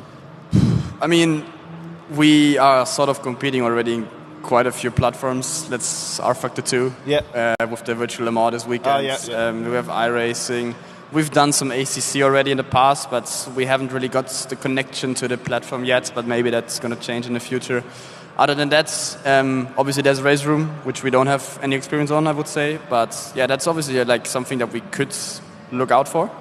But for the moment, it really depends on where the competition is. I mean, we have like with BMW, our partners, we have something going on iRacing. Then we have, as I said, Virtual Le Mans. That's like the big things. Those are the big games we want to compete in. Let's see if there's anything on the horizon for, I don't know, ACC, RaceRoom, whatever. We might have a look into it. But for now, I think we are doing quite good what we're doing. Yeah, I mean, it's a perfect sort of way to sort of come towards the end of our interview. But it has been an absolute pleasure to have both of you on stage with us, Stephen, and looking forward to seeing what it looks like on Sunday out on track. Hopefully, like you say, you have no one in front of you at the start and no one in front of you at the end. But yeah, thank you very much, guys. That is going to be the end of our... we've got one more team, apparently. Apparently, Steve's got a team. Steve, have you got a team? Yeah, I do. Awesome. I've got Fordzilla with me. Guys, welcome. How you doing? Doing really good, thank you. Good stuff. So, you guys racing GT500 this weekend. Tell us a little bit about your journey and your championship so far. Yeah, well, I think it was a really hard journey for us. We had like a really hard run up to this event. We had some unfortunate events inside the team, and we needed to really focus on getting the time in, and we only had a few days left. And I think we all know that we had a lot more in it than the P13 that we qualified, and we just really struggled to execute in the final few qualifying sessions, as we only really ran on Saturday and Monday. So I think we're looking forward to the race and just trying to capitalise on the pace we know we have. Good stuff. What car have you gone for? Well, we've gone for the Porsche GT3R. I think everyone that's been around iRacing recently knows that car is just dominant. So With the BOP, it looks okay. I think the BOP's pretty balanced, so I think we'll see a good race on Sunday, and definitely, on Sunday.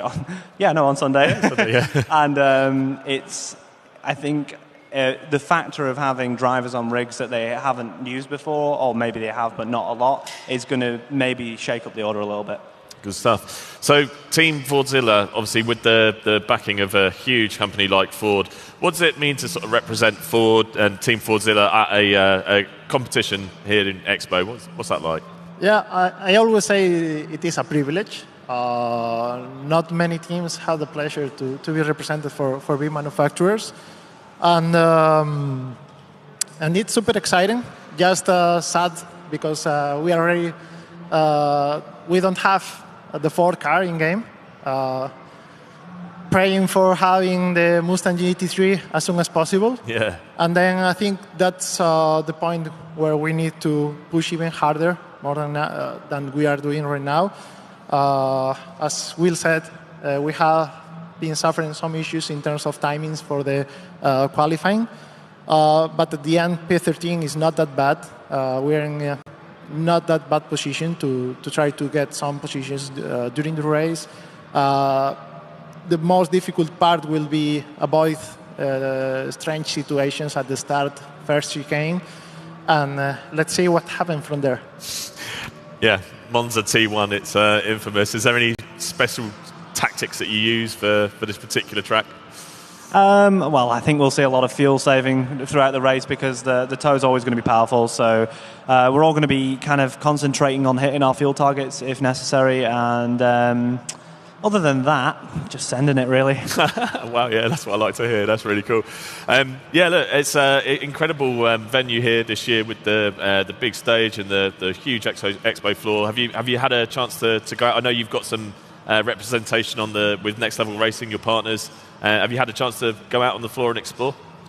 I've had a look around. There's some really, really good simulators, attractions, and also like new companies as well as showing off the products. So I really want to go on some of the rigs, but mainly around our area where I've been in the Sonic P1 and sending that for a few laps around Malaysia. Nice, yeah, that's a really cool experience. Anyone that's here, definitely go and check that out. But yeah, guys, thank you so much for joining me. All the best in the race on Sunday, and thank you very much.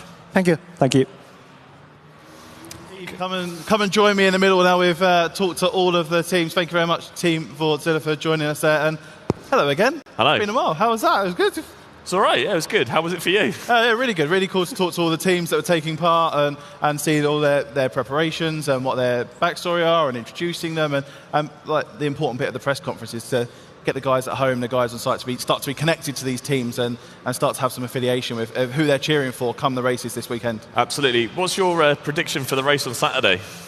I think it's going to be tight. I think any of the top five have got a chance of it. Really, the interesting bit is how small our stewarding report is at the end. At the end of it, I think we don't want to be the ones that are going to decide it.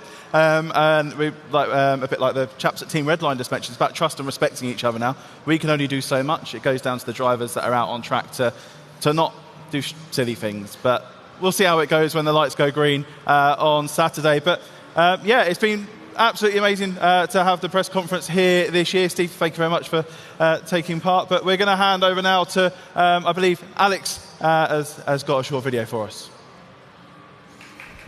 Steering wheels. It's the contact point between the driver and the simulator. And here at Gomez Sim Industries, just looking at the attention to detail, the craftsmanship, the quality, the carbon fibre look, the switches, the rotator buttons, to help the drivers really, really get that tactile feel. You've also got them with HUDs, heads-up displays, all LCDs. So they'll show a lot of things such as gear changes, fuel consumption, traction control settings, fastest lap times, and quite a few other things. But, you know, there's something for everyone. And you can just see the detail. I mean, I love this kind of attention to detail here where you've got the different colours so you can scroll, you can mute, you can use radio communications if you're on a Discord server for, say, functions like push to talk. I mean, there's even more steering wheels over here for cube controls. We talked about yesterday the brand new Track Series Mercedes steering wheel. so you get that real tactile feel. You even have flat bottom steering wheels like you see in performance cars such as brands like Audi, Lamborghini, Ferrari, and a whole host of others. But then we also, you can even have them lighting up with different, RGB lights. So you can have a bit of colour, a bit of, your own stamp on the steering wheels. But now we're going to move over. Well, here we have the Corvana Media Lounge, where the press and other people that are here, where we managed to get some refreshment, a place to sit down and chill out. But yesterday we said that WRC Generations, it's the final conglomeration between Kiloton, the publisher, the developer, and Nakon. But this car, it's one of the hallmarks of the domination era in the WRC, the Citroën C3 WRC itself. And you can just see, just by looking at the intricacies of the car, how far back the driver sits, the welded roll cage built into the chassis. And this is a road-going chassis, but it's made to fit the regulations at that point. Drivers that have piloted and co-piloted these cars, the likes of Sébastien Ogier and Julien Ingrassa. And of course we did at one point see the return of 9-time World Rally Champion in multiple different categories, including Rally 1 this year, Sébastien Loeb. But also here at the Expo, there are sims that you can test out, the official WRC Generations game. So available on PC, PlayStation, Xbox, and as of yesterday, Nintendo Switch. It's good to see that they've also got the handbrakes and the H-pattern shifters, so you can get that real tactile feel. The good thing about WRC Generations, it's got a league mode, so you can be any skill level. It's also got the anniversary mode, where over 37 cars, right up to the present day in the Rally 1 hybrid era of the World Rally Championship, you can go back to days of yore, such as the Lancia Delta S4, the Audi Quattro, that brought four-wheel drive to the masses and saw the likes of Michel Mouton and Walter Holl really put their stamp in what was to become a very, very bright future. And technology is not only very much paramount in real-life WRC tech, with hybrid power boosts being available for all the manufacturers such as Citroën, not Citroën, what am I saying? Ford, with the Puma Rally 1, the Toyota Yaris GR Hybrid Rally 1, and of course Hyundai with the i20 Rally 1 itself. So here at the Sim Racing Expo, there's anything and everything. You can customize so much, different color combinations, quick release systems, such as the technology being shown by SimCore. A lot of these a lot of these companies now are either manufacturers in their own right, but they're also distributors. So you can change the paddles, you can change the heads-up display, you can even have different quick release color orientated systems. We've got quite a few more things coming up over here as well. Well, you've heard of the corner Eau Rouge. Well, it's spelt very differently here at the Expo. Eau Rouge, which means nothing makes you faster. You've also got, the seats here. And great to see this attention to detail. Arnage Competition, one of our competitors in the Professional Trophy, and the ADAC Digital GT 500.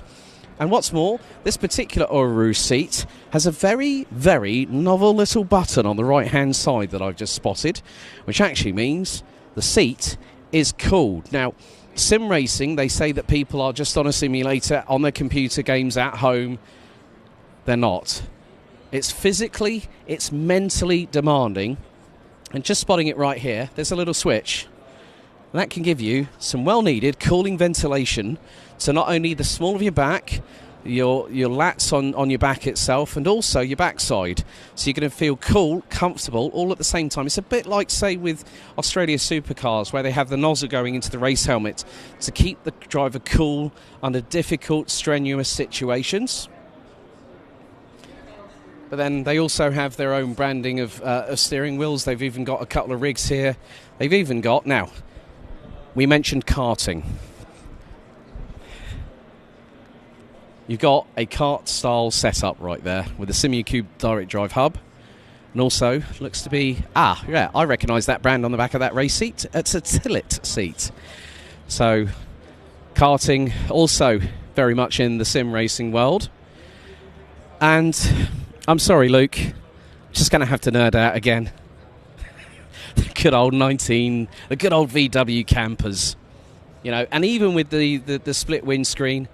And we now move to Get Closer Racing, and not only can you customize your sim rig, you can also customize yourself in terms of the clothing, the hats, you know, cups, mugs.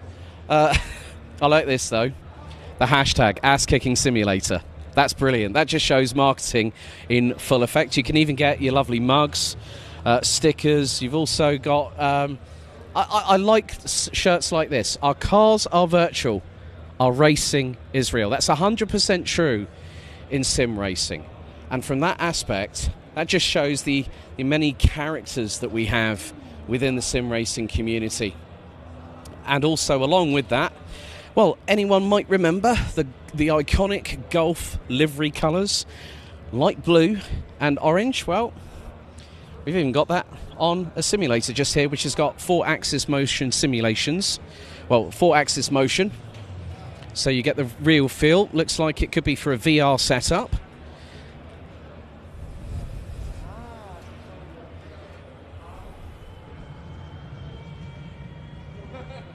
Oh, now, this has caught my fancy. Now, this is the ultimate in seat adjustment right here. It sounds like something's about to take off, but if you look on the side, Matthias Racing, not Martini Racing, and the hashtag still very much present there. There we go. Now we've got a Formula One setup right there. Right. If you'd like to introduce yourself, let's have a chat about all this. So you're in the customary single-seater position. Just introduce yourself to the audience at home. Oh, well, my name is Marco from Get Closer Racing, and we are here to promote our new invention, the Sim Switch, so-called. And you can switch it from GT to Formula to race to old open-wheeler, any type of car you can drive in one simulator. I like the fact of the attention to detail with the hashtag Ass Kicking Simulator, and then having the Golf colours and the Martini livery right next door. It just goes to show that there's always such great characters within sim racing, within the community, and obviously you guys as a producer of great products. Yeah, well, it's the history of racing, and I think sim racing will be the future. So it's a combination of the good old times and the very good new times. Brilliant. Thank you very much for your time. Have a good rest of the time at the Expo. So come over to Hall 9, catch up with the guys that Get Closer Racing. And with that, talking about single-seaters, another thing to drool over. You know, Formula Student is another bit where we see the engineers, the mechanics, the drivers of the future, where universities compete amongst a bigger playing field. But there has been a bit of news drop this weekend, because it came from SimiCube. Yesterday, the active pedal system, now available on pre-order, and has really caught the media's attention within the sim racing community. So they've also got simulators here. And can I have a chat with you? Right, so you guys have now put, I think it's the active pedal system now on pre-order. Yeah. How many orders have you had pre-orders have you had so far? And talk about the technology that's been developed for the active pedal system. Actually, I'm probably the wrong person to discuss about this. The CEO is currently having a lunch. But, you know, from what I understood, I don't know the numbers, but the reactions has been positive, and there has been plenty of pre-orders. Because, and the people who are really into it and understand it currently are the professional motorsport drivers. Because, you know, now you can mimic and simulate the ABS like you'd never been able to do. And also you can, if you race different race cars like go-karts or GT3 cars or Formula cars, all the cars have different pedal profiles. Now you can exactly map everything just how it feels on a real car and simulate it with your pedals. So it's quite advanced and new technology on the market. That's brilliant. That's going to hopefully be the game changer of the revolution with regards to pedal systems. Thank you so much for your time. Brilliant. So come over to SimiCube. You can actually test out the active pedal system here live at the Expo. But yeah, really, actually, let's go over to Azure Racing. Now, Azure Racing, are parts of the RaceRoom experience rigs that we've got here with their steering wheel technology. Again, wonderful to see another McLaren 570S. Looks to be a GT4, if I'm very much mistaken. So it's great to have an automotive presence alongside sim racing. And I think when you talk about with like SimiCube, I mean, Azure Racing have a variety of different steering wheels. They've just announced a tie-in with McLaren. So what Fanatec have started has now continued a new revolution within not just the sim racing world, but the automotive and motorsport side of things with the Artura GT4, McLaren's newest car, which is a hybrid. If anyone might remember when that car was unveiled, just within the last 18 months. And there's going to be a whole host of steering wheels that will mimic the Artura GT4 steering wheel, but will be customizable by you people out there in the sim racing community. So head over to Azure Racing to get your look at the brand new McLaren Azure Racing collaboration for the Artura GT4.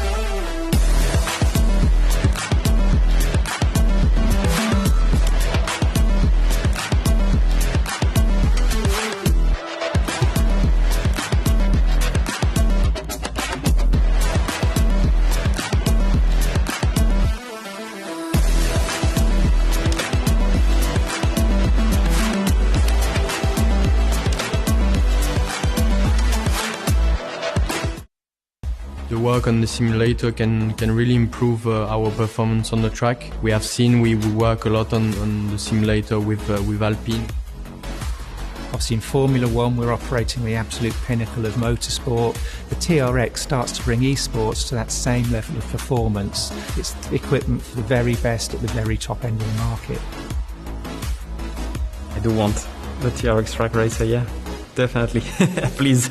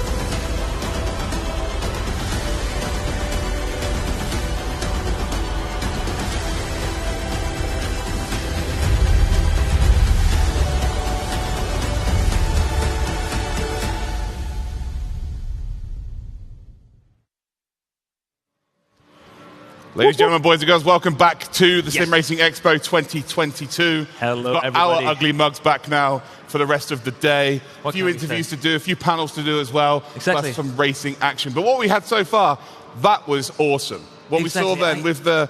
Wow. Yeah, the interviews with all of the drivers, the teams. Hopefully you saw your favorite driver, maybe saw your favorite team manager. A lot of team managers do get, when we do some VCO racing, the team managers tend to get a lot of either stick or praise in the chat. So it's nice to indeed put faces to names. Absolutely. So that was cool. Yeah. But what has been your particular highlight? Actually, I liked all of it. I liked that we got like several and certain insights of like how the tactics of the teams are and how they're preparing and stuff. So that is really nice, I guess. And I also liked like what we had on stage already this morning, like the panel, for example, like the perfect setup for sim races. That was really nice. It was super nice to have Mr. Stangl on stage and discuss with the guys, and so that was really, really amazing. You got to talk to Bruno Spengler. Like, this guy is a legend, not only in Germany but around the world in sim racing. Like, he's as quick in sim racing as he is in a real race car. Of course, a DTM champion. Yes, that must have been amazing. It was crazy, and also he said like, yes, he has this like perfect setup for sim racing, for example, but really feels like he has to improve himself. Like, really, he's constantly working on his own certain skills, you know, and that is, I think, what makes it really, really, I don't know, special. It's very important, very humble of him to just say like, it's not that I expect the perfect setup. Of course, I have it. That is nice,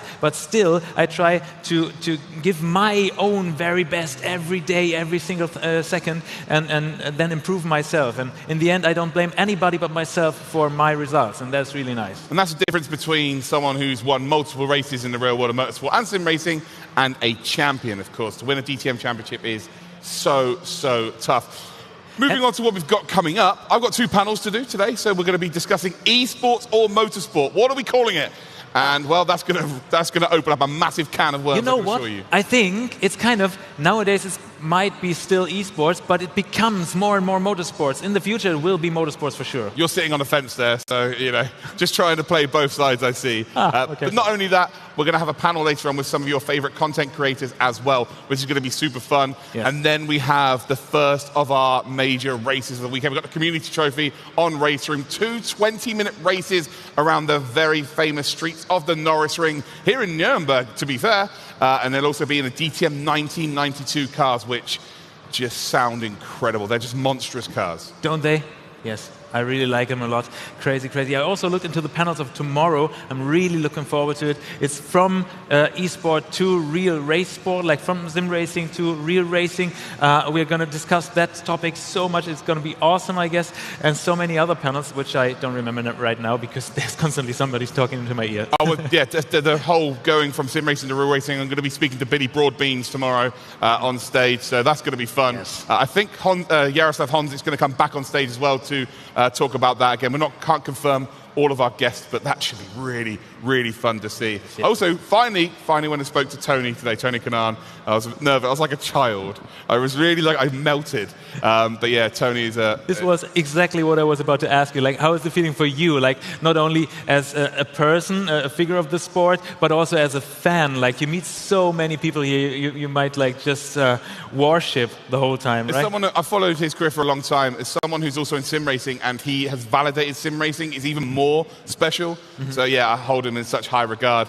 I've been waiting to do that. So anyone who is going to be here over the weekend, you're going to be able to meet people like Tony Kanaan, one of the biggest legends in motorsport. Yes. In general. As simple as that. Period. Let us take the second we have now to just say thank you to our premium partners, right?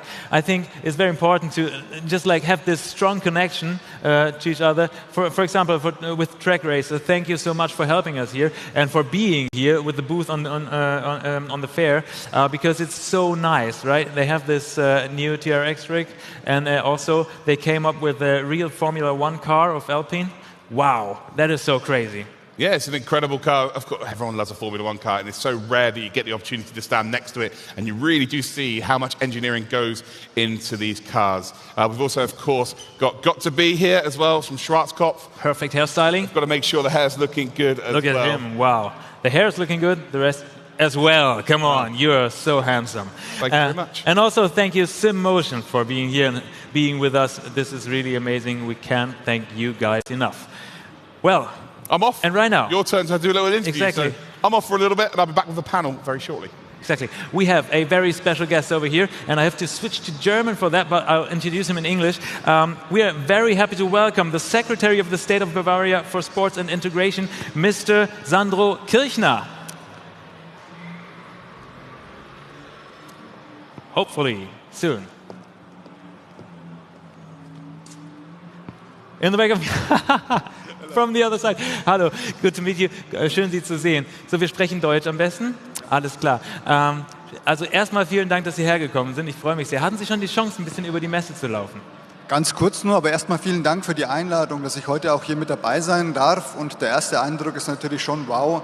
Und tatsächlich, ich bin von der Ausbildung auch Elektroingenieur, komme aus der Automobilbranche, verbinde hier beide Situationen und das schaut ganz gut aus, wie der Frank gesagt. Ja, das freut mich sehr. Haben Sie denn selber eine Verbindung zu E-Sport bzw. zum Racing und zum Racing im Allgemeinen? Ja, klar, wie ich gerade gesagt habe, also vom Hintergrund als Ingenieur in der Automobilbranche hat man natürlich von vornherein einen engen Bezug zum Automobil auf der einen Seite, zur Technik auf der anderen Seite. Und ich habe gerade einen Sohn im Teenageralter und bin da wieder sehr nah an den Games dran und damit an dem E-Sport. Also insofern würde ich schon sagen, dass ich da nah dran bin. Okay, ja, fantastisch. Davon würde ich auch ausgehen. Jetzt haben Sie die Messe ja quasi vom Nürburgring hier nach Bayern bekommen. Freut Sie sich drüber?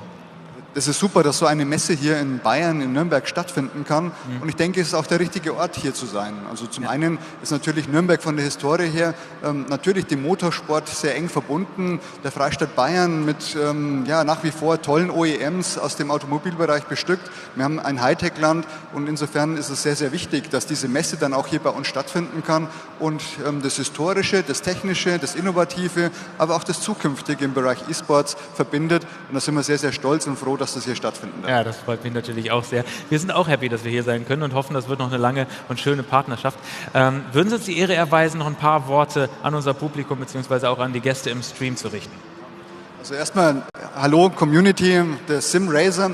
Es ist schon sehr spannend, dass so eine Messe hier bei uns stattfinden kann und dass hier so viele tolle Dinge auch ausgestellt werden. Also auf der einen Seite natürlich die Hardware, die damit verbunden ist, wo man Motion und Gefühle mitbekommt, wie im richtigen Leben Virtual Reality einen richtigen bedeutenden Aspekt bekommt. Aber natürlich auch herzlich willkommen an die Veranstalterinnen und Veranstalter, die mit dabei sind, vor allem auch international mit dabei sind. Schon beeindruckend, dass wir hier Veranstalter aus 11 Nationen, aus 11 Ländern hier mit an Bord haben. Bemerkenswert aus Übersee, Australien, ich war schon selbst dort, USA, Kanada und alle anderen Länder.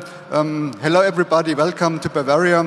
Es ist wirklich toll, dass das hier ausgetauscht werden kann. Für die Zuschauer bzw. auch die Besucher wünsche ich mir natürlich, dass man hier einen besonderen Eindruck bekommt von den Innovationen, die mit einhergehen und dass man da viel Spannung, Spiel, Austausch natürlich auch bekommt, dass man den Wettbewerb steht. Es werden ja auch gewisse Wettbewerbe veranstaltet, simultan und live und in Echtzeit, also auch ein tolles Angebot, aber viel wichtiger auch, damit verbunden ist für uns als Freistaat Bayern auch Wirtschaftskraft, nicht nur mit der Messe, sondern mit den Innovationen, die einhergehen. Und gerade Extended Virtual Reality ist da was ganz Besonderes, was auch viele andere Wirtschaftsbereiche auf der einen Seite stärkt und antreibt, Innovationen in die eine Richtung bringt und umgekehrt natürlich dann auch in das virtuelle Leben zurückbringt. Und mittlerweile kann man sagen, der Unterhaltungswert war zu Beginn im Vordergrund gestanden. Mittlerweile ist es ein ganz komplexer Aspekt und das findet hier statt. Und das sind Sie, das seid ihr mitten dabei. Herzlich willkommen in Nürnberg in Bayern. Viel Spaß. Der Staatssekretär von Bayern für Sport und Integration, Herr Sandro Kirchner. Vielen herzlichen Dank, Herr Kirchner. Danke, gute Zeit. Ebenso, Dankeschön. Thank you, Mr. Sandro Kirchner, Secretary of the State of Bavaria for Sports and Integration. He basically said that his connection to this sport or to the technical engineering is that he has a diploma in technical engineering himself, and so he's super interested and excited about all the developments and manufacturing in the sim racing area or sim racing world, and he's super happy to have this whole fair in Bavaria, especially also from the economic force it brings to Bavaria. So that's pretty much it. Thank you, Mr. Sandro Kirchner. And back to English. Sorry, I mixed it up. And now we're soon going to have the panel with Luke. Are you already ready? Okay, we're going for a short break and then going to be back with the panel with Luke. See you soon.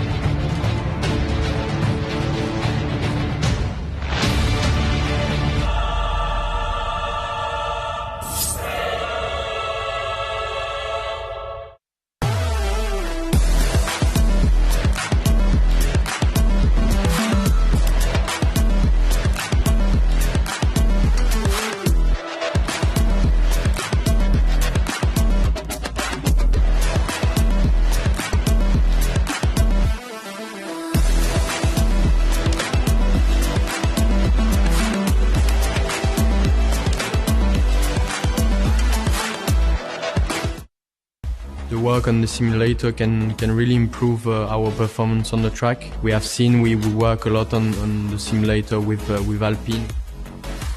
Obviously in Formula One we're operating the absolute pinnacle of motorsport. The TRX starts to bring esports to that same level of performance. It's equipment for the very best at the very top end of the market. I do want the TRX track racer, yeah, definitely. Please.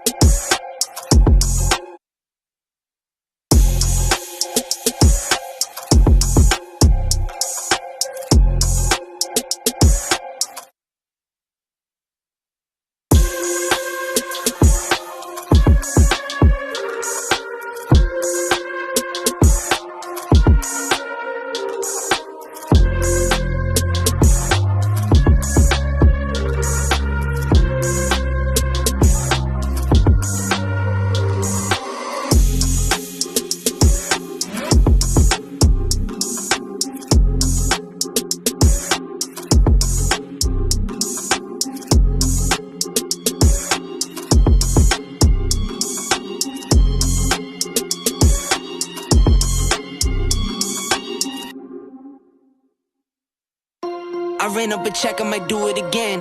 Enemies close, had me thinking they're friends. 10 toes down, I'll be free until the end. Crib outside the city, I don't feel safe in my hands. Took so many years, I'm just waiting for the wins. I'm in debt to no one but the one who took my sins. I do it for real, there's no reason to pretend. If I do it once, I'll do it again. Add it up, bankroll, euro, peso, add it up. I'm just doing me, everything is on me. Oh, you matter what? Add it up, bankroll, euro, peso, add it up. I'm just doing me, everything is on me. Oh, you matter what? Add it up. Told her if it's all me, everything is on me. Gon' back it up. Matter what? Told you I'ma do me. Why you hating on me? It's not adding up. I do roll like a Mack truck. Country heart, I might cop a farm and go act up. Lot of scars, I was cold-hearted, now I'm backed up. Keep it real, I do this once a month, I don't rap much. I just take the money and go stack up. Only buying car till you get tatted up. All that other bull, it don't matter much. You only climb me, I put the ladders up. No fault, I done doubled up on the workload. I think I fell in love with the bankroll. Pray up, get money, then we lay low. Add it up, bankroll, euro, peso, add it up. I'm just doing me, everything is on me. Oh, you matter what? Add it up, bankroll, euro, peso, add it up. I'm just doing me, everything is on me. Oh, you matter what? Add it up. Told her if it's all me, everything is on me. Gon' back it up. Matter what? Told you I'ma do me. Why you hating on me? It's not adding up. Told her if it's all me, everything is on me. Gon' back it up. Matter what? Told you I'ma do me. Why you hating on me? It's not adding up.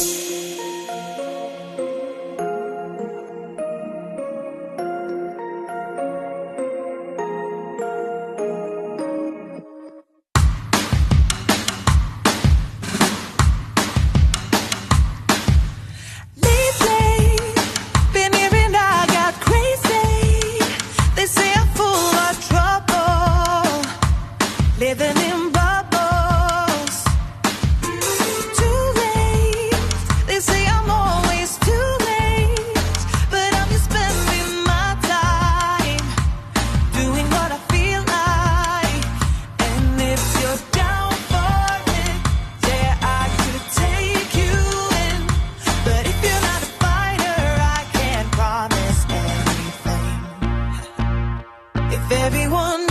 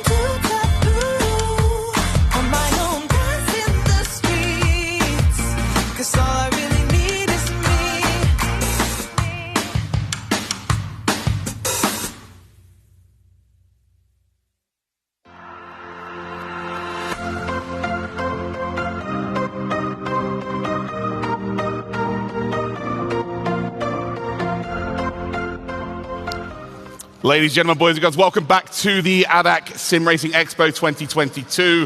I'm now on stage. It's my turn to do a little bit of work, and we're going to have a panel here, and we're going to discuss the question of, is it esports or should it be called motorsport? So I've got four very knowledgeable people just to help me out. Representing Veloce, we've got Cam Royal. If you could come out onto the stage for me, please. Thank you. From Kramer Esports, we've got Tom Schaff. From Race Clutch, finally, Richard Arnaud is going to be here. And then from Renvelton, we've got Andre Rapper. If you gents could take a seat.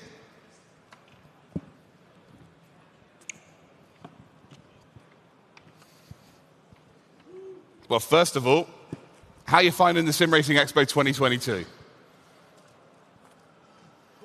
Yeah, I will start then, to not leave you. Pretty good, actually. Lots of new features from many manufacturers, actually, either hardware, software.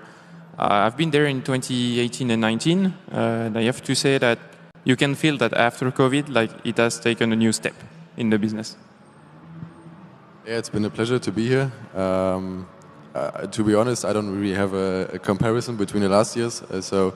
This year is my first time ever at the ADAC SimRacing Expo, and especially not just for me, also the first time for us as a team, since our team was just raced this February or this March. So yeah, it's been a pleasure to be here. Yeah, it's first time for Veloce as well, which is, I think it's a bit surprising. I think we probably should have been at a couple more previously, but yeah, it's been great. Love the environment, and it's great to see kind of, you know, LAN and in-person events happening again. So super excited to be here. Yeah, and for us it's cool. It's also the first time on the fair, and really like it here. Representing us as a community here, and then find new chats, new people, and it's really interesting. I think it's quite professional over there in the online, and we really like it. And we'll see, like the boxes are a little bit out of scope, out of focus, and that's the only thing we would like. Little bit negative, but everything else is perfect here. Yeah, it's massive. The size of the expo has just become massive because, yes, of course, as you mentioned there, COVID has played its part. We've not been able to have this for the last couple of years, so I guess you notice the growth a little bit more because of the absence of 2 years. And talking of growth and talking about how sim racing has got to the point now where we can fill, you know, mesa halls like this. Max Verstappen, we use him as the main example, and drivers such as Lando Norris. How do you feel them being involved, not only being involved, but being really fast? They're at the top end of sim racing as well as Formula One. How do you feel like that's helped grow sim racing? I think it's definitely shed more light on sim racing as a I think, you know, most of us call it a sport. So yeah, it's only a positive. I think Max, you know, consistently competing in things like the Le Mans Virtual is pretty awesome, you know, especially for the sim drivers themselves. Getting to go and race against a Formula One world champion is something pretty special. So, yeah, I just think it's more eyeballs, right? Which, you know, motorsport is a niche anyway, and sim racing is a niche within a niche. So, the more eyes we can get on it, the better, and then hopefully we get to do more events like this. Sure. I think in addition to that, apart from the obvious, that there's been a huge publicity increase over the past 2 years. I think characters like Max Verstappen or Lando Norris, they add a bit of professionality to it. I mean, sim racing was professional over the past few years, but I think lots of people still see sim racing or esports in general not really as a kind of the sport they have in mind or they have in their head. And now if they see people like Max Verstappen, Formula One world champion, I think some people start to get in mind that, okay, if there's an F1 Formula drivers champion participating in sim racing, it is a real deal and it is a real sport. Yeah, and it has been quite some times because I think Lando and Max have been like on the scene even before being Formula One driver. Like I do remember personally racing Lando when he was only in Formula Renault times, where he was practicing. I think it was on iRacing back in the days. And I think those two also compared to, because there was some initiatives before Like I'm thinking about Fernando Alonso, for example, who has been implicated in some ventures as well, personal-wise, through G2, I think, at the beginning, then through a full Fernando Alonso program, if I remember correctly. But Lando and Max, like, it's a completely new generation. And I think this is generational as well, because we do see in F1, Lando and Max being the first ones. I can mention as well Esteban that we're working with, as we're working with Alpine, who is representing officially Gran Turismo for the French area. I mean, now to go to an extent to that, you can't find a new kartman or a driver in Formula 4 which is not doing sim racing alongside his real motorsport program. And so I think in the next few years, we'll have like pretty much the whole F1 grid who are sim racers alongside being F1 drivers. Yes, obviously the awareness is quite helpful to make the sport a little bit more public and get the idea of sim racing out there. It's not gaming, it's even more. I think there are two sides, like it really helps, the awareness is perfect. What I think we should really take care not to make sim racing only professional, like copy and paste what we do in normal motorsport and classic motorsport.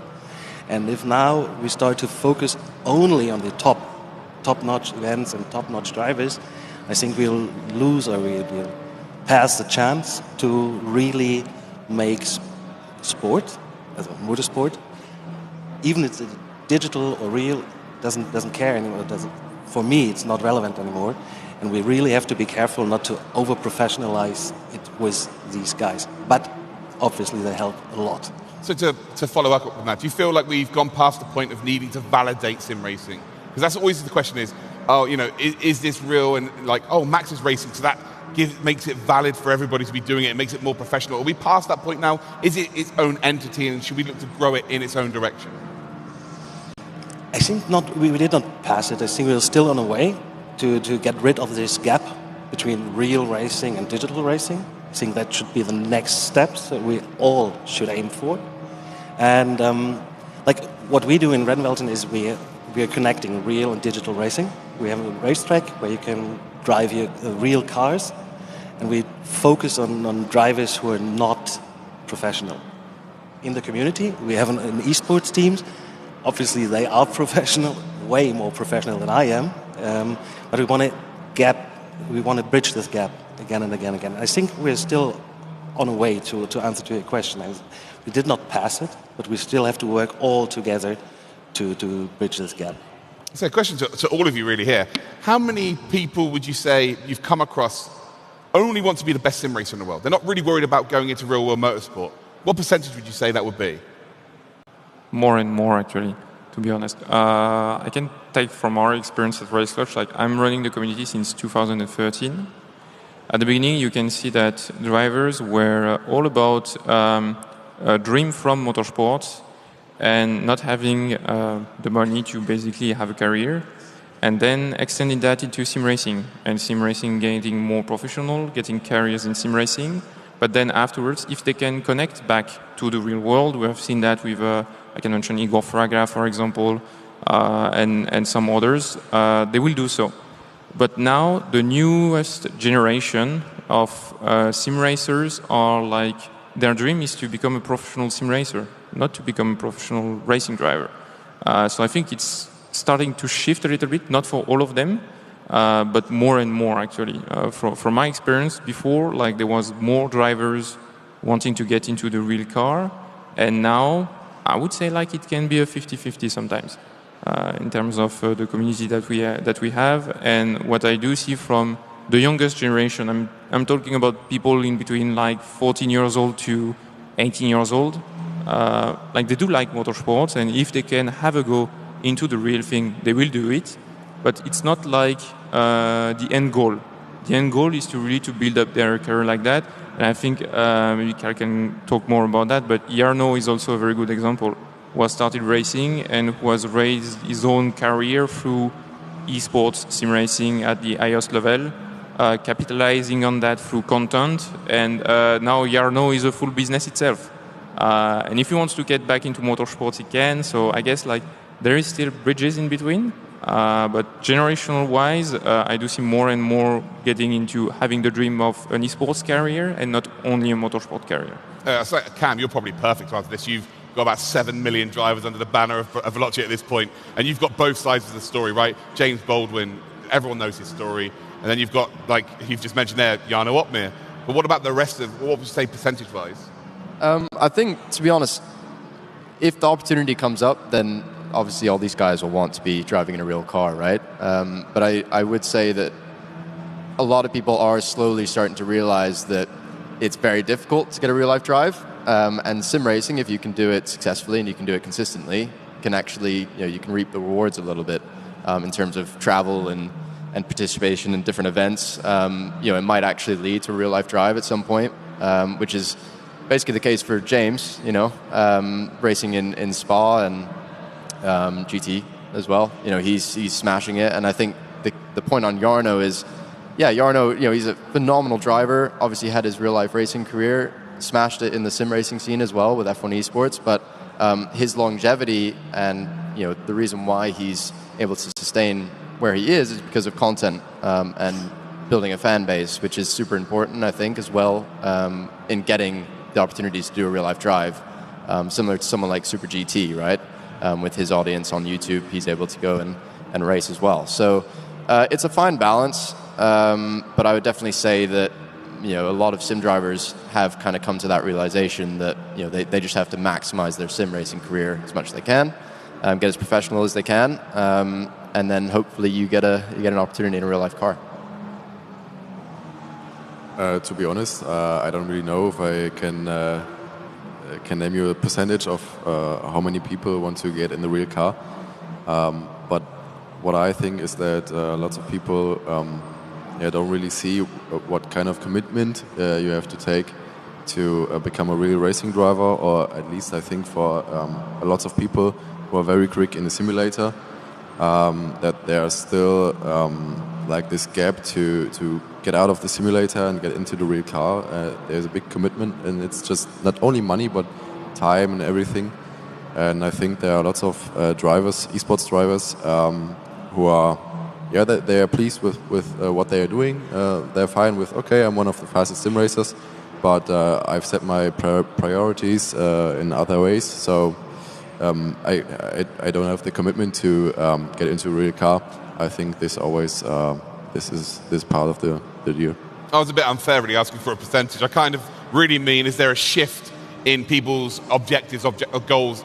Are there less and less people going via sim racing to ultimately be in the real world, or are they just ultimately wanting to become that racing driver? I feel like when I first got into sim racing, we're still kind of in a golden generation of racing in the real world. It's kind of, I don't think racing is, with Drive to Survive, of course, Formula 1's really, really popular, but it's not like, I don't know, I'm a little bit older than some of you chaps on stage here, but it used to be, I don't know, a little bit more fashionable, I guess, and a little bit more fun to be aspiring to be a GT racer, to be in Formula 1, but now there are genuine opportunities in sim racing. I feel like that door being opened, less and less people are wanting to drive real cars. To be perfectly honest, in my world, and obviously we got different worlds here. This is perfect though, right? Yeah. The question should be like, do I want to be a professional? I experience way more people who don't even think about being professional, but they're satisfied, as you said before, in having a community, having a hub, hanging out with friends, in inverted commas, and just be a race driver. Not asking for, may I be a professional race driver, but still, I would say 90% of these guys are aiming for driving once in a lifetime a race car, not on a professional level, never ever.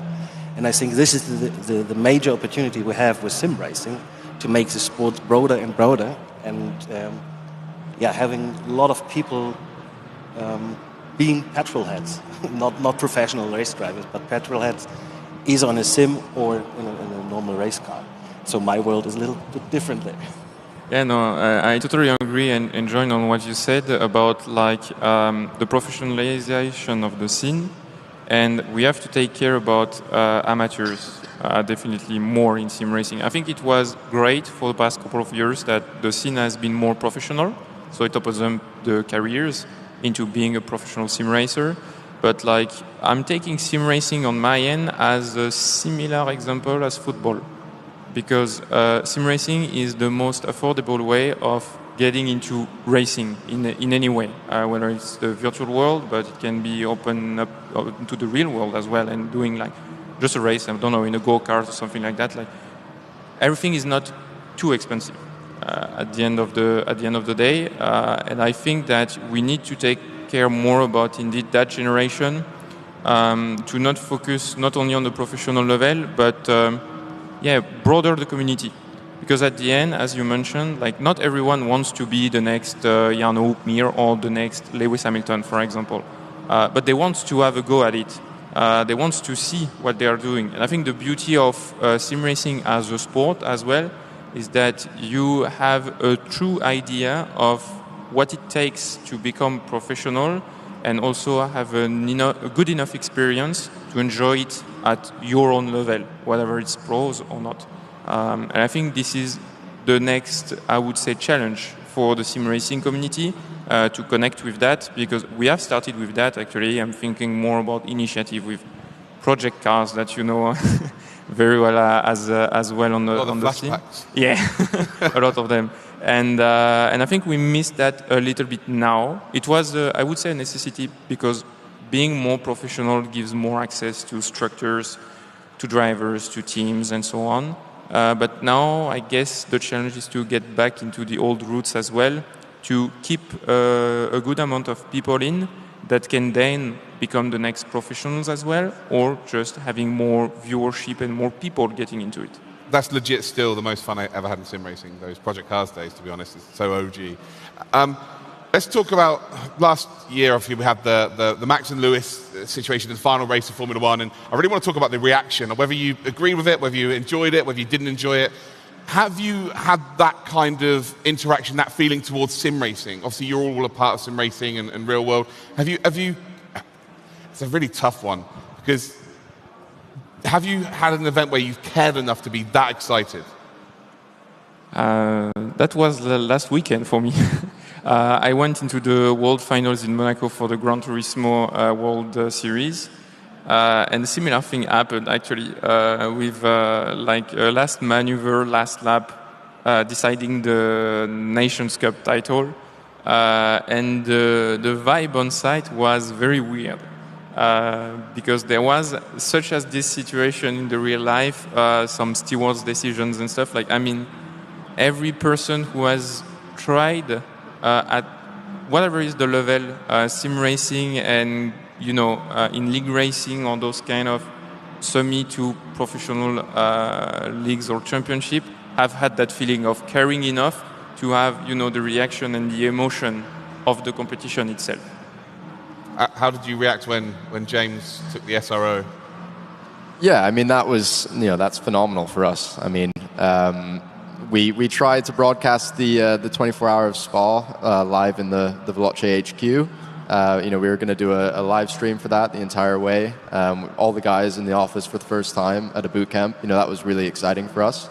But yeah, I think it's just about the level. I think it kind of comes back to the notion of you know, how credible a lot of the competitions are, right? I think you have these new leagues starting up that are really creative, you know, like ERWC and ERL, that bring new formats to things. But in terms of, you know, naming rights and everything else, SRO is you know, it makes your ears prick up a little bit if you're into motorsport, right? So when you win these competitions, yeah, I mean, obviously it's a great feeling. I think for the drivers, you know, they put so many hours into this. You know, for them to do it and do it at that level is always awesome to see. You know, that's kind of why we do it anyway. We really enjoy those moments, and us as Veloce being kind of a content-driven brand, you know, that trying to live stream those events and make content around it is super important for us. So, you know, showcasing that passion to people that maybe aren't involved in sim racing is kind of the end goal, because then, you know, the community gets bigger and everything else. So, Yeah. At one stage, SRO GT World Challenge was new. No one knew about it, right? What does sim racing need to do to have that stance in the world of motorsport and sim racing? Where you just look at a title and you're very well and go, oh yeah, that's the one I want to be in. And there are a few sim racing championships out there like that, but in the real world of motorsport, there are so many. What does sim racing need to do? I would re-ask first, as you said, there are heaps of formats in real racing, in classic motorsports, and at least in Germany, where I know the market a little bit, nobody knows it. So there we have the first problem. Even the classics are not known quite well, despite all the major formats. And sim racing, I think we're gonna be more personal. In the moment, most people don't know too much sim races.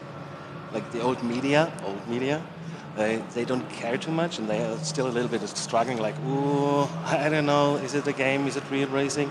So what we need is more personalization and having more heroes, but not only the superstar heroes, Verstappen and Cole, but make the sim racers themselves, make them a little bit more personal, make them a little bit more hero. And then we need media to focus on it and show it. When I'm watching sim racing at home and my stepmom comes in, she's looking on the TV okay, is this real racing or is it sim racing? She doesn't see the difference anymore.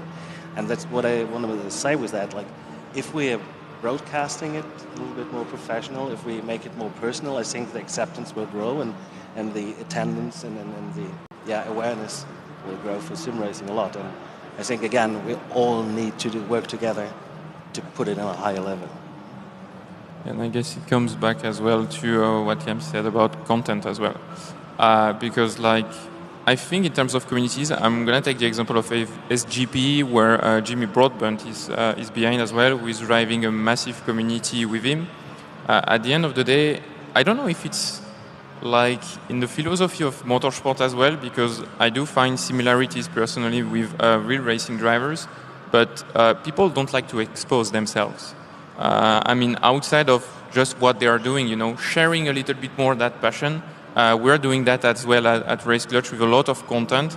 And from the content that we see, esports is growing for the competition side, but what's bring everyone together is more like the gaming side. But the gaming side can be serious as well. Either it's the videos on iRacing, etc., explaining more what we're doing, giving more insights from a professional or less professional level is what connects people at the end of the day.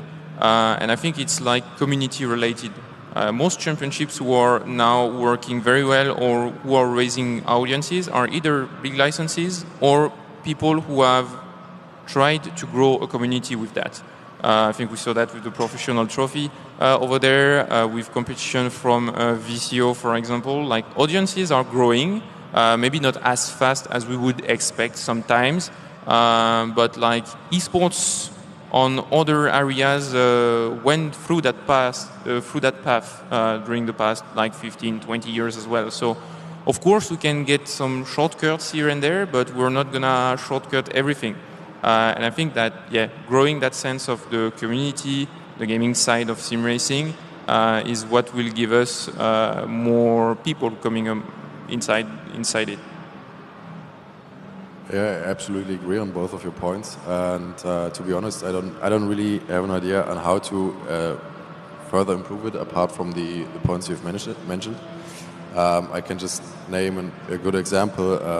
What I think really adds to sim racing and to real-world motorsports. Since we're a real racing team, racing at the Nürburgring in the NLS, Nürburgring Langstreckenserie. We also compete in the DNLS, Digital Nürburgring Langstreckenserie, and with that they've got the same commentators and everything is the same for the persons who watch the live stream.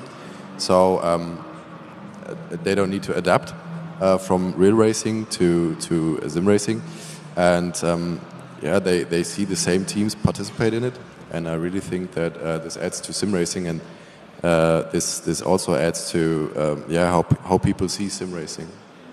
Yeah, I think pairing sim racing events with real life races goes a long way as well.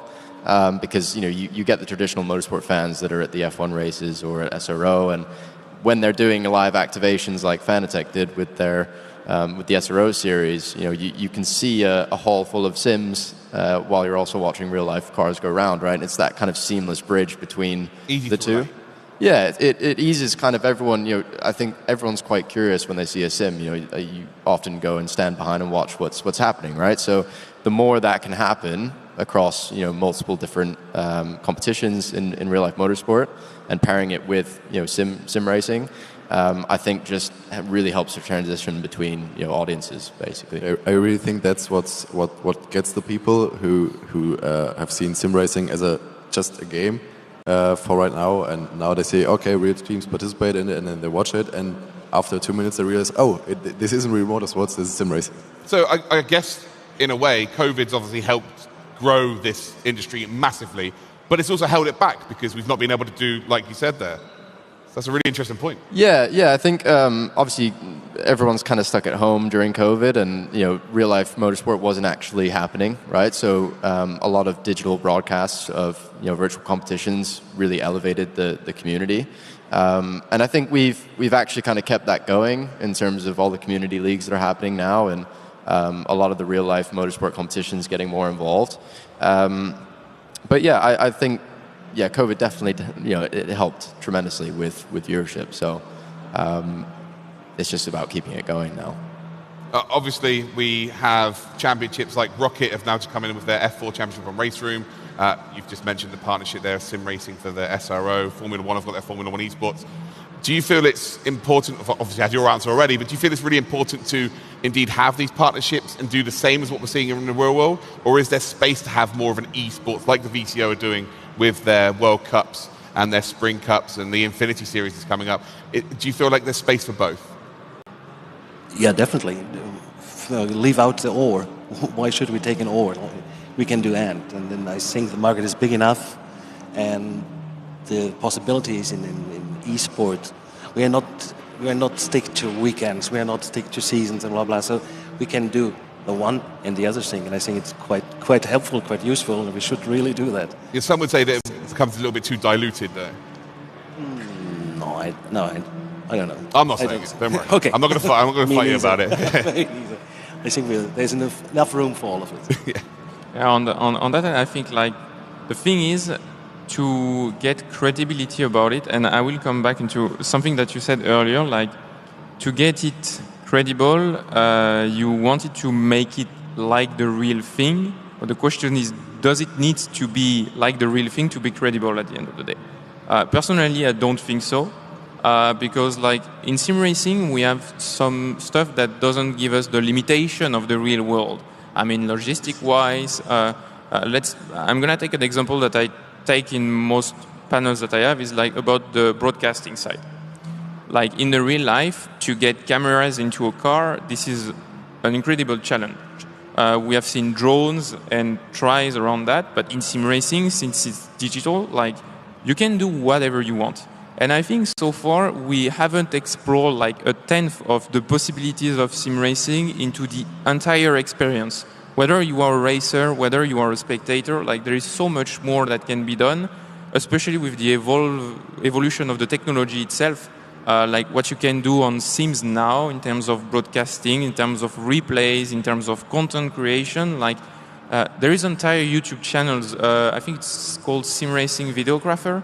Like who does those kind of clips and stuff, and who get the views. Like there is so much more to experiment, and I think we are just at the beginning of it right now. So maybe more towards esports on that side, or at least like. We don't need to copy Motorsport if Motorsport is doing things the way people doesn't like to do it, or like at the end of the day, it's all about awareness and thinking as well about like how we can interest people. Because as soon as you do good content, it will work. Whatever is the content you are talking about. With all these opportunities in the world of sim racing, does it now fall onto the drivers themselves to their responsibility to put themselves out there, create their own content and build their own brand? Well, to be honest, I think there's not just one answer to it. I think it goes a long way since there are competitions which are quite different from the other, and there are drivers who just want to drive and be the fastest in the sim, and there are streamers and so on and so on. So I think there are lots of phases of sim racing, and I don't know if there's this one brand image where sim racing goes or where the driver go. Yeah, I think it's quite subjective, right? It just depends on the driver as an individual. So like, if they want to explore the opportunity to build their own brand and make content, then by all means. I think it's not necessarily down to, well, it is down to them to have the initiative, but I think it's also down to the teams and the organizations they're working with to support them to do that, which is another big thing. A lot of these guys spend hours and hours just grinding on their tracks and everything else, and I think for us as a brand, as Veloce, like we want to try and give those opportunities to do content and kind of push the boundaries on what they're doing. But it's not for everyone, and that's perfectly fine as well. But it's just a case of realizing the position you're in as a sim driver. If you're James and you're winning SRO or Eamon or George Boothby, it's about, hey, how can I capitalize on what I've just done, right? And how can I make a video about what we did, or how can I get on panels and talk about it, right? So it's dependent on the individual. Obviously, it'd be nice to see a lot more faces of the drivers on screen and doing content. But yeah, I think it's down to the individual for sure. Yeah, completely. Let's talk driving standards then. Obviously, we had a massive crossover because of the pandemic, and we saw a lot of real-life drivers come over. There was a lot of controversy as well. Do you feel like driving standards is better in sim racing or in motorsports? Sim. You love this, don't you? I'm just poking the pot. Yeah, just feels easy. Making loads of enemies. For me, I would say, like it depends of the POV, but I would say on the sim, because from our own experiences and through COVID, like it was funny because you saw that how sim racers do approach the races and real racers, and from general public, what do you think is like, because there is sports drivers, it's a video game, there is not the element of the risks, so they are going to take more of them. And in fact, it's completely the other way around. Because sim racer, like most crashes or like sometimes some weird situation that we have seen, comes from the real life drivers because they are not sometimes taking it as the real thing, and so they try more funny stuff, I would say, in racing that they wouldn't, in real life, and that can create sometimes some bizarre situation. For being as well someone who's racing in multi-class, I think it's where this is happening the most. So I would say on an individual level, sim racers are maybe a bit more careful than real racers. Of course, it depends on each and every individual. It's just a general POV. But then in between, in terms of competition, like standards are the same and rules are pretty much the same. So there is no like a winner or loser over there. In my opinion, there's no answer for this because we see real life championships like the DTM, where there are races. I know what you're talking about. where there are races where just half of the field finishes and the rest is completely carnage. And then we have competitions in real life, just like at the NLS. There are races where there are close battles and there are a few scratches here and there, but in the end, every car gets to the finish line, and it's just close competition. That's how racing should be, and this goes vice versa. We see in sim racing there are events, for example, the DNLS, which was really or had really high driving standards, and on the other side, we've competed in races where it was just complete carnage, and we thought, well, what's going on here? So I don't really think that there's a clear answer for that, and I don't really know how to or how we can achieve to have the same driving standards all the way along from sim racing, real world motorsports, even in the different championships. I think there are smart enough people at the organizations who need to figure this out, how they do it. But yeah, this is thankfully not my job. We did not figure it out till now. Yeah, I think I don't know. It's so much easier to. Well, I say easier, but there's less consequences for crashing into someone on a sim than there are in real life, right? So, to that point, I'd probably say that the driving standards in sim are potentially a little bit worse. But at the same time, I think at the top split of all of these competitions, these guys have so much respect for each other that they try to avoid it at all costs. So, yeah, it depends on the circumstance. But I would definitely say that, in my opinion, I think sim racing driving standards definitely, I think, would be worse than real life. A lot of races are a 1 in turn 1 in sim racing, at least in our leagues, like almost every race. Monza. That's like how you're supposed to race, right? Yeah, exactly. Yeah, it's good to say. Like, that's how I've been doing it for years. Yeah, crash all the others out, turn 1, sure. go for it. Hope your car's okay. Yeah, absolutely. Destruction Derby, was it there? No, to be honest, it completely depends. Like, if you're having AM guys, it's more likely that it will have a little bit of carnage in turn 1 or on the track, and that track limits are not respected, and so on and so on. On the other side, if you're looking to like higher level sim racing, it's all closer.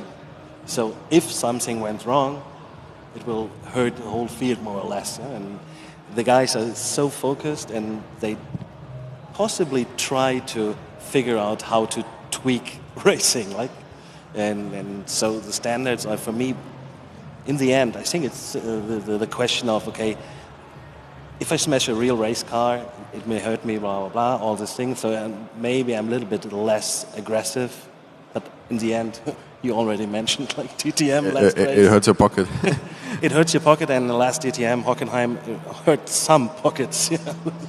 Yeah, that was a fun. So in the end, like, we are all racers. Do not make the big difference between digital or sim racing and real racing. I think it's the same story. One pro on this side, one contra on the next side. But I don't think that you can clearly say, oh yeah, the standards are cool. These standards are not that good. I will say one thing. Let's just use iRacing as an example. In real world, we only see one split, right? There's only one. There's not like a second split, a third split, fourth split. So we're judging. We only really should judge cleanliness really from the top split of each event if we're using iRacing as that example. Because if we want to go by Ferrari Challenge 7th split on a Wednesday, you know what I mean? It can get really, really dodgy. But I'll go from what Moritz Lohner told me. His first ever race was at Monza, and he just said there was no space left by anybody in the real world. And he said sim racing is so much obviously safer, but in a sense of, it feels like you get left a lot more room, which, yeah, blew my mind. But then I saw the state of the side of his car after that race, which was quite incredible. Yeah, but like in sim racing, we have these chances. Like, if I take the microcosmos Renvelton, we had this problem that really a lot of people in the league said, okay, I don't want to race anymore. It really starts to me off, and I don't want to race anymore, because T1, always the same problem. Then we started in format and said, okay, we'll train starting with the field. We'll open up a server. Something started with open wheel. Like, that's crazy in itself. No, training, we can do in sim racing, we can train it. We have 2-minute races, so it means one round, and we again and again, and repeat, and the people start to get to know it, and then get a feeling for that, and the driving standards in this league, in this split, raised. And that's one of the possibilities. You shouldn't do that with real cars. Like, hey guys, have some fun, try, go for it on the start, and we'll have some spare cars, we'll do that later. So that's a great opportunity to raise standards in sim racing. Well, this is your favorite subject, Cam. So do you think, obviously we get to see every decision made now in Formula One, whether it be GT racing, we get to see stewards' decisions. Is stewarding better in real-world motorsport or sim racing? Sink your teeth into that one.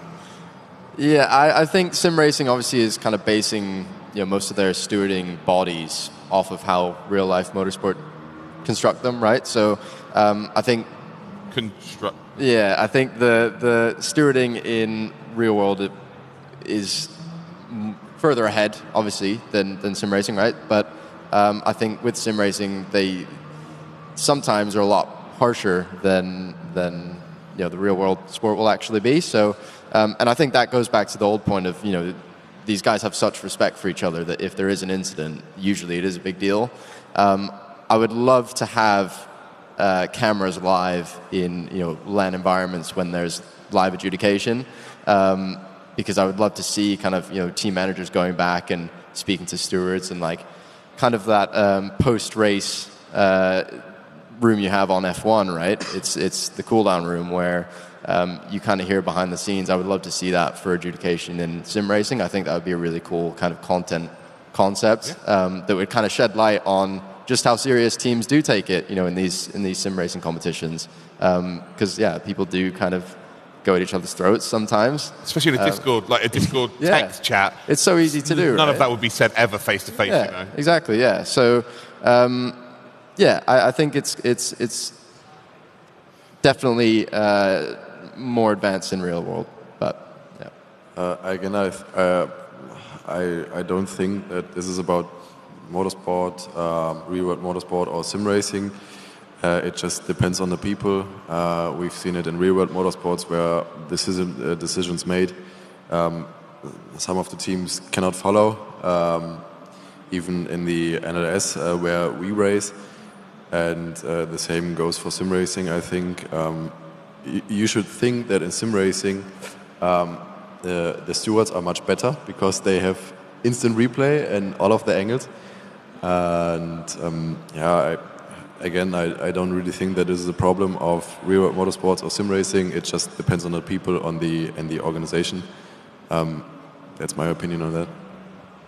Yeah, I can agree on that end, but as Cam mentioned, I guess for participating into pretty much most of the high-end championships, I guess everyone is trying to figure out, at least on a professional level, what's their own instance are. I think at the moment we maybe not have enough people, I would say, in sim racing on the really top to handle this in total transparency, because there is situations where decisions could have been very different from that end, but it's really subjective as every decision made.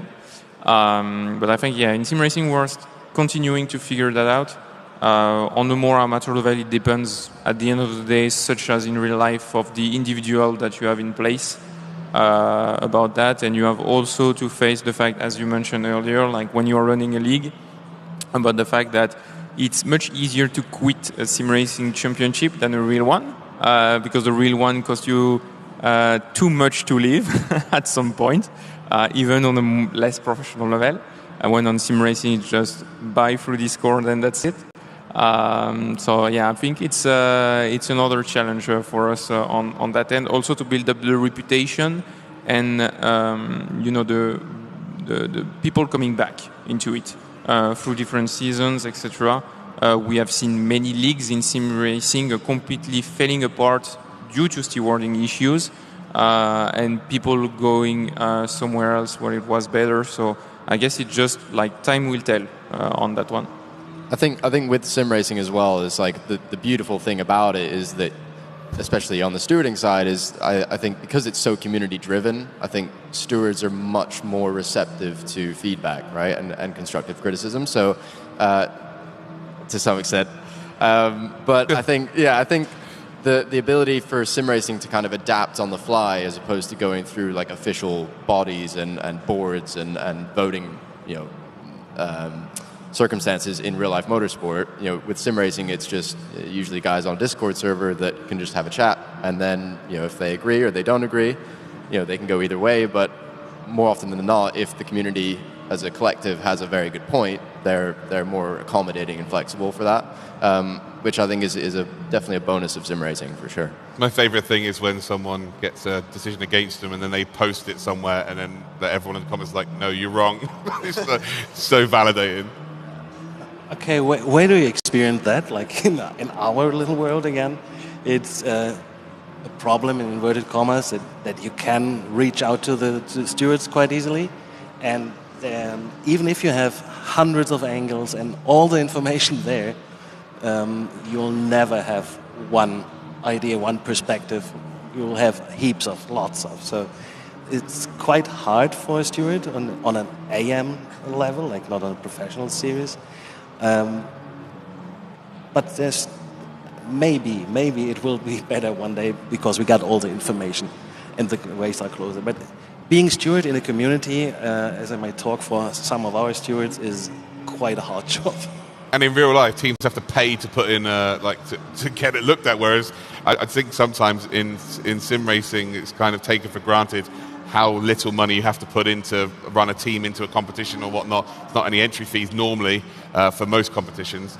But anyway, I'm going to wrap it up now. The last question is very, very simple. Sim racing, esports or motorsports?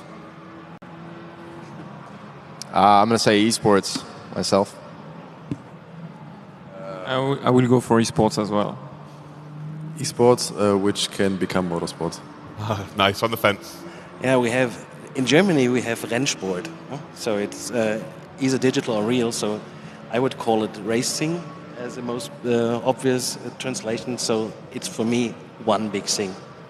Perfect. Well, thank you very much to all of you for your time. It's a really nice discussion there. And now we're going to go and join Matze, who will be on stage in a minute.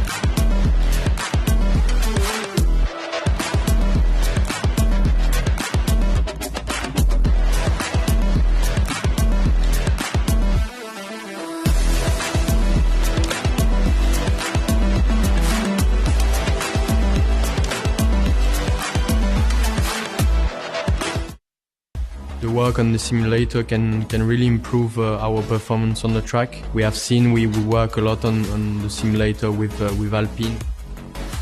Obviously in Formula One we're operating the absolute pinnacle of motorsport. The TRX starts to bring esports to that same level of performance. It's equipment for the very best at the very top end of the market.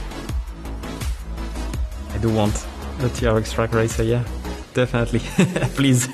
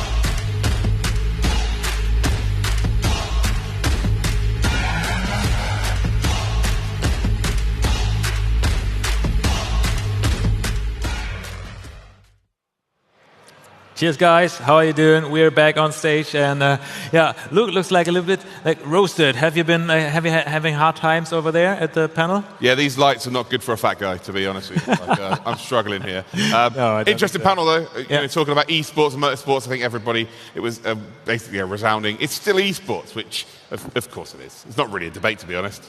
No, there's a difference, definitely. But let's say we're getting there.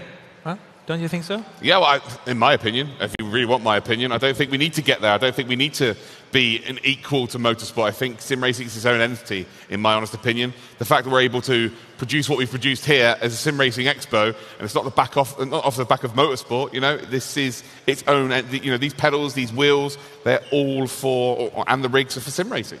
So for me, it's its own entity. It's still growing, and maybe one day it overtakes motorsport. Who knows? Yeah. This is what I also think. So super exciting. You already showed in that direction, because there is Hall 9, and there is a lot waiting for you. I really tell you guys, please come to Nürnberg and experience this fair. If you can't, no worries there. We have our colleague Alex, who is experiencing it for you, because constantly reporting from all the booths over there, and he's doing that right now as well. Have fun with Alex. You know what? I'm no James Bond, but Aston Martin Vantage V8 F1 edition, and it's the official pace car as one of two brands that have been aligned with Formula One, along with Mercedes. British Racing Green. Tuning vanes, front splitter, gloss, matte black matte black wheels, 20s on the front, and I think they're even bigger on the rear. Well, they're 20s, so 295, 35, 20 on the rear, and then we go from Aston Martin to Bentley, the Continental GT Speed, matte deep black metallic with gloss black alloy wheels, 22s on this thing. And again, Luke, mate, I'm nerding out. I can't help myself. I'm like a kid in a candy store. But we have to talk a little bit more about the sim racing side of things. So, Virtual Racing Lounge. Full motion simulators, one of the biggest entities within the German sim racing community. They set up Virtual Racing Lounges. They do events all over Europe. They also have accessibility to streaming.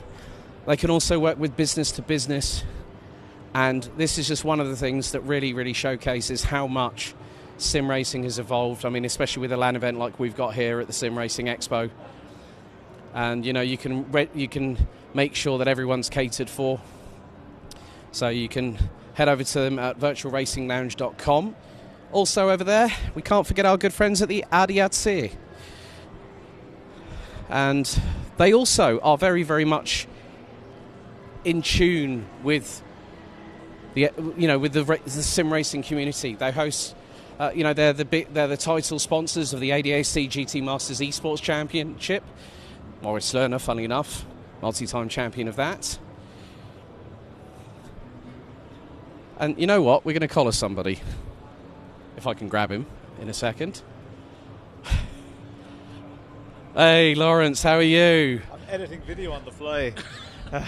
Phones are great these days. I know, but how are you enjoying it here at the Sim Racing Expo? I mean, we both love the sim racing community. We love commentating about it, hosting about it.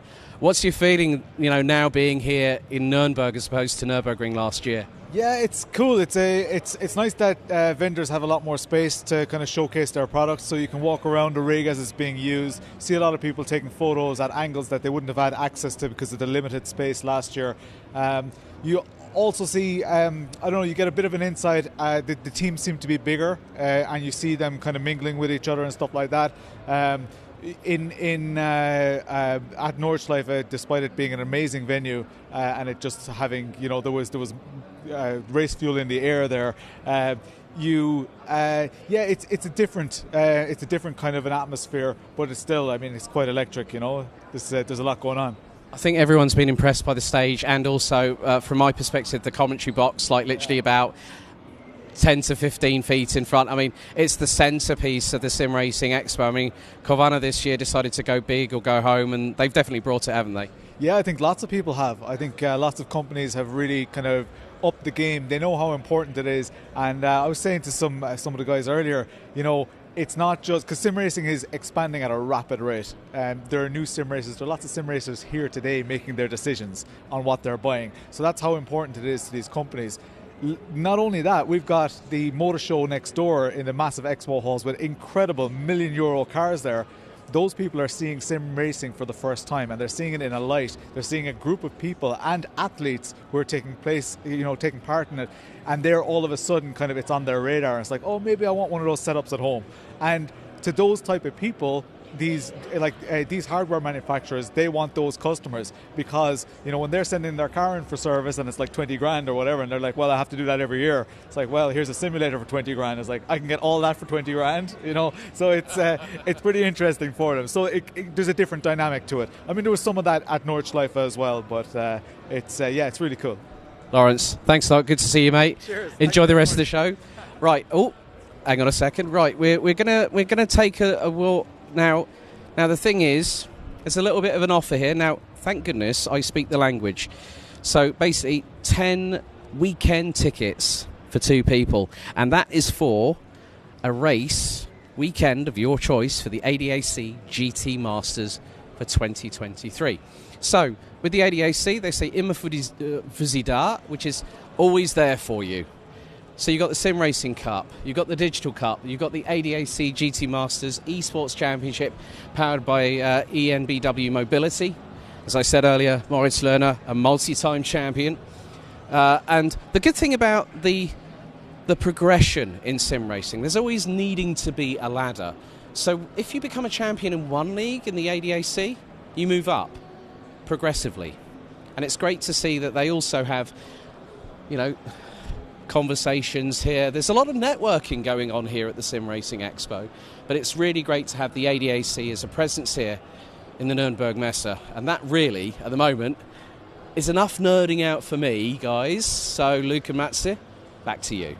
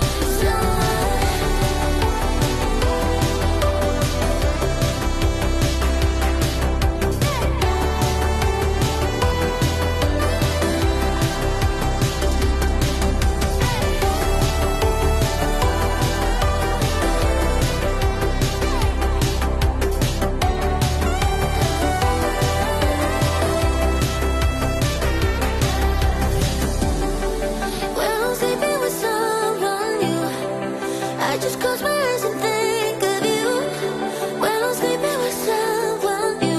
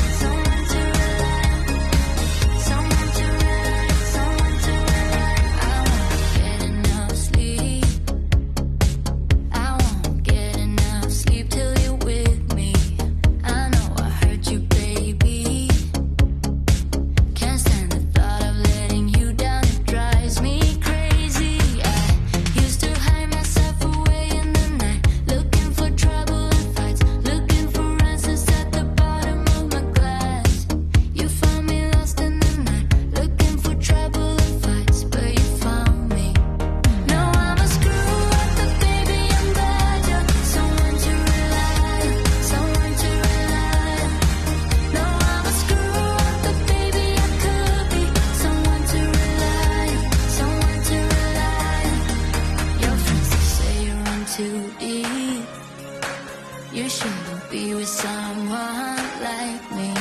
Sometimes I think they're right, honey.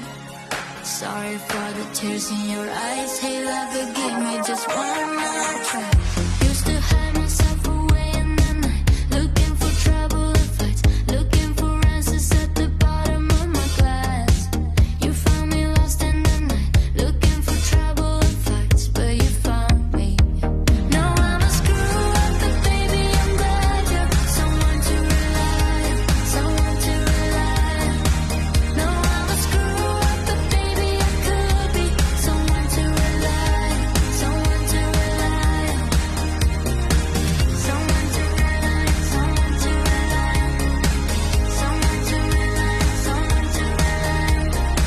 Someone to rely on, someone to rely on. Someone to rely on, someone to rely on. Hey baby, I'm calling. Hey baby, just please pick up the phone. Hey baby, I'm calling. I'm drunk, can you please pick up? No, I'm a screw up, but baby, I'm glad you're someone to rely on, someone to rely on, someone to rely on. No, I'm a screw up, but baby, I could be someone to rely on, someone to rely on. No, I'm a screw up, but baby, I'm glad you're someone to rely on, someone to rely on.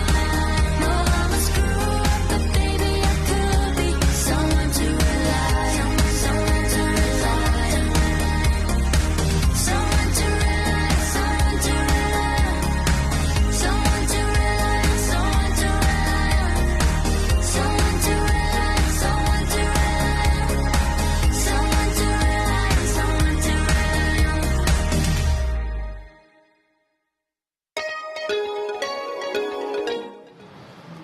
Ladies, gentlemen, boys and girls, welcome back to the Sim Racing Expo 2022. We're here for our next panel, and that should be easy for me because we've got loads of content creators who love to talk. And well, let's introduce our first one then. We've got Dizzy, who will be joining us. We can clap if you want. Don't have to. It's fine. Pop over to the left there, buddy. We've got Maxime Bymans as well. Hi, Max. Hello.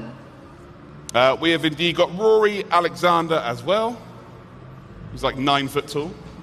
What's the weather like up there? Hey. And I think he might be ready. We have also got Random Call Sign. I don't think he's ready. Not quite ready, so we will just give him a few minutes. We'll go sit down. We'll go chill out. He'll be here at some point, I would imagine. Just casually strolling around, but he will join us. So first of all then, how have you enjoyed the Sim Racing Expo 2022? It's really good. It's definitely different from where it's been before. The Nürburgring was this is much better. I much enjoy it. It doesn't quite have the backdrop of the Nordschleife. No, it does. But it does have quite nice classics through there, so there's plenty to see anyway. Yeah, it's good to be here. The event is way bigger than it used to be, so that's great to see. A lot of nice companies are here, so good. But I miss the Nordschleife a bit. Normally we go on track, and now we can just watch at beautiful cars, but not drive in them or have a hot lap with them. It's bad for my credit card.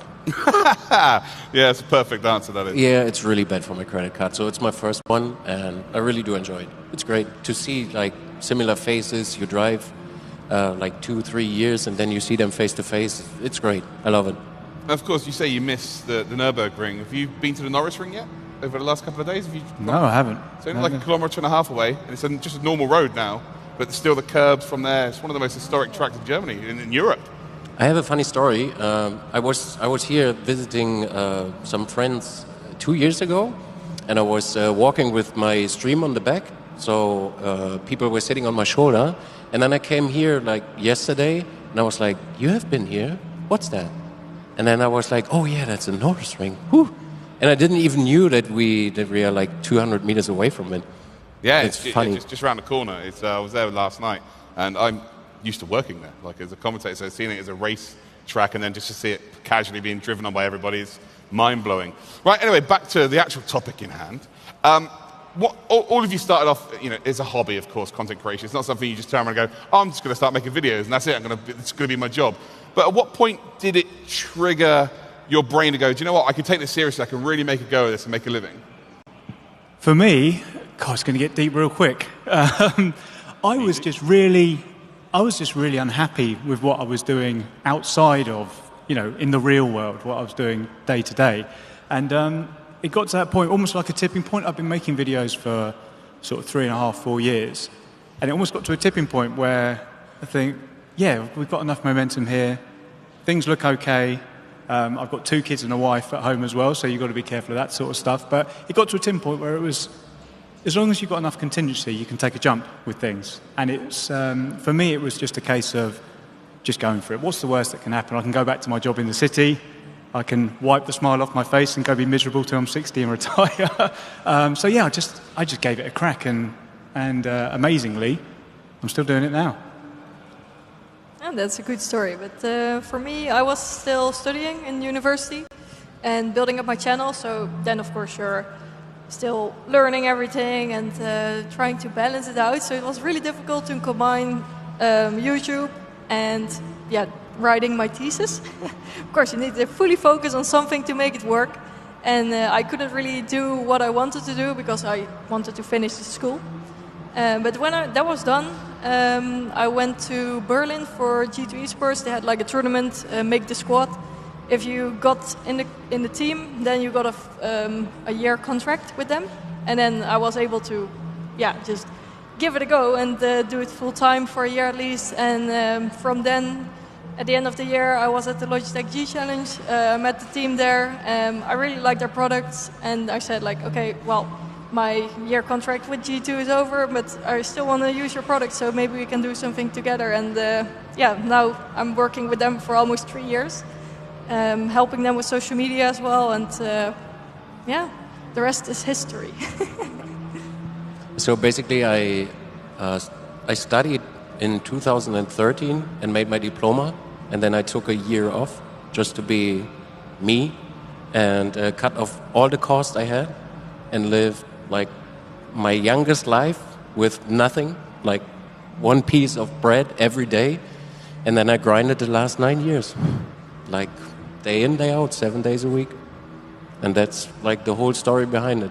So when I turned around and said, you don't just one day turn around and go, you're going to be a content creator, you literally did. Yes, do that. I did I got my diploma in December and started in January.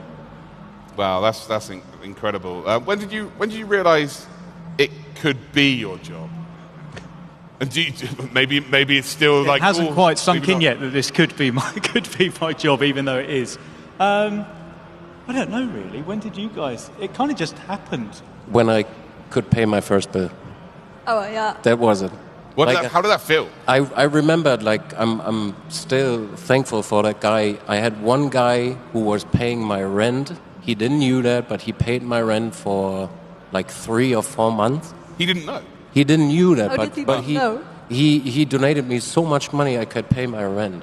So I got from one guy once a month that payment, And then I knew, okay, I go for it. I go all in. I just cut everything off and then I went in. It was so stupid. When I was 27, now I'm 37, so it was stupid. I wouldn't recommend that. No. For me, I was, of course, in school. I had my internship at a company, like PR company for games. And then they asked me to work for them, so I worked there for a couple of months. But then at one point, with a sponsorship for YouTube, one sponsorship, I made more than what I made there the whole month. So then I was like, maybe I should use my time a bit more wisely and fully focus on YouTube and see where it goes. Yeah, when you get your sort of what you would earn in a day, you've been working from 9 till 5:30, 6 or something. You get home, jump on the simulator and do something you enjoy, and earn as much as you had done being miserable in the office all day. That's kind of when those days sort of add up. That's when it starts to think, oh, maybe. Yeah, and also like how you spend your time. Like also when you're in the office all day, people go home and they're off. But that's where our job starts. Like when you're at home, that's just and then you work till you go to bed. So it's, and it starts all over again. Exactly, and also what you said, like working 7 days a week, maybe like 12 hours per day. Yeah, you have to put all the effort in to make it happen. It never ends. It never ends. Your day never ends, no. So prior to it being your living, did you face any serious challenges where you had any doubt in your mind that you could make it happen? Yeah, I had, like in 2018, I got a breakdown. I worked so much, like from 9 in the morning till 2 in the night, and I did that for 3 years, straight up, every day. And then I just went to an event and met some people, like good friends I met over the stream, and I was so mad at them for no reason, and then I said, okay, I need to stop that. I took 1 day break, like now I have a six-day week, so I do office stuff at Mondays. And then at this point I realized, okay, that's too much. Like I was totally burned out. Yeah, you have to listen to your body and give it the rest when it's so yeah. Yeah, finding balance is quite a difficult thing. You've got to go to the only way to find balance is to go to your limit, find that is where your limit is, and then ease off to where you almost cannot sustain it. And if you're somewhere in the middle, that's where you've got to kind of stay. And once you've been through, it's a common thing when you do content creation, is burnt out. Or any job, you can be burnt out in any job. It's just a bit of a buzzword in content creation, isn't it? Yeah. As long as you can see the signs, the early warning signs, then you're okay. You can sort of throttle back when you need to. But yeah, I've been there too. But you only do it a couple of times, and then you learn. That's all that success is running out of ways to fail and learning from your mistakes. And as long as you're learning from them and saying, right, I'm not going to do that again, or I'm not going to do that again because that had a negative effect on what I'm trying to do, eventually you'll find your way, eventually. The funny thing is when you learn from your mistakes, you do more at the end. You get down to the point where you do less, and then you start to do more, and you push your boundaries very high. My boundaries are so high right now, so the stress resistance got to a point where it's like, okay, I don't care. Let's do it. Let's go. What has been the most unexpected sort of achievement that you've had within your careers so far? For me, probably it's probably just making it a sustainable business. Really, is something that is just unexpected for me. These amazing companies that have the sort of the equipment that I've aspired when I first started. Oh yeah, I'd love that wheel. I'd love to save up for that wheel. Or I'd love to save up for that, rig or that TV or whatever, that monitor. And when they actually talk to you and recognise you and actually want you to be a brand ambassador for them and work with them, and then you see the power behind them at places like this, that for me is that's the most astounding thing for me is the recognition part, I think. Yeah, I don't know about you guys. Yeah, for me, it was after the Las Vegas event with Logitech. I was there as a guest very last minute. I met like everybody and I didn't know who I was talking to. And apparently there was like general manager, head of marketing and PR and communications, everybody. And I was like, oh, okay, I didn't know that. And then after I asked for the sponsorship, they said like, yeah, we want to offer you a bit more. So then I started to work with them as a community advisor. And then just got more and more responsibilities, and now being like responsible for all this sim racing social media. That's quite a nice achievement to not only make content for my own channels, but also for them here. So yeah, I really enjoyed it. I guess it was my first flight to America, fully paid. I cried. That was like in my second year, and it was Blizzard by the time, and they called me and invited me to the BlizzCon, and they paid everything. I was crying. I remember that for like the rest of my life. And the first autograph I gave. That's the point where you realize what's happening. Why are people talking to?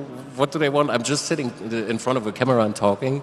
So yeah, these were incredible. Yeah. I need to have a conversation with someone. Las Vegas, America. Yeah. Huh. You've been to Isle of Wight or something. We're in Yeah, maybe. Nuremberg. I paid for that. You okay. I'm going straight in there. Dizzy's looking down on you now, if he can. Have you? Can I have your I autograph? don't. We need to drive together. We were talking. You could drive. No, you can drive too, I guess. A panel Route 66. Yeah. Fully funded by these two, by the sounds. Yeah. Wait, what? Here we go. We need to talk about that. I'm going to cry for a whole different reason now. Stop. Someone who's come from content creation myself as well, I had a very bad bout of imposter syndrome when I started working in real-world motorsport. Have you guys come across this, and how did you deal with it? Because there are many people out there watching who are maybe on the start of their journey, or maybe they're just getting some traction, and they will start to feel that, and it's horrible. How do you get through it? I think imposter syndrome is something, and it's something that I talk about quite a lot, because I like to share how I feel and be transparent as possible on my journey with the people that watch me. Imposter syndrome for me, as long as you can manage it, I think it's quite healthy. It keeps you on your toes. It keeps you, it's sort of that fight or flight mentality. It keeps you, fighting every day and making sure that you do everything every day. What I would say, though, to people who are just starting is just start. That's it. Just start. I wish I'd started a long time ago. I might be at the level of these guys if I started a lot earlier, but nobody's got anything. Nothing's perfect. Do your first 100 videos, do your first 100 streams, then have a look at what you're doing right and doing wrong. Don't let perfection get in the way of you starting. And you are your own USP. So don't worry about if you've got a quirk here or you're not confident there or something. That's what people like about you. I've got plenty of quirks and plenty of things that I deem as negative, but other people can relate to that and say, right, I like this guy because I feel the same thing. So I would say just manage it, but embrace it and just be yourself, and you'll be just fine. Yeah, quirks are fine. We've literally got quirk in the community, so yeah. Yeah, I think just be yourself and do what you like and what you enjoy, and don't do it because you want to gain like thousands of followers or whatever. Don't do it for the money or the views. Just do it because you like it, and stay consistent and enjoy the journey. I was thinking about what you said. Just like after 9 years, I'm still not doing anything right. Seriously, I played shooters, I did IRL stuff, I'm doing sim racing now. I never did anything the right way, never. You will always get to the point where you realize, okay, that's not my thing, just switch it up and do anything else. Just be yourself and do what you like. And in some instances, you become the product, the individual, the personality. Some people will watch you, I don't know, do all sorts of stuff. It's not just about the racing. It's about, as I say, how they relate to you, whether they like you as a person. So if you think about yourself as like the sort of body of the spider, if you like, and everything coming off of that, as long as you're yourself, people will gravitate to that. And yeah, don't do things, as Maxime said, don't do things to chase views and likes and subscribers and all this sort of stuff, because you won't be in control of your own journey then, and you'll end up pigeonholing yourself into something you don't want to do. So yeah, be yourself is what I'd say. Yeah, and stay consistent, I think, too. You have to stay consistent, not do upload for a week and then you're like, oh, okay, then not for 2 weeks and then again for a week. Just try to spread it more and stay consistent. Yeah, schedule is like the first thing, right? Yeah. Everyone says it. So many people don't listen to that first bit of advice. You've got to be... the people have got to be able to read when you're online. They've got to know when you're going to be there. Like you're like a TV show, right? Yeah. You've got to form a habit. That's a habit, yeah. They get a habit, yeah. But I would say, like, the first row or the biggest point is be honest. Every time, be honest, don't lie. They figure that out if you're lying. If you get a product and you don't like it, say you don't like it. Don't lie. Never. Because when people find out you lie to them, they don't trust you anymore. And when viewers don't trust you anymore, they don't stick around. So never lie to your viewers or community. Yeah, that's my next question, actually. Reviews. How do you find balancing the unbiased reviews? Of course, you have to be unbiased, you have to be impartial, but also you feel you have a duty of care for the people who are providing the products as well. You don't want to burn bridges. How difficult is it to find that balance? I mean, it's very easy as you're sort of coming up in the industry to be tempted by all these offers that you get. So, oh yeah, just use this wheel. Oh yeah, use that wheel. And you could, and to, as you said, to not burn any bridges, you can push certain things or don't. I've only ever done one review on my channel, and that's for the company that I work with, because I think the best review for me is to use that stuff day in, day out. And the stuff I use day in, day out is the stuff I want to use, because you can see right through it. If someone grabs, if they use one company's product regularly, and then another one comes out, I say, oh yeah, this is the best thing since sliced bread. Brilliant. Go get yourself one. Use my link, right? But then in 2 weeks, disappears. I think, oh, okay, you're back to your comfort zone again, and you know which creators use which stuff. And I think just going back to your point about making sure that you're honest and don't be disingenuous with stuff. And I think good companies will understand, because they have customers too. It's like it almost paints them in a bad light if they're throwing loads of money and publicity at something. You see it sometimes. This one product will arrive all over the space.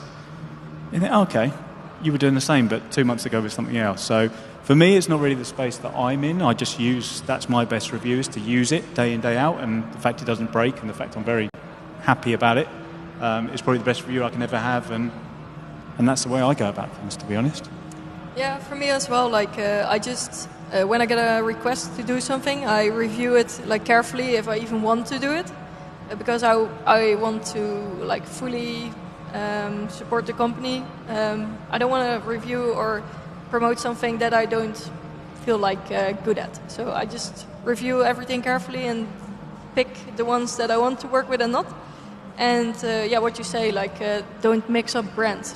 Don't review or use a laptop from one brand and then in 2 weeks later you're using and promoting the other one. That's not fair. So and then you lie to your viewers, and you shouldn't. So yeah. The funny thing is, I do that. You do that? Yeah, I do that. I use almost everything which is in there from the big brands in the last 3 years, just to say to my viewers, I did everything. You can ask me every brand you want. I can tell you what's good, what's bad. And if I get the chance to review it, I always tell the guys when they send stuff to me, I need to be honest. If it's shitty, I say it's shitty. You paid money for that, just remember that. And when they are fine with that, I do that. Because I'm still one of the only people not to swear on a stage. Just want to put that out there. And did I? I'm sorry. Swearing. All right.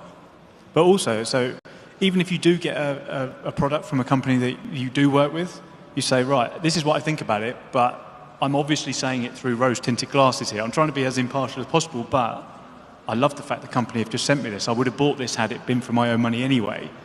So I think you can be okay with saying it. Be yourself. You can say, I really, really like this. I'm trying to be impartial, but obviously the elephant in the room is I work with this company anyway. So I'm going to have a slight positive bias to it. And I think people appreciate that. I think companies I think the legitimacy of sim racing particularly has forced companies to be more professional, because I feel like 5 years ago we were, I can't speak for you three, but I was being taken advantage of by certain companies. And also it's not like you were forced to give a positive review, but if you were honest, which I've always been, they wouldn't talk to you.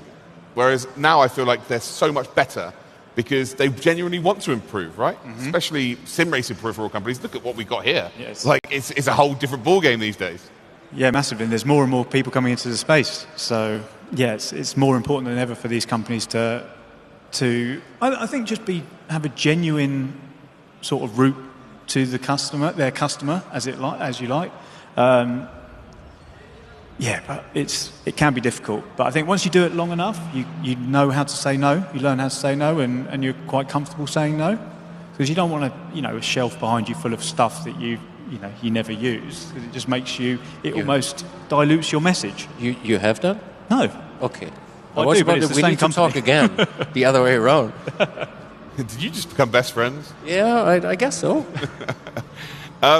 So let's move off that topic then and move on to storyboarding and scripting your content. A lot of people will assume that it's just one take, you're on a camera, you talk, and your job's done, or you're talking over a video.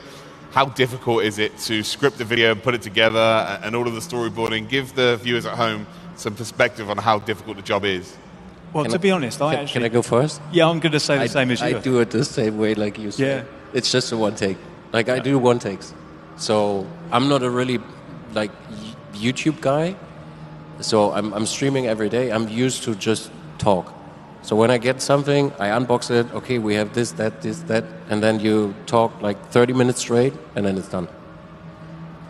So for me, I actually do just what you said. So I stream Monday to Friday, coming from the corporate terrible world that I used to work in.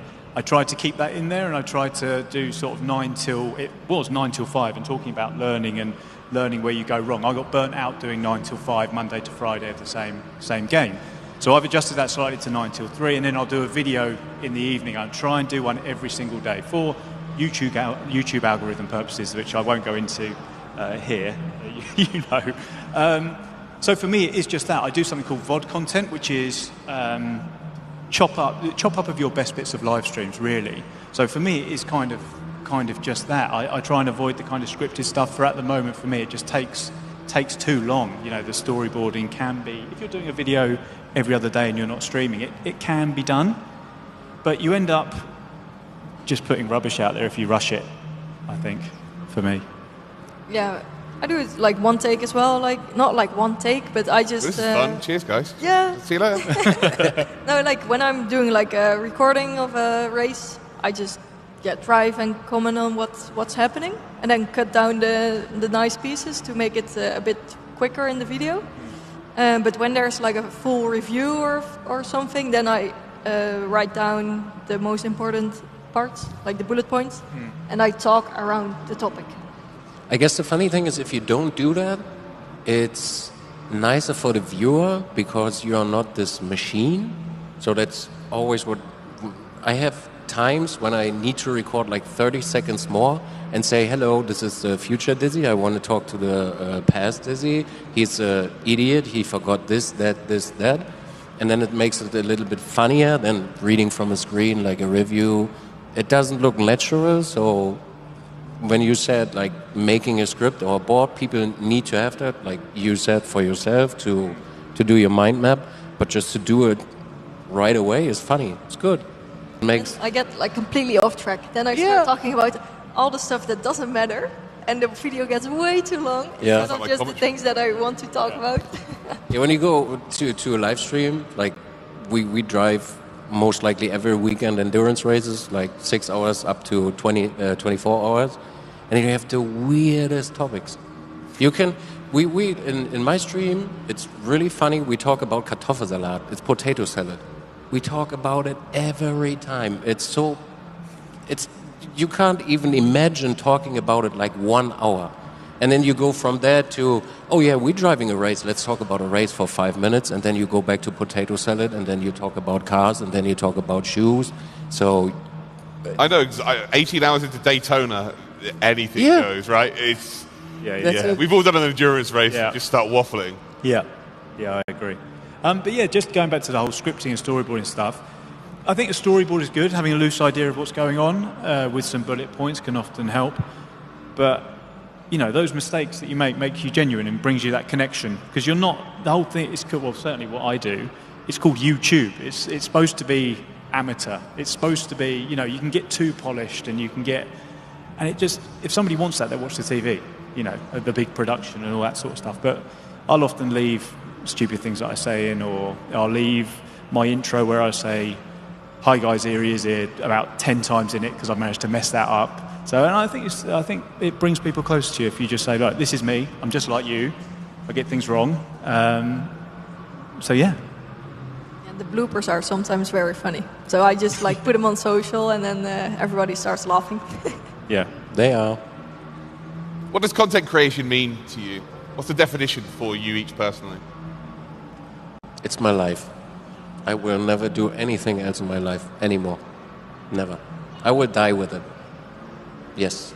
Because it's like after 10 years, every day you wake up with it, you go to sleep with it, you breathe it, you bleed it, you will never lose it in any way. It's so normal to have like your phone, talk to your phone, talk to a camera. It's like a drug. It's kind of like a drug to get up and to do it. So 5 days to be here and do no content, like sitting in front of my PC or my office, it's like on Monday, okay, I need to get back to my PC. I need to get back to my PC, please. Yeah, I agree around, you know, life. And it's a big thing. You hear people say, "Oh yeah, this is my life, that's my life." But for me personally, outside my wife and my 2 kids, every single moment is thinking about YouTube, actually doing YouTube, racing. So yeah, it is literally for me my life, and your channel is your baby, and that's, you know, and often with YouTube it's kind of on an upward trajectory in that you're almost doing it for tomorrow. You know, you think, right, I could not do this, I could just go to bed, or I could just mess around and do something else, but then I'm going to be one day further away from the dream that I've got of doing this, whether it's financial freedom or freedom in general or anything like that. So yeah, it is life. Thankfully, I've scheduled all my videos over the week, so I've got a little bit of a rest time. But this feels weird, not really racing or doing or filming or thinking, and I've got to get better at letting go, I think, with that. So. Yeah, for me it's also like a lifestyle, I would say. Like good you're one. Yeah, always, good one. always busy with it. Like you're never offline. You're always on. You have your phone in your pocket. You can post anything, anywhere, anytime. I really enjoy events, so for me also being at events, I will make content around it and make sure to enjoy the whole experience too, and not be at home only to make videos. Mm-hmm. So yeah, it's a bit like it never stops. Like you're always online. Yeah. It gave me personally so much possibilities. So I had a van, like a camper van, and I drove with my stream with a good friend in 2 weeks around the Baltic Sea in my stream. Just like let that sink in. We drove around the Baltic Sea with a camper van and my stream and his stream. That's incredible. That's so much fun. So you won't disconnect from that. Never. If you do stuff like that, you can't just leave it. It's not going to happen. Have you had any trials and tribulations with family? Obviously, you're similar to me. You've got a young family in terms of children and a partner. Is there anyone in your family, like parents or any outside influences that maybe didn't quite believe in it and had a negative effect on you in the early days? I think I kept my channel secret till I got around, I think it was about 30,000 subscribers, I think, on YouTube. I kept it secret. Even some of my close friends found it and made a joke about it. And even now, I wasn't... Until it was a big thing for me to say I'm going to do this full time. I left my job to play video games. A lot of people don't understand. My family were obviously incredibly supportive because you have to explain to them how this works, and you have to say, right, it's not just me sitting here. And you get people in your stream every day saying, why don't you go get a real job, or why don't you do this, why don't you do that? But it's quite good because you grow a thick skin with stuff, and you find if it's your purpose. And I was living, when I was working in the corporate world, I was pretty much living just a life of, you know, quiet discomfort and discontent. I was so unhappy, and I was living for other people because I thought that was the thing to do. You know, go be a director in this job, or go do this and work till you're 60, then retire. Then your life can start. So for me, you just got to have your blinkers on and be right. I'm doing this for me. I'm doing this for my family, I'm doing this for the future us. And that for me was, then nothing else touches that. Nobody can influence. And people will have an opinion, as with everything. But you're living for you, not for anyone else, I think. My mom thought I was addicted to gaming. Which is, but you are. But you make a living from it, so it's okay. Yeah. Well, it's like it's not like you're addicted to gaming. It's also you're hanging out with friends. Like, of course, like I have friends all around the world. I cannot see them in person all the time, so we just hang out online. And I was able to make my job from it. But they didn't really understand what I was doing until like you started to make some more serious money. So they were like, money always talks. Okay, then that's the trouble. Now it starts to be more interesting, but they are like fully supportive and they really like what I do, and they're always watching where I am. Or when friends say, "Oh, can I come with the things they laughed at you before? Oh, can I come with you to that race? Have you got any spare tickets for that?" I think, "Oh, yeah." Wow. At school, I always kept it a secret, and then like one guy in my Call of Duty clan, he was like, "Oh, I'm gonna tell it to everybody in your class." I was like, "No, please, like don't do that. Like, please let me do my thing, and I will tell it when it's time." And then also in like university, people found my channel. I was like, "Oh God, there we go." Like now I have to explain, but they were all like being like super positive about it and saying like, "Wow, this is so cool."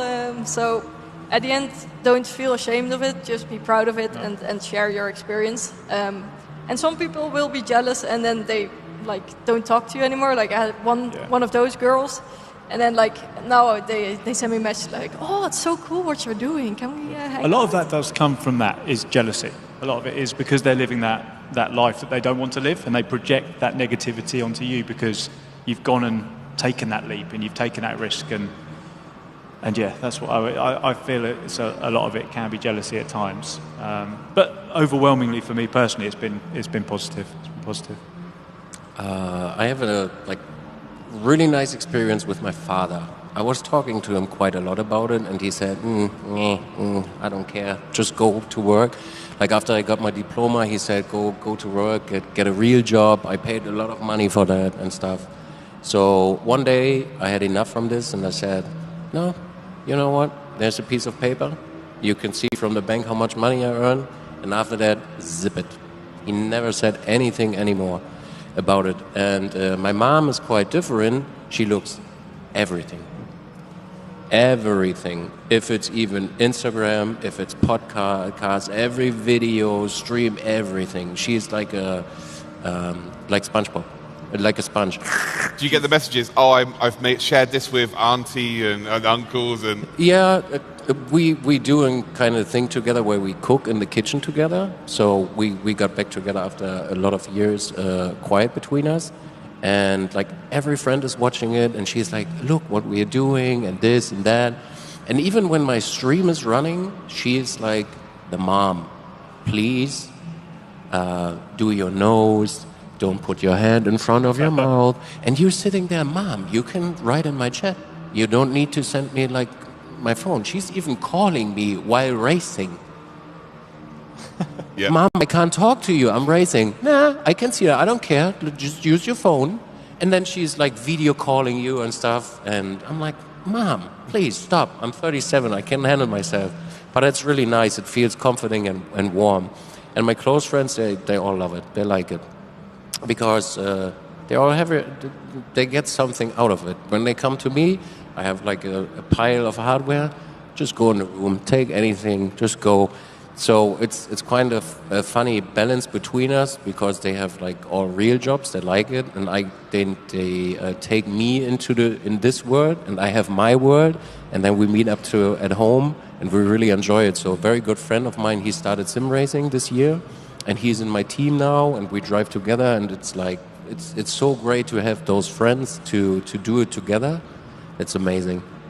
And I'll say to anybody out there who is maybe going through some negativity, my story is there's a loads of people who are sort of putting me down at work and stuff, almost because they were stuck. And it is because of that. They are stuck themselves, and they want to do something they love. That's the dream, right? To have a job you love. Like, it doesn't feel like work sometimes. Of course it does. It didn't at the start. Yeah, it does feel it is a job at the end of the day, but for the most part, you're smiling, you're enjoying yourself, and people who are happy for you aren't that aren't the loudest, of course. People who want to hold you back and keep you with them is miserable. They will be very, very loud. So you just got to really forge your own path on that one. And remember what you're doing it for. Yeah. If you've got a family, that's, you take it as seriously as your job, whether you put a shirt and suit on and jump on the train to London, or whether I just go sit in my sim rig all day. It's that same intensity. It's probably more intense on YouTube, because when you get to a level you become self-employed. If I don't sim race today, I'm not earning money for my family. Whatever happens at my old job, I can sit there, put my feet up and sit and avoid work by drinking coffee all day and talking to people I don't really like. And I spent a lot of my time doing that. And but here you just have to work, and just remember what you're doing it for. Remember what you're doing it for, and what tomorrow could bring if you just do one more race, or if you just get that video finished, or But previously it was, you've always got that ceiling, haven't you? You've got that glass ceiling. But here, it's, your career is what you make it. And I find that really empowering and inspiring and motivating. I think we're in the only industry, like you made a really good point, that people ask, are you still playing video games? Like, that's all it is seen as, right? Are you still playing video games? I never got the question. Never.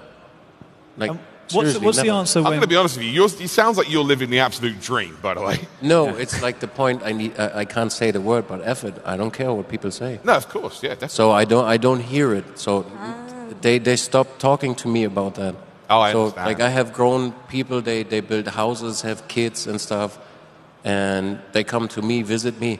Oh shit, that's so amazing. It is. Mm-hmm. And so they stop asking me if I used to do video games. So yeah, I do that. That's like my living. That's my job.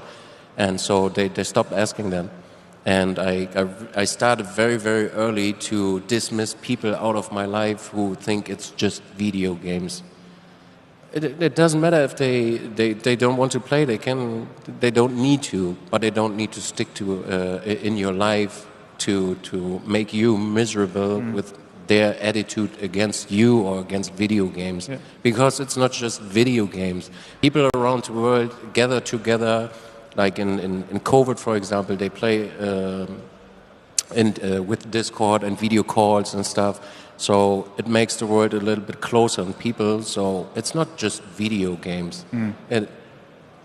It wasn't only video games. There's a big stigma or stereotype, isn't there, that you're in your mum's basement or something playing computer games till 3 a.m. in the morning. But it's in your one pants. of the most social things, especially these days, online gaming. It's one of the most social things you can do. Yep. Just it's weird though. I wouldn't walk touch up grass, breathe clean air, or have interaction with people by their touch. It is strange though when you do get that negativity around what you do for a job. I don't walk up to people, my other friends, and go, "Are you still doing that insurance sales rubbish? Are you still doing that? What? Get a real job." Like, could you imagine saying put that? Letters in someone's house. And then Stop ringing people all the time. So it's an odd way. It's something I've definitely had to get used to, because when you think about it on that level, it is so silly. It is. So again, it's around just keeping your blinkers on, knowing why you're doing it, know what your motivations are, and just keep going. Just keep going. Back to sim racing specific, has the content creation ever taken the fun away from sim racing? Yes. Driving every weekend, long-term races, yes. Sometimes. But it stops. What sim racers forget is that real drivers in real life, they have breaks. They get away from the car, they don't see the car for 2, 3, 4 days, and sim racers sitting in the sim like every day. You burn out from it because your body will tell you to stop driving. It hurts. I have a really bad knee injury from it. So yes, but you will realize that you said earlier, you go to your boundaries and then okay, I need to go back. It's too much, and then the fun comes back. The biggest thing for me is I've lost my hobby, because my hobby is my work. So that's difficult for me to find that outlet now, because it is, whilst I love it, it's still work. And when you crash on lap 1, it very much feels like work, because you're having to carry a stream or carry a video knowing that what you're putting out is just rubbish. But yeah, I think finding, I don't know, I used to play golf and things like that. I think I just need to find something else other than maybe the gym is all I've got that is my time. So that's the biggest challenge for me. It's funny, I started golf too. Yeah, I'm not very good at it. No, me neither, but we can play. We can. I see, we get along very good. I like that. Get your van, we'll go play golf. Yes, let's go. Yeah, for me, I always played video games because I liked it. But then when you start making content of it, you always feel like you never want to play in your free time because you think, oh, I can stream, or I can make a video now, or maybe I get a very good game or race and I want to put it on YouTube. So I I never play games for free in my free time anymore. Yeah. It's always, I want to make content from it then. So yeah, I've been like going to the gym as well a lot, and just spending my free time there. To make it relatable, it's like, imagine if going back to my old job, imagine if I'd done a whole day at work answering emails and dealing with rubbish. Got a bit of free time, so what I'll do is I'll deal with more rubbish and ask more emails. Yeah. That's kind of what it feels like. Sounds great. It's just a different vehicle, no pun intended. It's like sim racing, but it is still, you've got to take it seriously when you're at a certain level where it pays your mortgage or puts food on the table. It definitely gives you a different mindset, definitely. So a normal job in the UK, we get like 4 weeks annual leave, right? Yeah. As a content creator, you kind of got to manage that yourself. How do you manage holidays? I don't go on holidays. I hadn't been on holiday since I went full-time in March, but I've got to because my wife and my kids need a holiday. Yep. So that is literally the only time I will take it. I won't, everyone says, oh yeah, you work for yourself, you can be flexible. You're not, it's even worse. I've never worked harder, to be honest. I've never worked harder. And yeah, I do it to ensure that they have a good balance and they have the life that they want. And then I fill in the blanks around that for me. A good friend of mine, I want to quote him, he's always saying, that's your vacation.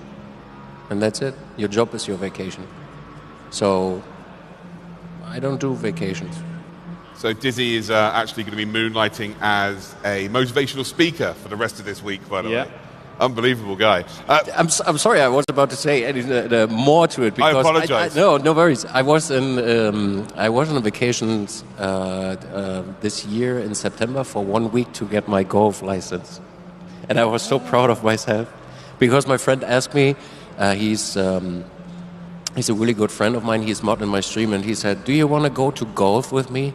Do you want to do your license? I'm like, nah, I want to drive my sim, no. And he said, yes, you do. And he booked the hotel and stuff. And I said, yes, okay. And then I went for the first time on the course. And it was like in the morning, like northern Germany, there's a lot of fog. It's really like humid. And I breathed in for a second and then, I need to go to vacations more. And now I do vacations once a year because it's good. I think just going back to your imposter syndrome at the start, and once I feel, for me personally, once I get to a certain level, I can then throttle back. But at the moment, as I've only been doing this full time for the last kind of 9 months, I'm still very much in that I've got to hammer this as hard as I can stage. Then once I get to a certain established level, then I can start, streaming maybe 3 days a week rather than 5 days a week, or I can do a video every other day. But at the moment, it's just, I don't have that comfort yet. And I think when years go down the line, it'd be lovely to go on holiday and have a bit more flexibility. But at the moment, it's just full bore for me. Yeah, and like when I'm at events, like I travel a lot for work, but also to places like Tokyo and Australia, and I've never been there. So I was like, okay, I'm here now. I don't want to like be here for 5 days and then fly back. That's when you're like almost longer in the plane than in the country. So then I always try to extend my trip and have maybe a couple of days of exploring the city, and that's how I try to combine it. And this year I actually went on to Italy for 5 days for holiday. So I'm trying to give myself a bit more rest.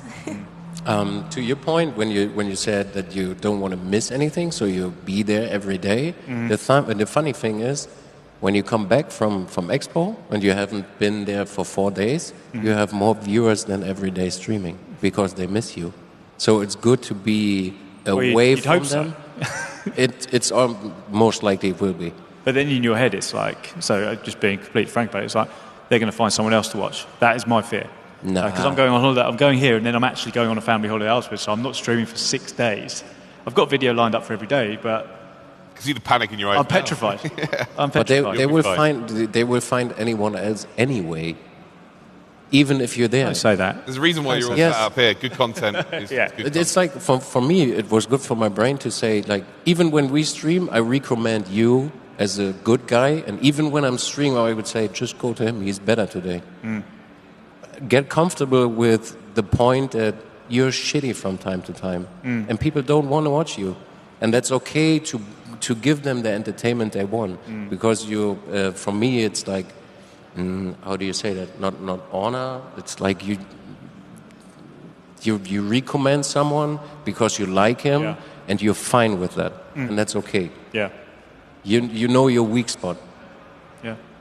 Well, I did have a few more questions, but the answers you've been given have been so good. We've actually run out of time. But I do want to say thank you so much for your time. It's been really fascinating to talk to you all.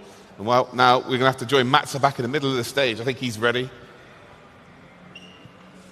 He is. Well, I might be on my own. Hopefully he is. Yes. Yeah, there he is. Oh, hello, yeah, mate. there he is. How Oh, you doing? wow. That was tight. Hey, good to see you. Yeah, you right? I enjoyed your panel. It was really nice. Hi, guys. That was really nice. Good to hear and good to see also the last statement that you have to realize that you just suck. It doesn't work out. People don't like you at some point. That is normal, probably. But you're still a human being, and that is also what is nice about you. And to accept that gives you so much freedom that I feel that, honestly. Similar to songs. Like, some songs you like, some songs you don't. It really is as simple as that. Yes, absolutely, isn't it? Wow. Simple as that is also that we are going to have a few beautiful things upcoming. For example, the race later. Yeah, we do. We are going to be heading to RaceRoom for the community trophy. There's going to be two races, two 20-minute races. There are prizes on offer for the top 3 in the championship. They've already had 10 races. This is the final 2 of their championship. But we also have a prize for the best performance here specifically. So, yeah, very interesting. Yes, I'm really looking forward to. And I really do not know if we are just heading to the race right now. I think so, right? Okay, cool. Here we go then. Yes. So it is now time for that community trophy final. We have 12 drivers here on site battling for the prizes provided by Next Level. Current P1 after 10 races is Ilya Drasifikov, who is a driver for Balast Esports. And then in second, we have indeed got Ruvis Racing team driver Kirill Antonov. And then in third is Mikosi Racing International Cody Latkovsky. We have 2 20-minute races, as I've previously mentioned. We are at the Norris Ring, which of course is merely 1.5 kilometers away. We're in the DTM 1992 cars. Oh, this should be absolutely amazing. Yes, love it. Let's go. Well, Luke, as you would say, one particular moment at the Norris Ring, to a certain Mr. Ben Green, do it for the fans, Ben. Well, do it for the fans. Do it for the fans. Well, we've got the drivers here at the RaceRoom stand here in Hall 8. We've got not just the 1992 era of the DTM, which includes the iconic Audi V8 DTM Quattro that got banned after it was so blisteringly quick, especially with Stritzelstuck being behind the wheel. But we've also got the 964 Carrera Cup between 1990 and 1994, 3.6 litre flat 6 engine, producing around about 250 or so horsepower with a 5-speed manual, H-pattern gearbox. Who likes a bit of that? And then we've got the likes of the Audi V8, the BMW M3 Sports Evo, and the return of the Mustang GT DTM, like we had at Brands Hatch for the opening 2 races. The Opel Omega Evo 5000, and of course no one can deny another key car to that era, the Mercedes-Benz 190E Evo 2. Oh, before I forget, folks, if you are here at the Expo, we've just been handed these lovely little key rings from Heusinkveld. So if you are here at the Expo, head over to their stand, see if you can grab one. That's going to go on the key ring of my car. Very for sure. We're going to interview some of the drivers, but you know what they say? Speak of the devil and he doth appear, because you got someone very special. It's the man himself. It's the guardian angel of RaceRoom. Let's bring in Holger, shall we, Corby? Yes, Holger, please come over here. So we got Holger, head of event and sim racing. Please come into our middle at RaceRoom over here. housekeeper for everything, because we wanted to ask you a bit, like, what is the reasoning behind bringing old classic cars into the game, and when did you bring in, for example, the DTM or the Carrera Cup cars? You know, first of all, I have to say that I'm really, really excited. I hope you are. You know, and I hope our spectators, everyone watching us from around the world, are as excited as I am. I'm so much looking forward to see the race now in these cars. You know, to come to your question, we actually, it was 2013 that DTM first came to RaceRoom. And it was already, for me, it was like amazing to see that year's DTM cars, the same liveries that you see on TV in the real cars, to suddenly have them in the simulator and drive them yourself was already one thing, or one step, right? But then when we decided to also bring some historic cars and basically immortalize DTM 92, you know, the cars that I watched as a kid. Yeah. You know, all these liveries, the TikTok car, the Diebels Alt Mercedes. You know, when they brought it in beta, I was one of the first guys to drive it, and it was like, wow, they have the Mercedes star on the front even. You know, it was like, it was crazy. I think from my perspective, I still remember when the Audi V8 DTM livery made its way back onto Matthias Ekstrom's car at the Norris Ring. I was like a kid in a candy store, Holger. But, you know, the 964 Carrera Cup car was used between 90 and 94. So running alongside the cars that are going to decide who's going to be the top performer here at the Nürnberg Messe at the Expo. Carrera Cup. It's all over the world now. You've got Carrera Cup Deutschland, Mobile One Super Cup. We've even got it with the Porsche Esports Tag Heuer Championship. I mean, to see these cars here and the retro dials, I mean, I've got goosebumps already. That's exactly my feeling as well. It's going to be great. I will really enjoy watching this, and I hope you guys do too. If you had to pick out one brand for the DTM 1992 cars, which one? One car? The Audi. The Audi. The V8. Yeah, the car's so fast. Yes, Stritzelstück. With to say yes, exactly. Let's keep going. Yeah, and then from that came the IMSA GTO car, based on that same sort of chassis. Later on in the mid to late 90s. I mean, Holger, I've got to ask you one question. The biggest release is actually a heavyweight. RaceRoom has now got trucks on it based on the FIA European Truck Racing Championship, 1,000 horsepower, multiple tons, water-cooled brakes. I mean, what was the decision to bring truck racing to the virtual world and to put it on RaceRoom? Well, one thing is, of course, you wanna see what content could be interesting.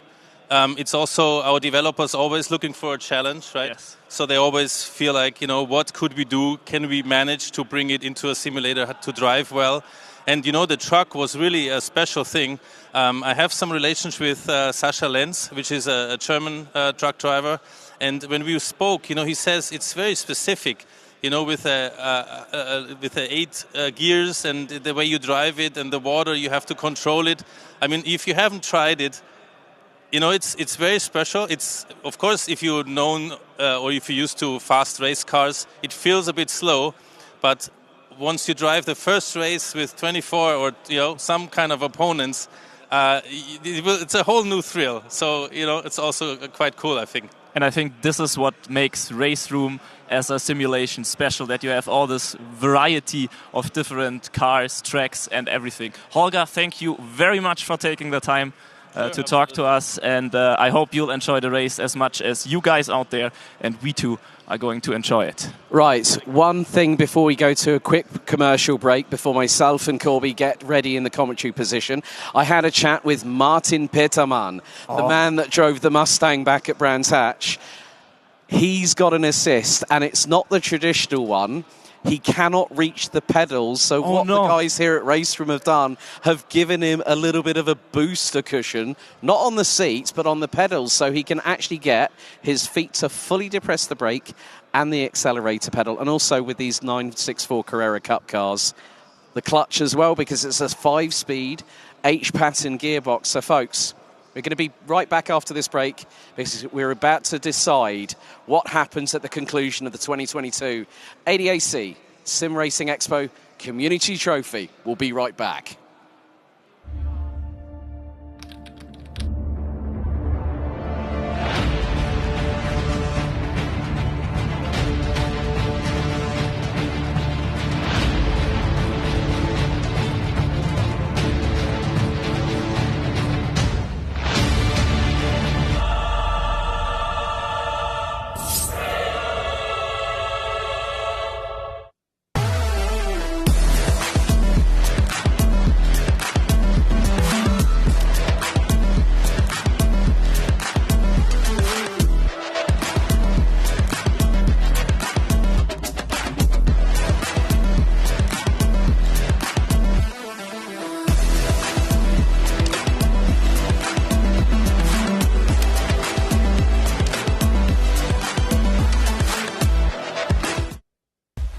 work on the simulator can really improve our performance on the track. We have seen we work a lot on the simulator with Alpine.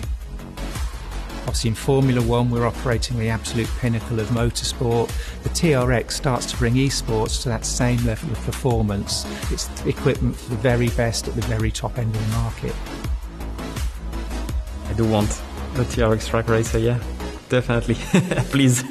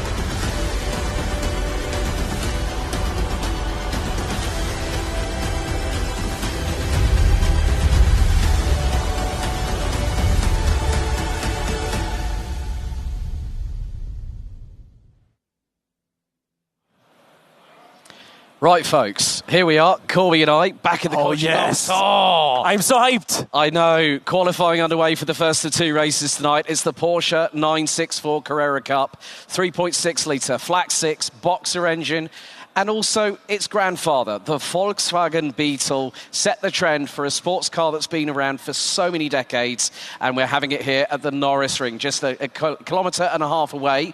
So let's go trackside at this iconic venue. And qualifying 4.5 minutes to go, Emre Cihan, the Turkish driver from Team Fordzilla, who picked up a win last time out at the opening race when we went to the Nürburgring itself. And we had the ITC cars, the iconic Mercedes C-Class AMG.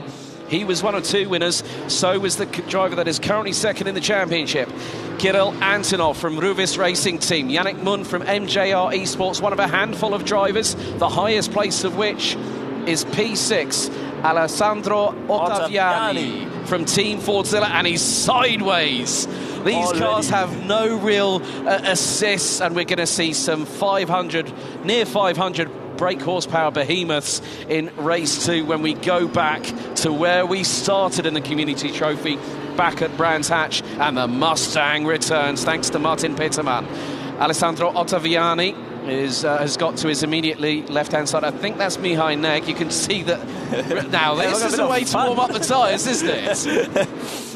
Feels like it's a bit more than just warming up the tires. And you know what I like a lot about this choice of car? It's an even playing field in any sense. Everyone has the same car, everyone has the beautiful Porsche, the same setup, so it's really up to the driving skill, to the skill of the driver to decide who is going to take the win of the Community Trophy today.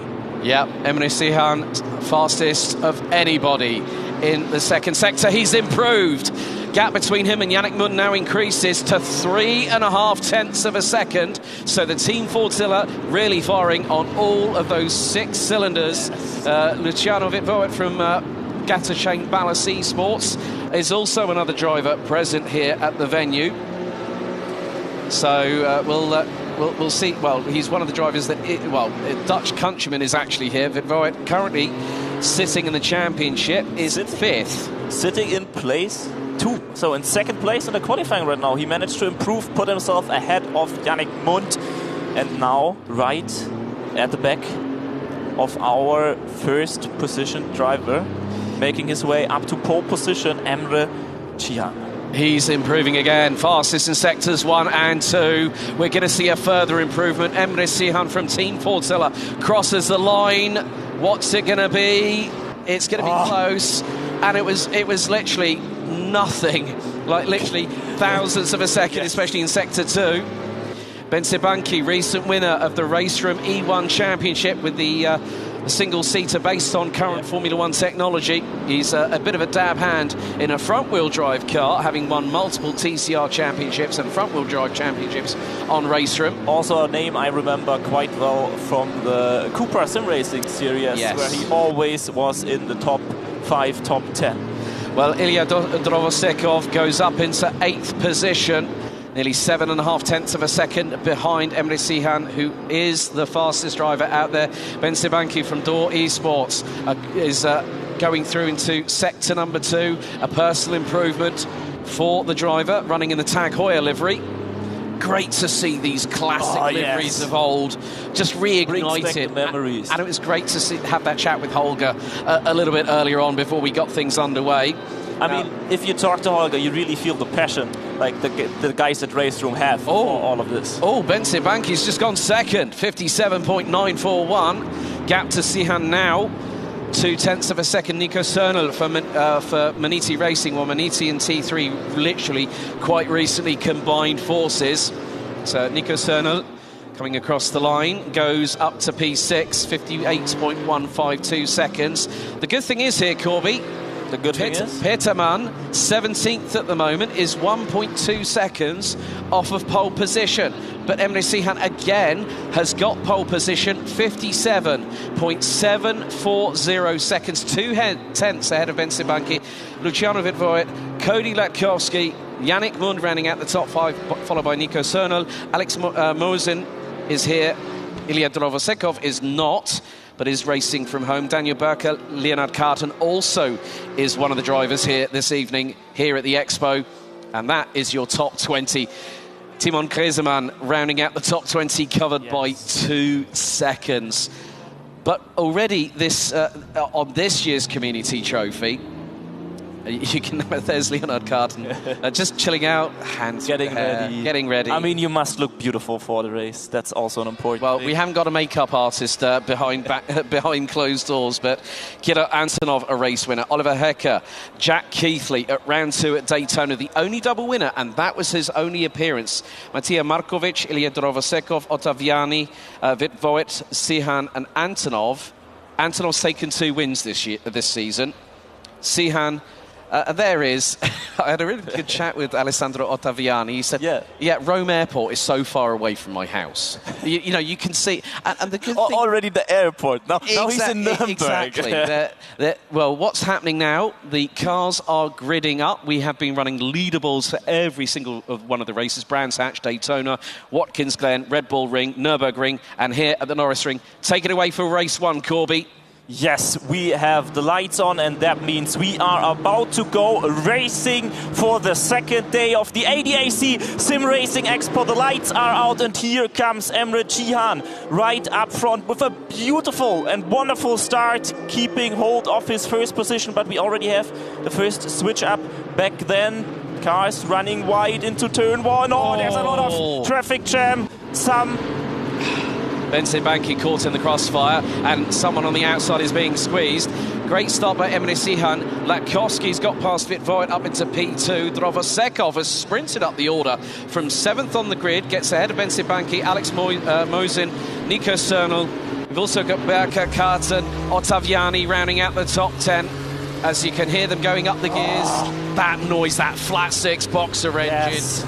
That was the precursor to what we've got with the Porsche 911 Right in front of the stage. Right in front of the stage, but there's a battle for 5th position, side by side through the hairpin, as we ride with Alex Moisin from Chain Balast Esports. And now this is where we're going to see what I like to call the concertina effect. It's effectively like an accordion. Everyone closes into each other. Yes. But Latkowski looking to the outside for the race lead. Voigt is keeping both of them very, very honest. The trio so far are separated by just over 5.5 tenths of a second. Drovasekov gets Cernal going round the outside through Grundig to now take what is 5th position. So Drovasekov has to do the business to try and keep a hold. And looking at the top 7 covered by what was 103 points coming into this final 2 races. And now, here we go. Now this is good old slipstreaming, isn't it, Corby? Yeah, I think the Norris Ring also a track that is really prominent for this. It is a street track, yes, but it is incredibly fast.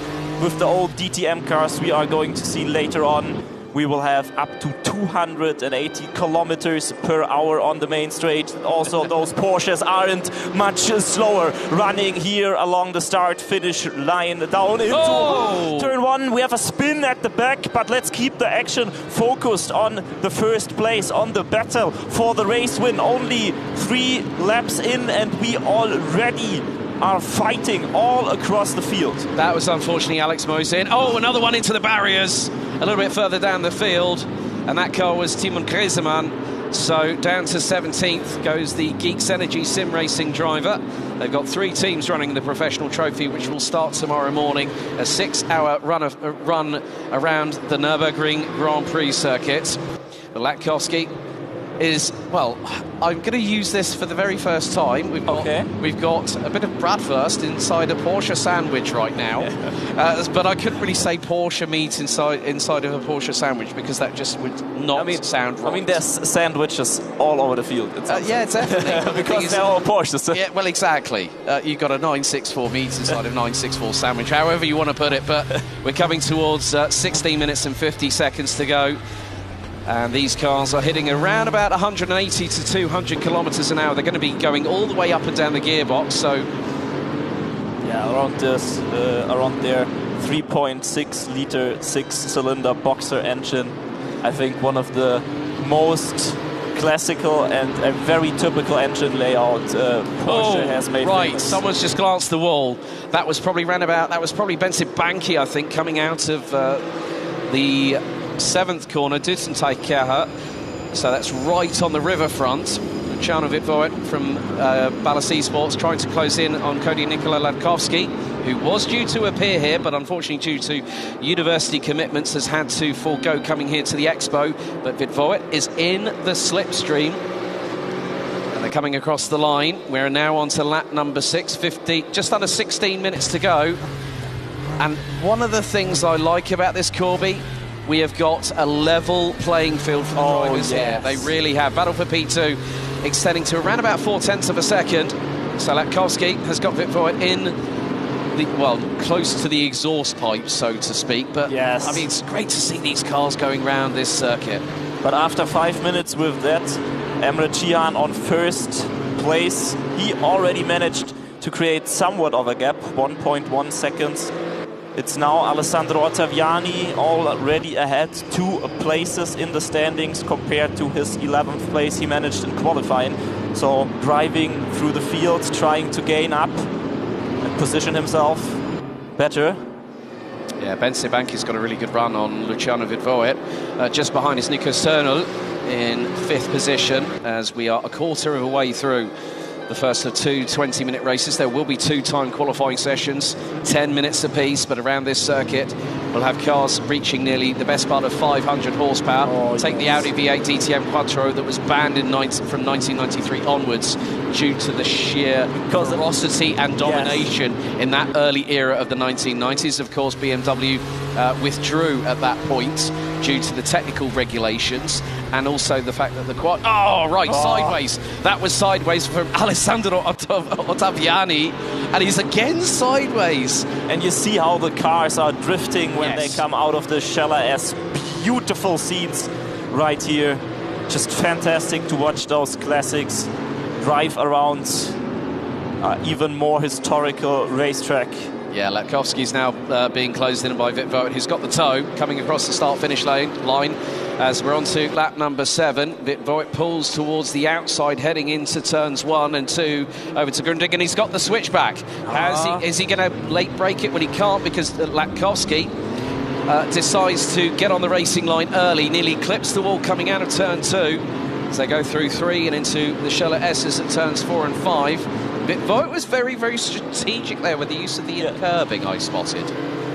Very smart driving from him, and maybe he now gets a chance. Good exit, coming very close to the concrete wall there at the exit of the Scheller S, and now running down to the Dutzenteich-Kehre, to the Dutzenteich corner.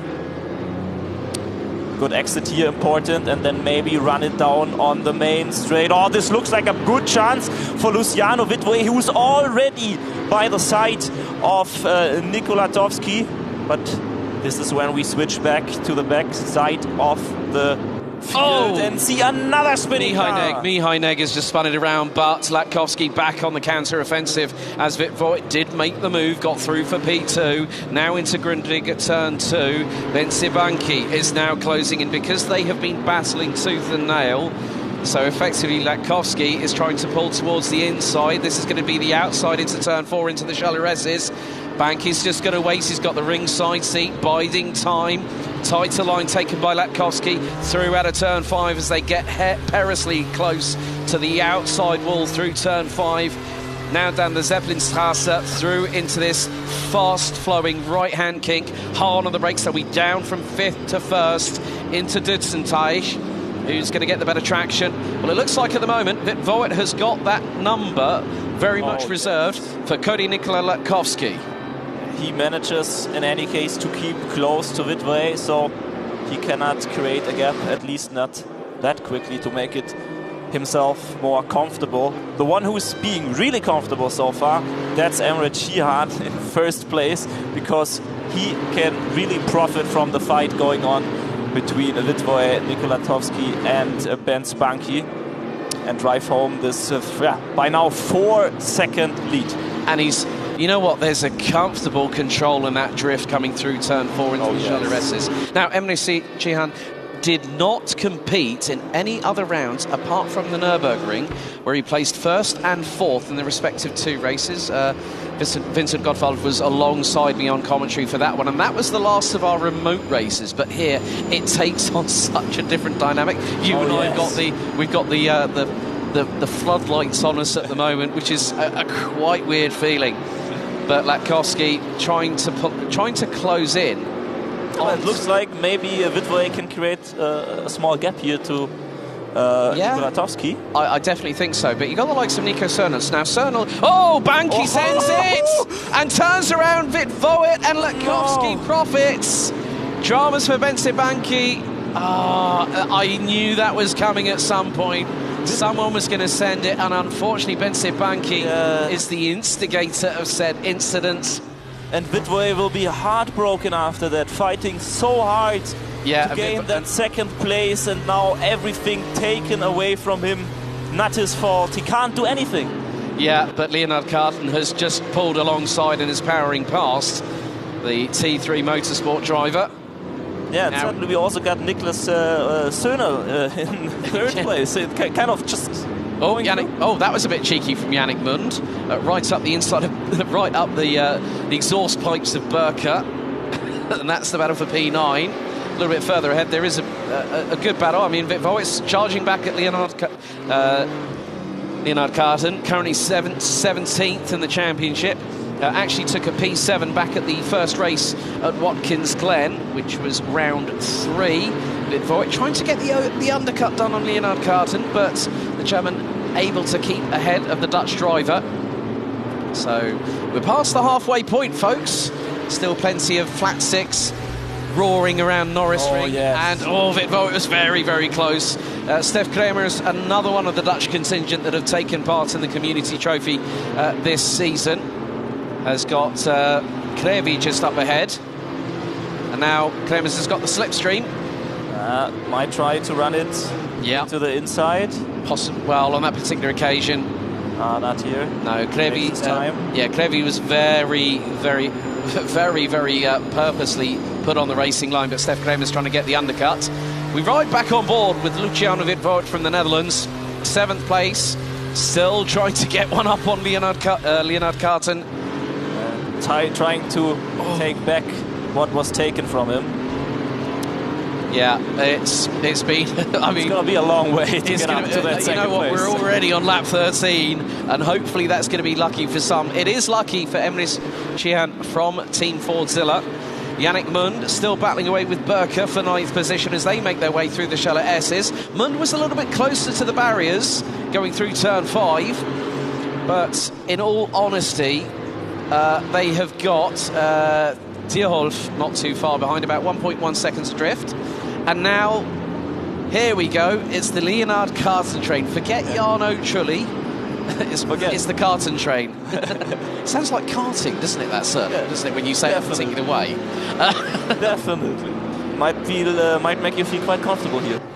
It does, it does. Well, I mean, when I was looking a bit earlier on, looking at Get Closer Racing and some of the other providers here at the Sim Racing Expo, there was a karting rig set up. It sends it up the inside for P6. Carton defends nicely. That could have nearly been a repeat of what Benzibanki unfortunately did just a handful of laps ago, but with 7 3/4 minutes of this first race still to go! He's around! Carton's around, and now it's side by side between Yannick Mund and Alessandro Ottaviani. Mund into the wall off of turn 5. And that goes to show you why you don't go side by side through the Scheller S. It is just not possible to keep it. They hit the barrier, and we have drama here all through the field, all through the entire race. Yeah, I mean, Drovosekov at the moment running P5 behind Benzibanki. At least the good thing is we are picking up the respective liveries, so at least I've decided not to go. You're going Tag Heuer, I'm going Tag Heuer. Tobias Tierholf from Tuggers Racing International running in the iconic Shell livery. And that was very much part and parcel. Oh, that was close. And Tierholf hits the wall. They are really hanging the back ends out on these Porsches. And it's going to be the same thing with the 1992 DTM cars coming up next. Yes. And we are going to see some fires spitting from the exhaust, especially from the Audi V8 DTM. We're hopefully going to see some sparks fly from the Ford Mustang GT DTM, like Martin Peterman showcased at Brands Hatch earlier on this year. But 6.5 minutes to go. Nico Cernal is really taking advantage of what's happened in front of him to close in on Cody Nikolai Latkovsky for 2nd position. I mean, sometimes you are fortunate and then you have to grab hold of the chance you get and make the most out of it, and definitely Cernal shows this.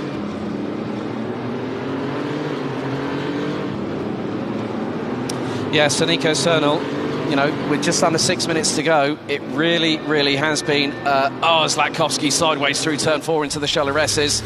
Leonard Carton now in 12th position, side by side briefly with Stef Kramers as they're going to go. So we're going to go to a brief commercial break. We'll be right back after these messages for race 1 of the Community Trophy finale here, folks.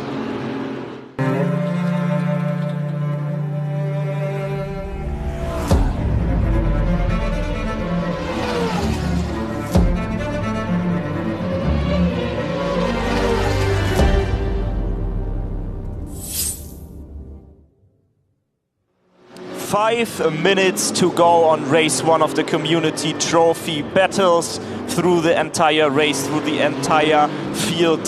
Sparks flying all over and the drivers going to the limits and beyond. Yeah, Norris Ring drift, I'd say. It was fast and furious back in the early 1990s. But Nico Cernal for Miniti Racing still putting pressure onto Latkovsky. Leonard Carton now has got Krevi from Finland alongside. So Leonard Carton was running in the top 6, now looks towards the inside. Now if you dive bomb into the Scheller S's, it doesn't always work out well. We've seen that earlier on, and Leonard Carton was the recipient of possibly a little bit of a touch. but to still be in 13th position. He's one of a handful of drivers here. So we have Kilian Goit from the Netherlands, Linus Kriese, Leonard Carton, Oliver Hecker, Alex Mosin, Alessandro Ottaviani, Mihai Neg, Yannick Mund and Martin Petermann. And it's so nice to see them all here on site after their qualifying races or their pre-races in the community trophy. It's so nice to have all the effort put in pay off, to be given the opportunity to drive here at the ADAC SimRacing Expo. Yep, Yannick Mund still closing in on Alessandro Ottaviani. So it sounds like the World Cup, doesn't it? Italy versus Germany. But unfortunately, Germany is already out. I was not going to say anything. I wasn't going to say anything. You've put everyone out of their misery already, Corby. Shame on you. But I'm allowed to do that. As a German, I'm allowed to blame ourselves. Well, I could do that as well because I am an 8th German by descent. Oh, yeah. But that's by the by. That's by the by. But we have 3.5 minutes still to go. We're on to lap number 18 of the iconic 2.3-kilometre Norris Ring circuit. Opened back on the 18th of May, 1948. So it celebrates its 75th anniversary next year. And we couldn't think of a better place here in Nürnberg, a kilometre and a half away from the actual circuit itself that Luke Crane was visiting last night with Moritz Lerner, who's now headed back to Munich. It was good to see Moritz earlier on one of the panels. And we couldn't think of better cars than a Porsche. Oh, there's a touch. There is a touch between Mund and Ottaviani. And it might have been another place for Ottaviani. Yeah, to 8th place with that. Yannick Mund has got. Yannick Mund has got him. Yeah, Yannick Mund just sent it up the inside. A little bit of a touch between the pairs. So right front on left rear. So Ottaviani has got 2 minutes and 40 seconds to try and do that, and he clashes with the wall coming out of the corner.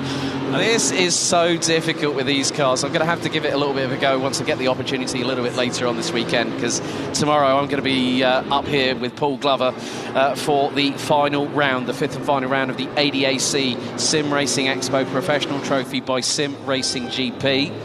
But Nico Cernal, 2 minutes and a quarter to go, is within about 6.5 tenths of Cody Nikolai Latkovsky. So battle for second really on here, Corey. Yeah, definitely still possible to gain that second place in race 1 while we are driving along with Alessandro Ottaviani, trying to go around the outside. That's but brave. Gets a bit wide. Yeah, gets pushed out.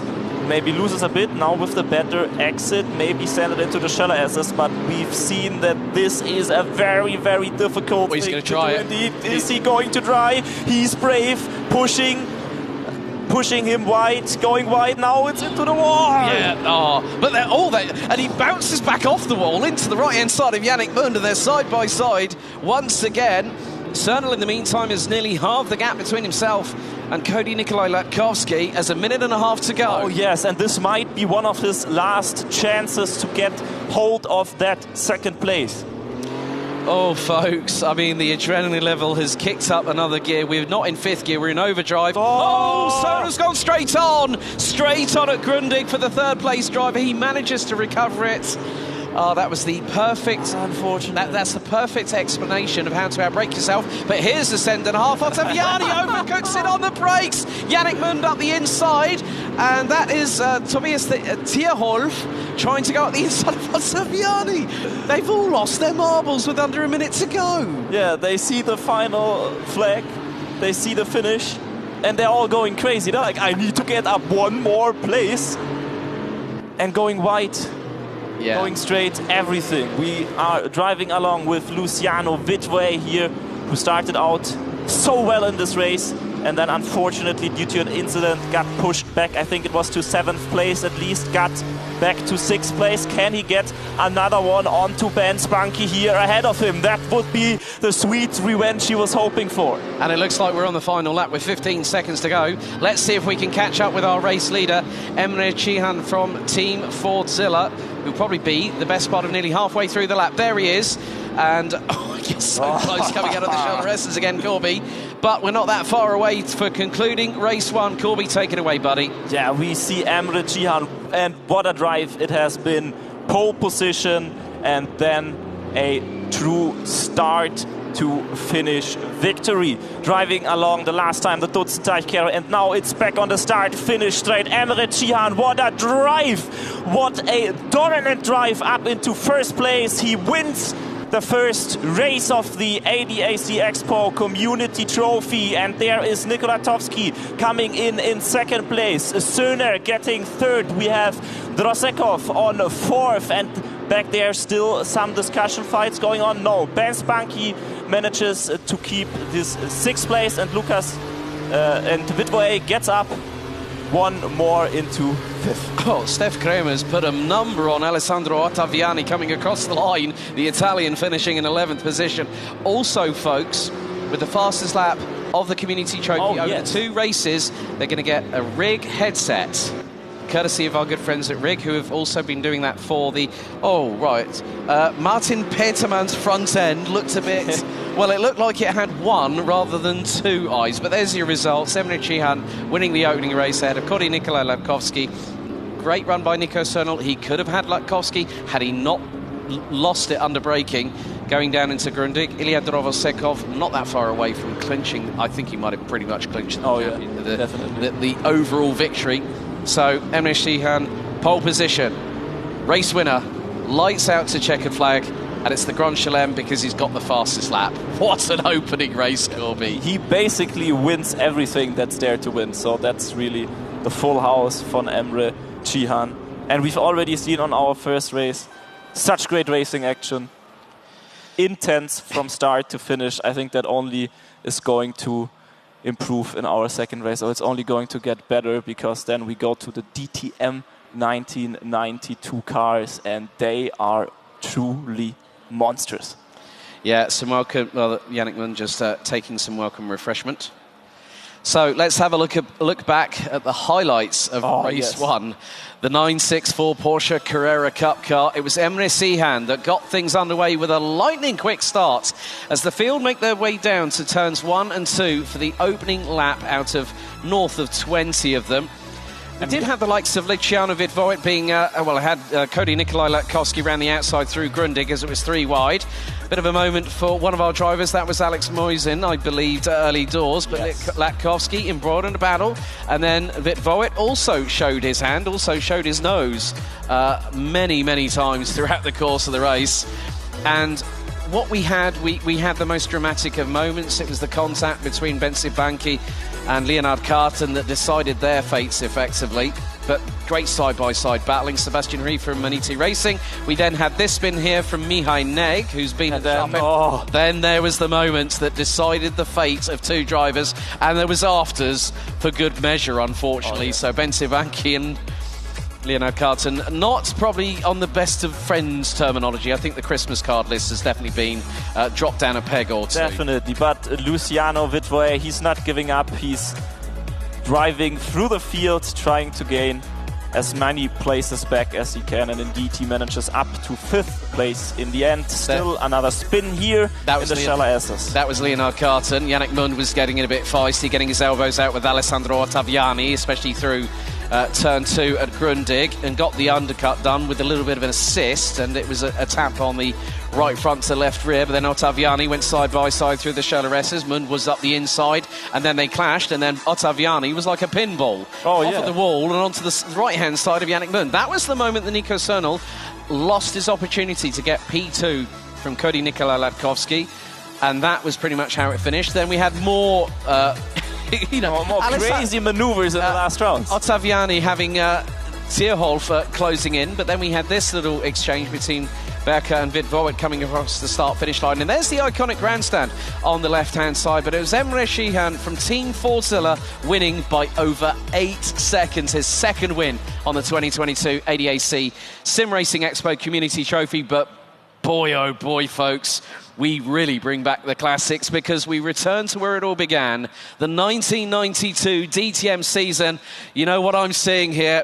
I'm seeing a lot of Mustang GT power. The sparks are flying already here at the Norris Ring. Very shortly, we're going to be getting underway with time qualifying, but to have it here, I mean, to hear our voices actually echo in the arena is crazy. Crazy feeling. It's crazy because I think having the races leading up to this was one feeling. Now it's visceral. You know, every single sense you can sort of like really go, what on earth's going on? It's like the Gänsehaut pur. It's like the goosebumps. Hairs are standing on the back of my neck right now, folks, because I'm looking at the liveries that we're seeing at the moment on our screens at the moment. We're seeing like all the classics, like with all the black, the sparks already flying. All the spark. I mean, that kind of reminds me of the old Sierra RS500 Cosworths with the Texaco liveries back in the late 80s, when it was one of those cars that really personified. And I still remember when Manuel Reuter was running in DTM back in those days, in the early part of his career. I mean, you look at the cars that were in this era, the BMW M3 Sport Evo with the likes of Winkelhock, Cecotto. Then you look at Mercedes with the likes of Klaus Ludwig. Oh, yeah. Kurt Thiem, the father of Nicky. And already they're going 3 wide into Grundig. And it is only qualifying. It is only qualifying. Sparks ahoy, folks, because the fireworks have been lit courtesy of the Ford Mustang GT DTM. So 9.5 minutes to go in qualifying. Latkovsky is leading the field, but the sparks are absolutely biblical on these cars, and they've all gone for... Look, I have not counted another vehicle apart from the Mustang GT DTM, and I know for a fact I'm a little bit disappointed. I know I would have liked to have seen some Audis. I would have liked to have seen some Audi V8 DTM Quattros. It would have given the Mustangs a run for their money. But you know what this means? No four-wheel drive. No four-wheel drive. No quattro, and it's old school. It's going to be full-on biblical sideways. So we are waiting for the first couple of laps or so to come in, and that will give us a benchmark, to see what these cars are really going to do. And the track is going to evolve, isn't it? Yeah.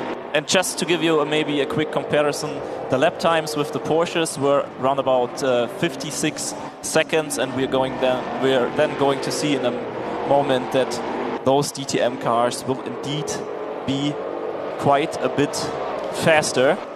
But it's interesting to see everyone going, or most of the people or drivers going for the Ford. There's so much else to choose from. As you said, the Mercedes, the Opel, the BMW, the Audi.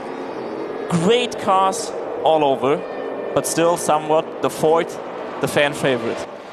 Yeah, I mean, the thing is, the 80s and the 90s of DTM were the glory days.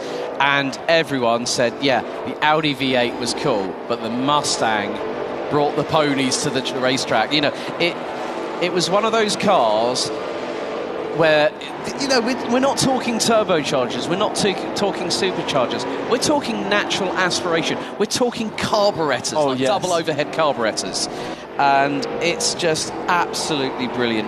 And when you think about it, it's the Fox body, so it's the wide body kit on these cars, and it was the inaugural Fox body Mustang won 4 races in its first season, and in the inaugural season that was originally won by a man that would end up being the head of Opel Motorsport, Volker Strejček, and I still remember the car that he won it in. It was a car that my dad had as a road car, the BMW M635 CSI. Also a beautiful car. Oh, that was absolutely brilliant. And our eyes have not been lying. We only have Fords so far on the leaderboard, and that will also be interesting to differentiate between the drivers, because there are only 2 different liveries, but we'll obviously try to do our best as we see Cody Nikola Latkovsky flying through the exit of the Scheller as everyone else behind him, going sideways as much as possible, going as close to the walls as possible. Getting that last tenths of a second, that last thousandths of a second out of the racetrack. And we have the first times up from Andre Chihan. Of course it is him in first place with a 53.393. Yeah, I mean, these particular cars, they sounded like a dragon at the racetrack.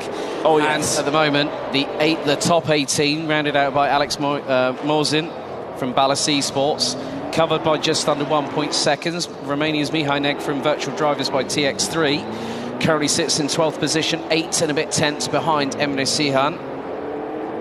But this is a car, you've got like a Roush V8 underneath the bonnet, the long snout breaking through the air. It's just such a cool car. Ottaviani's struggling a little bit at the moment in terms of time qualifying.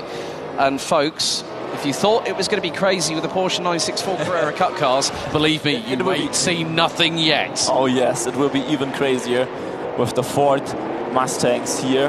And just maybe to give you a quick historical context, the DTM 1992 season actually also had their race on the Norris Ring on the 200 miles of Nürnberg on the 28th of July in 1992.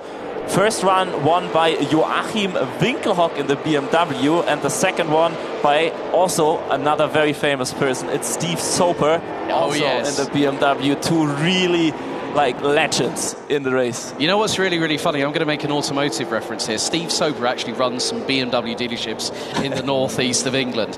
But the 5-litre V8, 540 brake horsepower, 650 plus Newton meters from this car.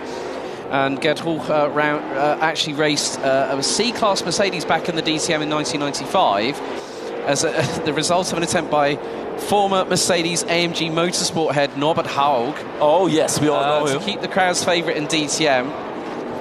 But then, according to... this is actually via the official DTM website I'm quoting from.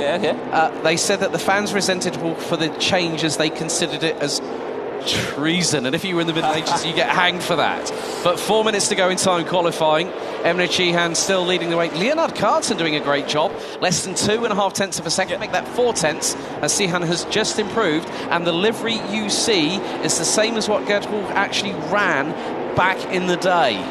Yeah, and interesting also to see that the different cars change up the field a bit, at least so far. We have DTWRE only in 13th place so far, so there's some switch up. There are some other different names now at the front, maybe with the exception of Emre Cihan, who's still as dominant as before. Yeah, I mean, the thing was, Gerdhul was actually a popular... he was like a bit like the back in the day Unicorns of Love, like fan favourite. Oh, yes. And the thing is, the Mustang really, really got everyone excited about DTM. You know, when you had the Opel Omega, the V8 Evo, Audi, you know, the M3 was the first car that really defined BMW's intentions within touring car racing. And now with this Mustang, and to see it here in the place it's meant to be, here at the Norris Ring. We've got 3 minutes to go in time qualifying. Stef Kramers from the Netherlands, 8th position with a 53.741. Hopefully the Dutch driver will improve. Alessandro Ottaviani. Now, he said it's all about being here for, you know, for to the have fun. fun. I don't believe him. To be honest, I don't believe him. No. You know what the funny thing was? You know what I saw right through? The smile on his face. Yeah. just playing small, just trying to get us...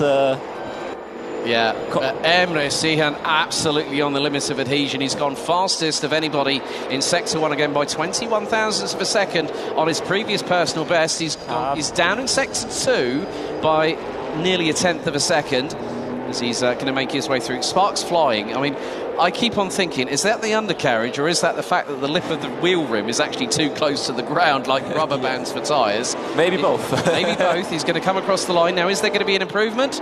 Not quite. 53.618. But Nico Cernal has done a really good job. Got to within a tenth and a half of a second. And the 20 drivers, folks, this is how close this last race of the ADAC SimRacing Expo Community Trophy is. 1.3 seconds. Benzi Banky, absolutely flat chat, high, wide and handsome for a NASCAR reference right there. And still is fourth at the moment. But you can see just how it's not rickety. That's not the way I would describe this. This is like a caged animal waiting to be unleashed. And with the way that the suspension is bouncing all over the uneven surfaces on the virtual recreation of the Norris Ring, this is really, really close. Benzi Banky now improves with the personal best. 53.448 goes up to P3. Emre Cihan looks to improve again. We're into the 53s. 53.229.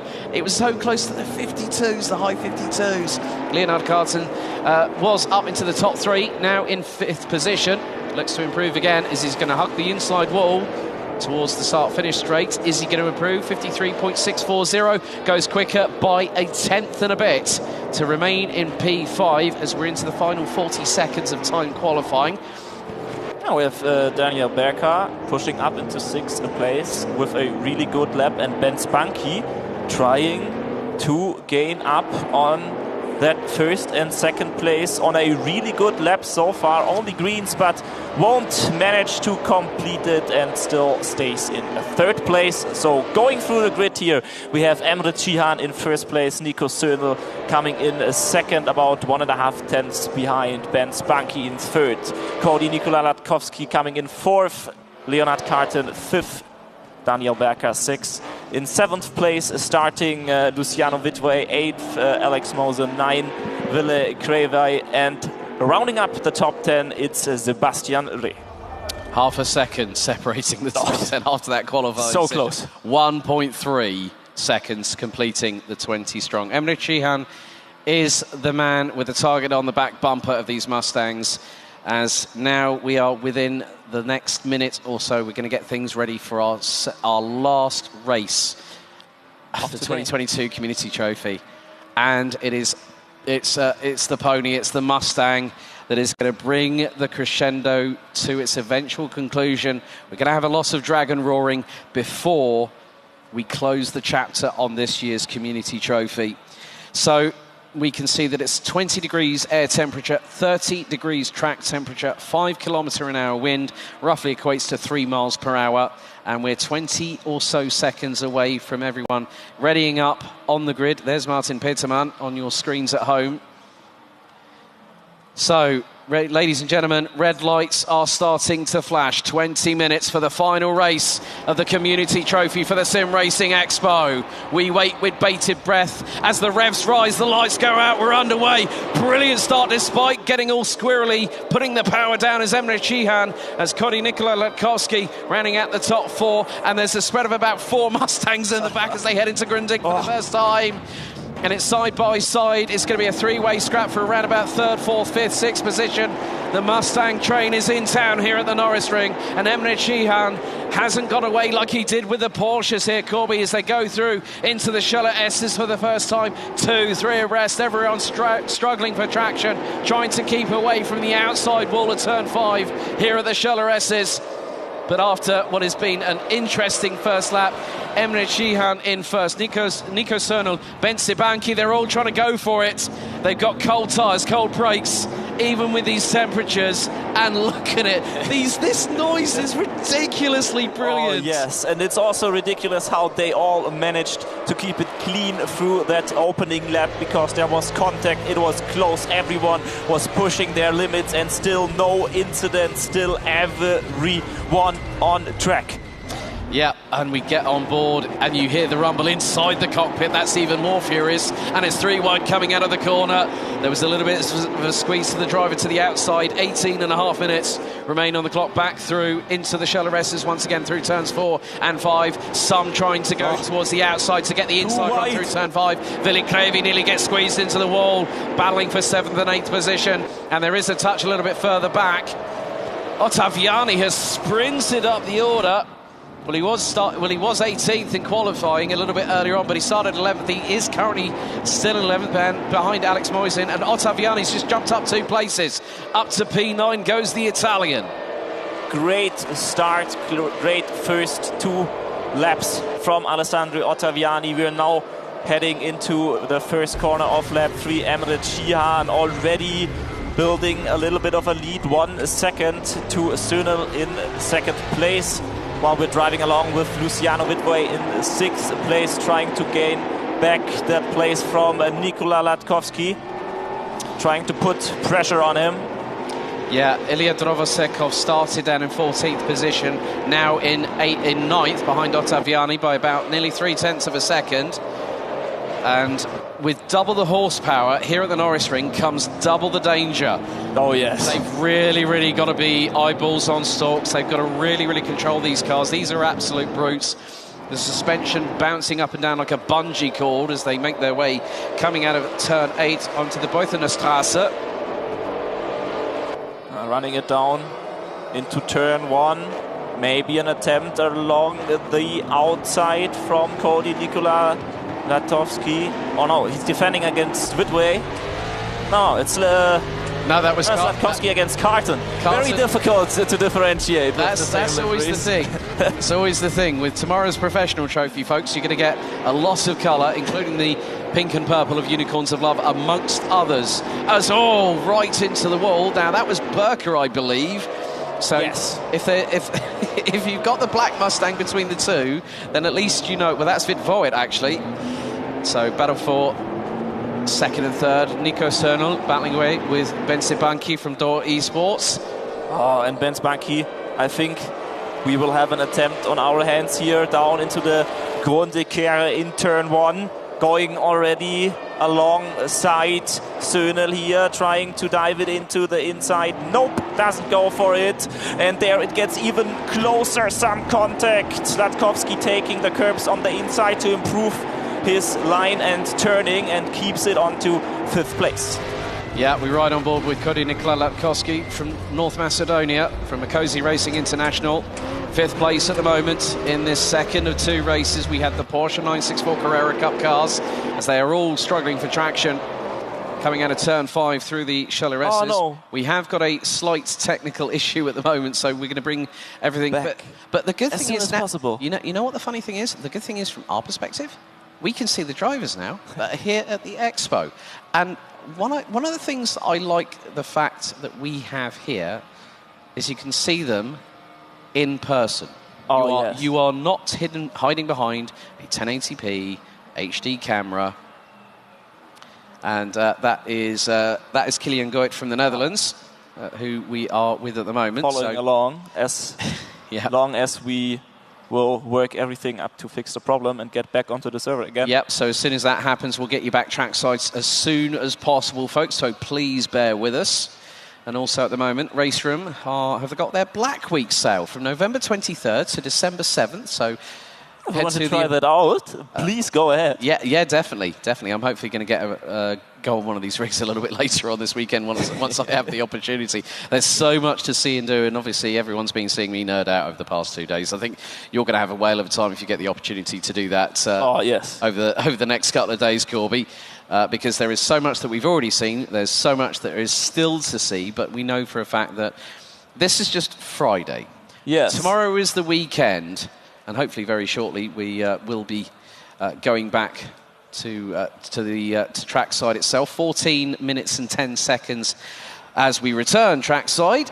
Shout out to our Technic team for fixing that so incredibly quickly. Yes, indeed. Thank you very much for helping us to bring the action to the masses watching on all the respective Twitch, YouTube and Facebook streams. Also, don't forget to get involved over the next couple of days on social media, hashtag SRE22. Nico Cernal now in 3rd position. Ben Sibanki has managed to get past, and Emre Cihan has got a 4.5 second lead. All I'm going to say is, did he take a page out of the book from Alexander Zecker from Azure Sims? Yes. Who won the exhibitors races last night? They must have talked with each other. They must have found some loophole in the simulation. That doesn't make sense. They're doing a virtual Adrian Newey. That's what they're doing. There's Martin Peterman on the bottom right-hand corner of your screens. Face filled with concentration. Nice guy, though. He's like, when he came over to speak to me, he said, I'm the guy that did the Mustang at Brands Hatch. Well, Martin, you've got everyone else following in your footsteps, mate. So yes, everyone seems to love the Mustang here at the Norris Ring. Yeah, so 13 minutes to go. Still, things are really closing up behind Emre Cihan, who is nearly 5 seconds up the road. We're on board with Ilya Drovosekov from Gato Chain Balast Esports, rounding out the top 9 positions. And ahead of him is Team Fordzilla's Alessandro Ottaviani, who is on site. Alex Mosin rounding out the top 10. Kilian Goit rounding out the top 12. Ahead of fellow countrymen Kramer's Yannick Mund, Mihai Neg, Martin Peterman rounding out the top 16 as someone's just hit the wall. I think that might have been Luciano Vidvoet from the Netherlands in P6. So, as I said earlier, you've got double the horsepower, you've got a ridiculous amount of torque, as there was someone getting a bit crossed up and sideways. Luciano Vidvoet trying to go toe-to-toe with Leonard Carton. Oh, another driver, another car hitting the wall there. Possibly Berker, I think, as Vidvoet was side by side. That could be Will Latkovsky. And Latkovsky's going to be run out. Oh, no, Latkovsky, that's a bit further behind. Vitvoet versus Carton. Vitvoet versus Carton. And that's for P5 and P6. They're going to literally be probably side by side alongside each other as Latkovsky gets an immense draft coming down the start-finish straight through turn 1. Hard on the brakes. Car scrabbling. Latkovsky up the inside of Nico Cernal and gets through at Grundig at turn 2. Brilliant work by the North Macedonian. Beautiful overtake, incredibly clean and also incredibly fair, driven by Nico Cernal, who has to give up another place after Benz Bunky already passed him and could create some confident gap ahead of him. 1 second ahead of Nico Latkovsky by now, who will try to close that gap as soon as possible and try to get Cernal out of his back. Yeah, Leonard Carton still closing in on Luciano Vitvoet. And look, it's the white Mustang meets in a black Mustang sandwich. Alex Moisen again having dramas. Oh, we've got a roll! Tobias Tierholf up and over and back onto all 4 wheels. Slipping it over. Oh, the roller coaster ride continues. Oh my goodness, I was waiting for a roll. It was only a matter of time and we're nearly at the halfway point. I think, has anyone got a medical defibrillator on standby? Because someone like me might need it very shortly. But we're getting some switchback attempt. Oh, now Vitvoet had the run on Carton. Carton was a little bit sideways, and I think might have walloped the curbs coming through. And Vitvoet now is on the inside line, already ahead of Carton, and that might be the overtake. Now has to keep it clean through the Dutzend-Teichkehre to not lose that place again along the long start-finish straight. Yeah, it has been action-packed. We're halfway through, folks. 12 laps completed, so we're going to probably get up to lap 24, lap 25. Leonard Carton going side by side with Vitvoet going into... Oh, and behind them, Burker just loses it under braking. The Austrian driver from MJR Esports by MJR GmbH locks up under braking. The Mustang powerless to stop itself on a sixpence or on a 2 cent euro piece. Ottaviani's made some good progress. He's currently up into 8th position. So, yeah, lap 13 already in. Corby, I mean, we've now had spins. We've now had our first official... Oh, yes. I think, what was the song from Limp Bizkit? Keep rolling, rolling, rolling, rolling. There you go, musical reference there, folks. So we've had that, and courtesy of the good old Ford Mustang. Leonard Carton still trying to close in on Luciano Vitvoet, and you can see, Carton, that car is on the ragged's edge. Vitvoet goes defensive, and again, Burker's just missing braking point like it's going out of fashion, and Ottaviani was nearly up the inside like a rat up a drain pipe. Yeah. Absolutely crazy things. He's looking what car? Luke Crane has just asked me what car is winning. Good old Stangs, baby. Good old Stangs. It's probably the pony a Ford car. Mustang. But I'm not too sure about that. And it's probably going to be Emre Cihan. Just to mention that again, with all the action in the field, he's still comfortably driving ahead. By now the gap is nearly, or now it is over 7 seconds here, 8 minutes before the end of the race. Right, well, with just over 8 minutes to go, we're going to go to a brief commercial. We'll be right back.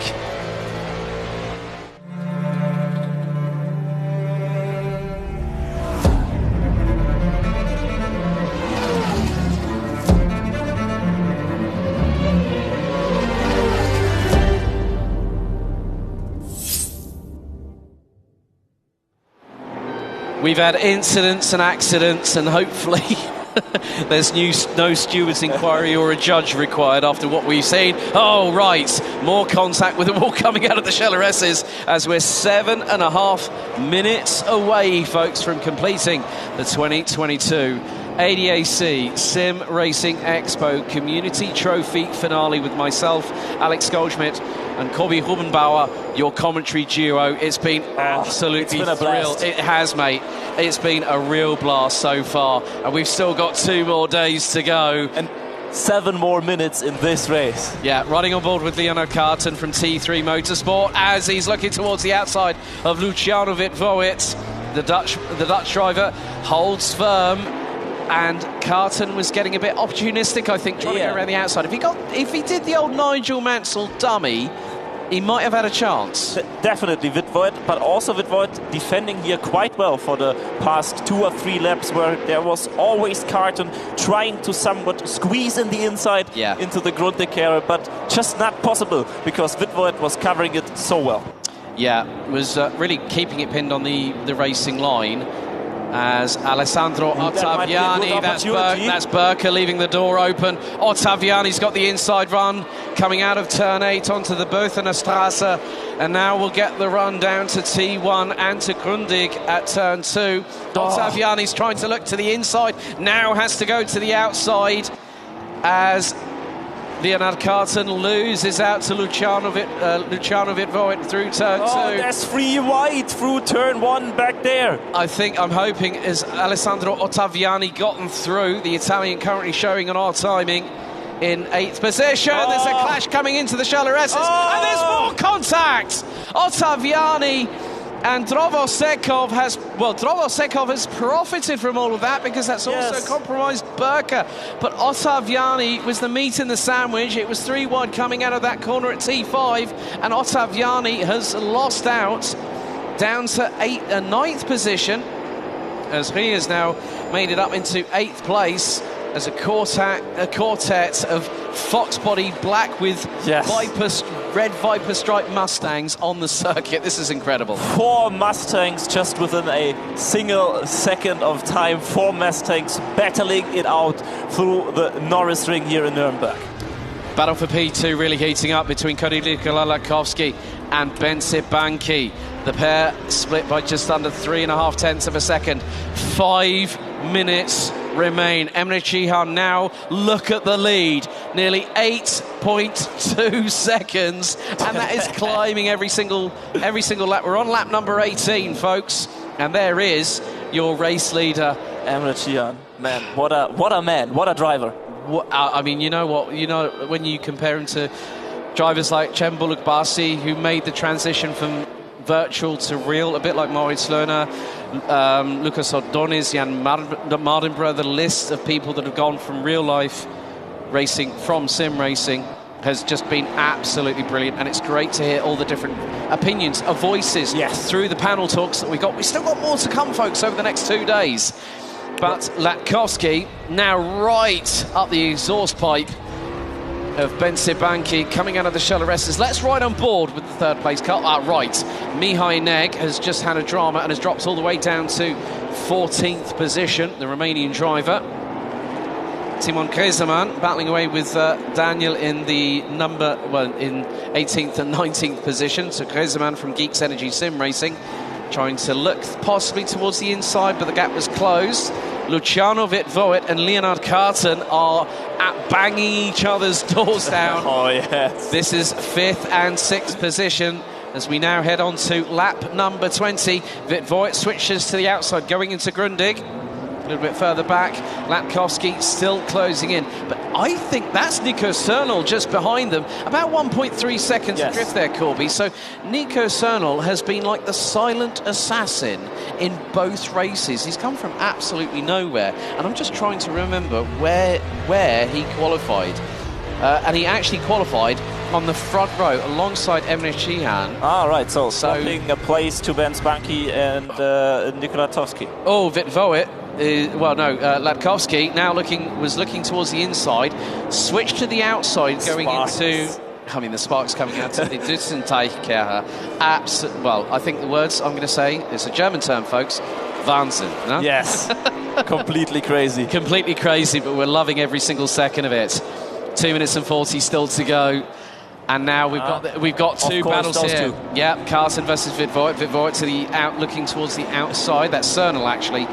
I think is, well, no, that's not Cernal. That is Carton who's got through, and Wittvoet is all crossed up. We've got a spinner again. And that is the championship leader, Drovosekov, spinning around. Unfortunate for him. Yeah, well, he's done quite well this season as Ilya Drovosekov, but Wittvoet, now this is what you want. Good old paint swapping. It's like the old British touring cars, but now but it's the DTM here at the Norris Ring.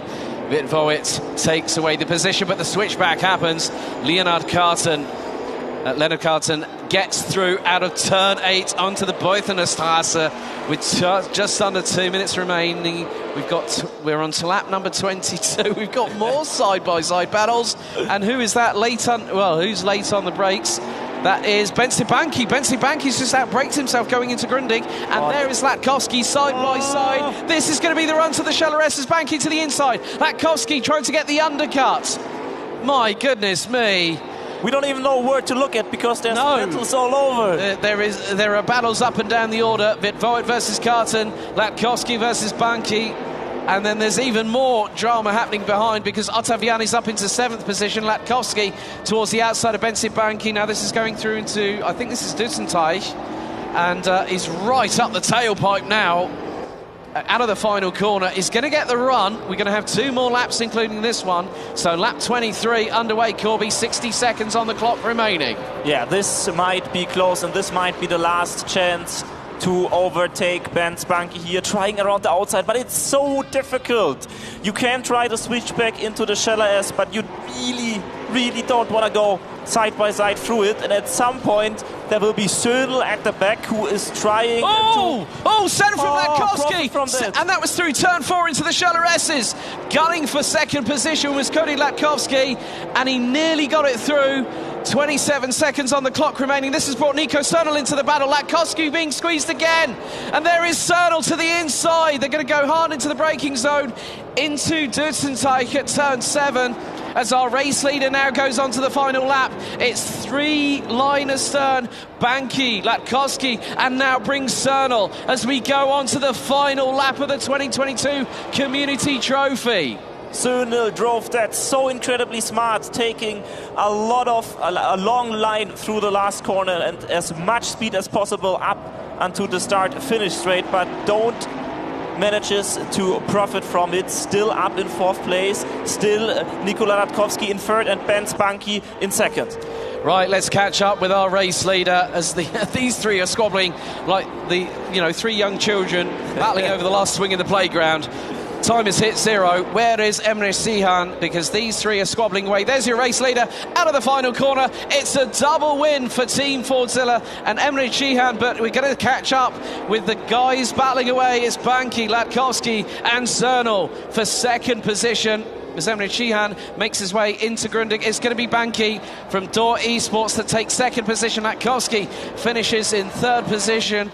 Sernal in 4th, nearly had a run at 2nd. Witt pips Carton for 5th place. Alessandro Ottaviani in 7th, with Alex Moisin recovering to finish in 14th position as the Mustang Roar brings us to the end of the Community Trophy as Timon Griezmann another spin for Geeks Energy Sim Racing.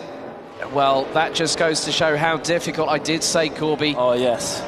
Double the horsepower, double the difficulty, double the danger here at Norris Ring. But there is your result. Emre Cihan has done it again. Grand Chelem, pole position, fastest lap, and lights out to race victory. What a way for the Team Fordzilla driver. And that in both races. It's incredible. Yeah, Bensi Banki, Cody Nikola Latkovsky, Nico Sernal rounding out the top 4 positions.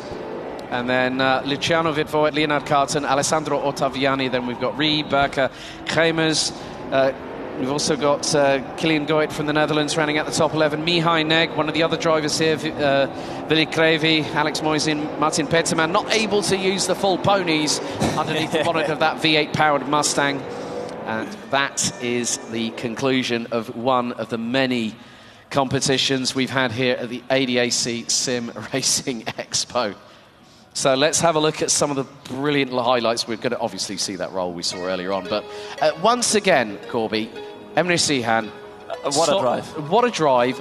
Stormed away, but he didn't get away quick enough early like he did in the Carrera Cup race earlier. That's true. He had to keep it a bit tight during the first laps. We see the first corner around the Grundig-Kehre. Battles all over, but everyone keeping it clean for now. Everyone managing to get through it in one piece. Battles emerging all across the field from the front to the back. We got the most famous one between Cody, Nikola Latkovsky and Lucas Witboe. We have Sönel in there as well, who joined for the last few laps, and they were really battling it out through the entire 20 minutes of that race. It was wall-to-wall, full throttle, side-by-side action here at the Norris Ring, as we had Alex Moisin, unfortunately for the second race in a row, having a spin, and then that was the highlight. That was Tobias Tierholf going high-wide, airborne and handsome, and landing it all on four wheels. Daniel Burke was one of the other drivers that was having his own troubles dealing with brushing the wall, so it was Alessandro Ottaviani. Leonard Carton and Luciano Vitvoet went into battle, and then we had this moment through the Chalaresses. Ottaviani, Burke, and then all of a sudden Ilya Drovosekov manages to profit. Then it came down to the final 2.5 minutes. Luciano Vitvoet battling away with Nico Sönel for fourth place. But then things really started to tighten up. Drovosekov got a spin whilst running in 10th. Vitvoet and Sebastian Rie were Latkovsky were battling away. This was Benzibanki versus Latkovsky, and they were side by side going into the Chalaresses. Then we had the moment where we had Vitvoet and Carton going side by side, and this was the last attempt that Latkovsky had on Benzibanki going through with about 30 seconds on the clock remaining.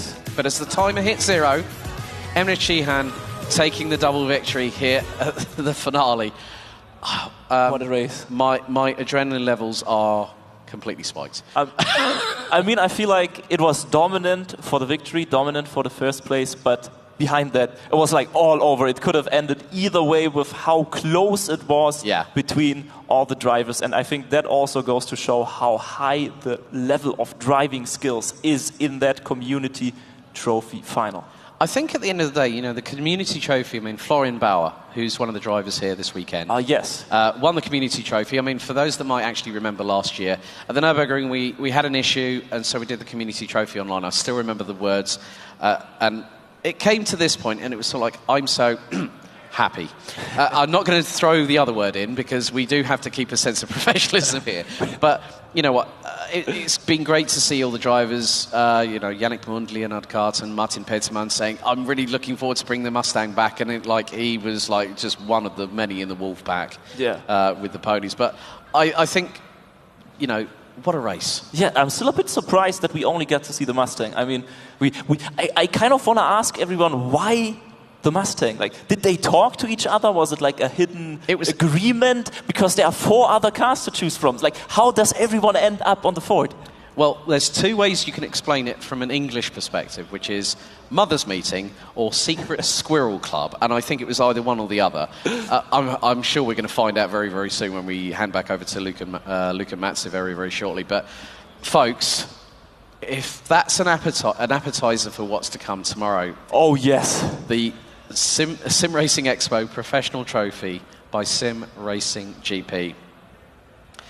And that is going to be 6 hours around. We're going to be heading back to the virtual recreation of the Eiffel region at the Nürburgring Grand Prix circuit for 6 hours. Corby, you'll be stepping away from commentary. Yes. Paul Glover will be joining me in the box. We might have a little bit of a surprise during the broadcast, which will be broadcasted live. I mean, we'll also catch up with you all here on the ADAC SimRacing Expo. But, guys, time to hand back to Luca Mazzi. Lads, over to you. What a thrilling event that was there from the Community Trophy. 2 incredible races, and well, some very worthy winners as well. Wow, it was so crazy, honestly. First of all, thank you to Corby and Alex. That was amazing. I loved how you casted. And Corby, great job. Great to have you here. Alex, of course, your German skills are amazing. I love it. Der Wahnsinn. As you said, like, really, really cool. I love the rollover, of course. My favourite bit was the start of the race. There's 4 Mustangs behind the leader. It's like, well, yeah, there's also a 5th, a 6th, a 7th, an 8th. And a 9th. There was plenty of Mustangs behind the leader. But again, incredible races. We did see a car on its roof, which is my particular favourite when it comes to RaceRoom. They do rolls on roofs really well. Yeah, they do. It was really amazing. I loved it a lot. Yeah, and so now we have a winner, actually. We certainly do. So first of all, we're going to go through our 3rd position and 2nd position. Then we will announce the winner, which we actually, unfortunately, for all 3, do not have anybody of them here. So we will have a representative from Fordzilla to pick up the winner's trophy. And then we have an on-site winner as well. So the best performer who was actually here. So in 3rd position, it was indeed Sönel who finished with a P3 and a P4 and 7 points overall. So congratulations to him. And actually, he's going to win himself a Will Stand 2.0 from Next Level Racing again. A massive shout out to Next Level Racing for supporting this championship. Yes. In second spot, then it was Lukowski with a P2 and a P3, 2 podiums. Wasn't quite good enough to win, but does indeed get himself a second position and wins an FGT Light. And well, the winner of this incredible trophy, and well, one of the most specialist in terms of RaceRoom there's ever been in the history of sim racing is Emre Chihan. And can I please welcome up to stage Jose Iglesias to pick up the trophy. He's also the recipient of an FGT cockpit. Congratulations to Emre. Wow, congratulations. Unbelievable. Second race, 15 seconds almost in front. That was really crazy. Oh, right? yeah, impressive stuff there. Absolutely. So, and there is Jose Iglesias. Hey. Hello. Good to have you here. Hello. Congratulations to the team. What do you expect when you got Emre in the roster, though, on the RaceRoom? What a guy. Well, I have to say merhaba to Emre. And we love you, mate. You made it awesome, as always. You are one of the best drivers in RaceRoom ever. And as you made it with the 4 Mustang, so you can have been done better. Well, there you go. Not only if you won the cockpit, you're going to see the trophy being presented to it is this your one, teammate. And that congratulations for Emre Chihan and Team Fordzilla. Congratulations. Really nice. I enjoyed the races so much. Did you as well? Like, were you had you had like goosebumps and heart pumping and everything?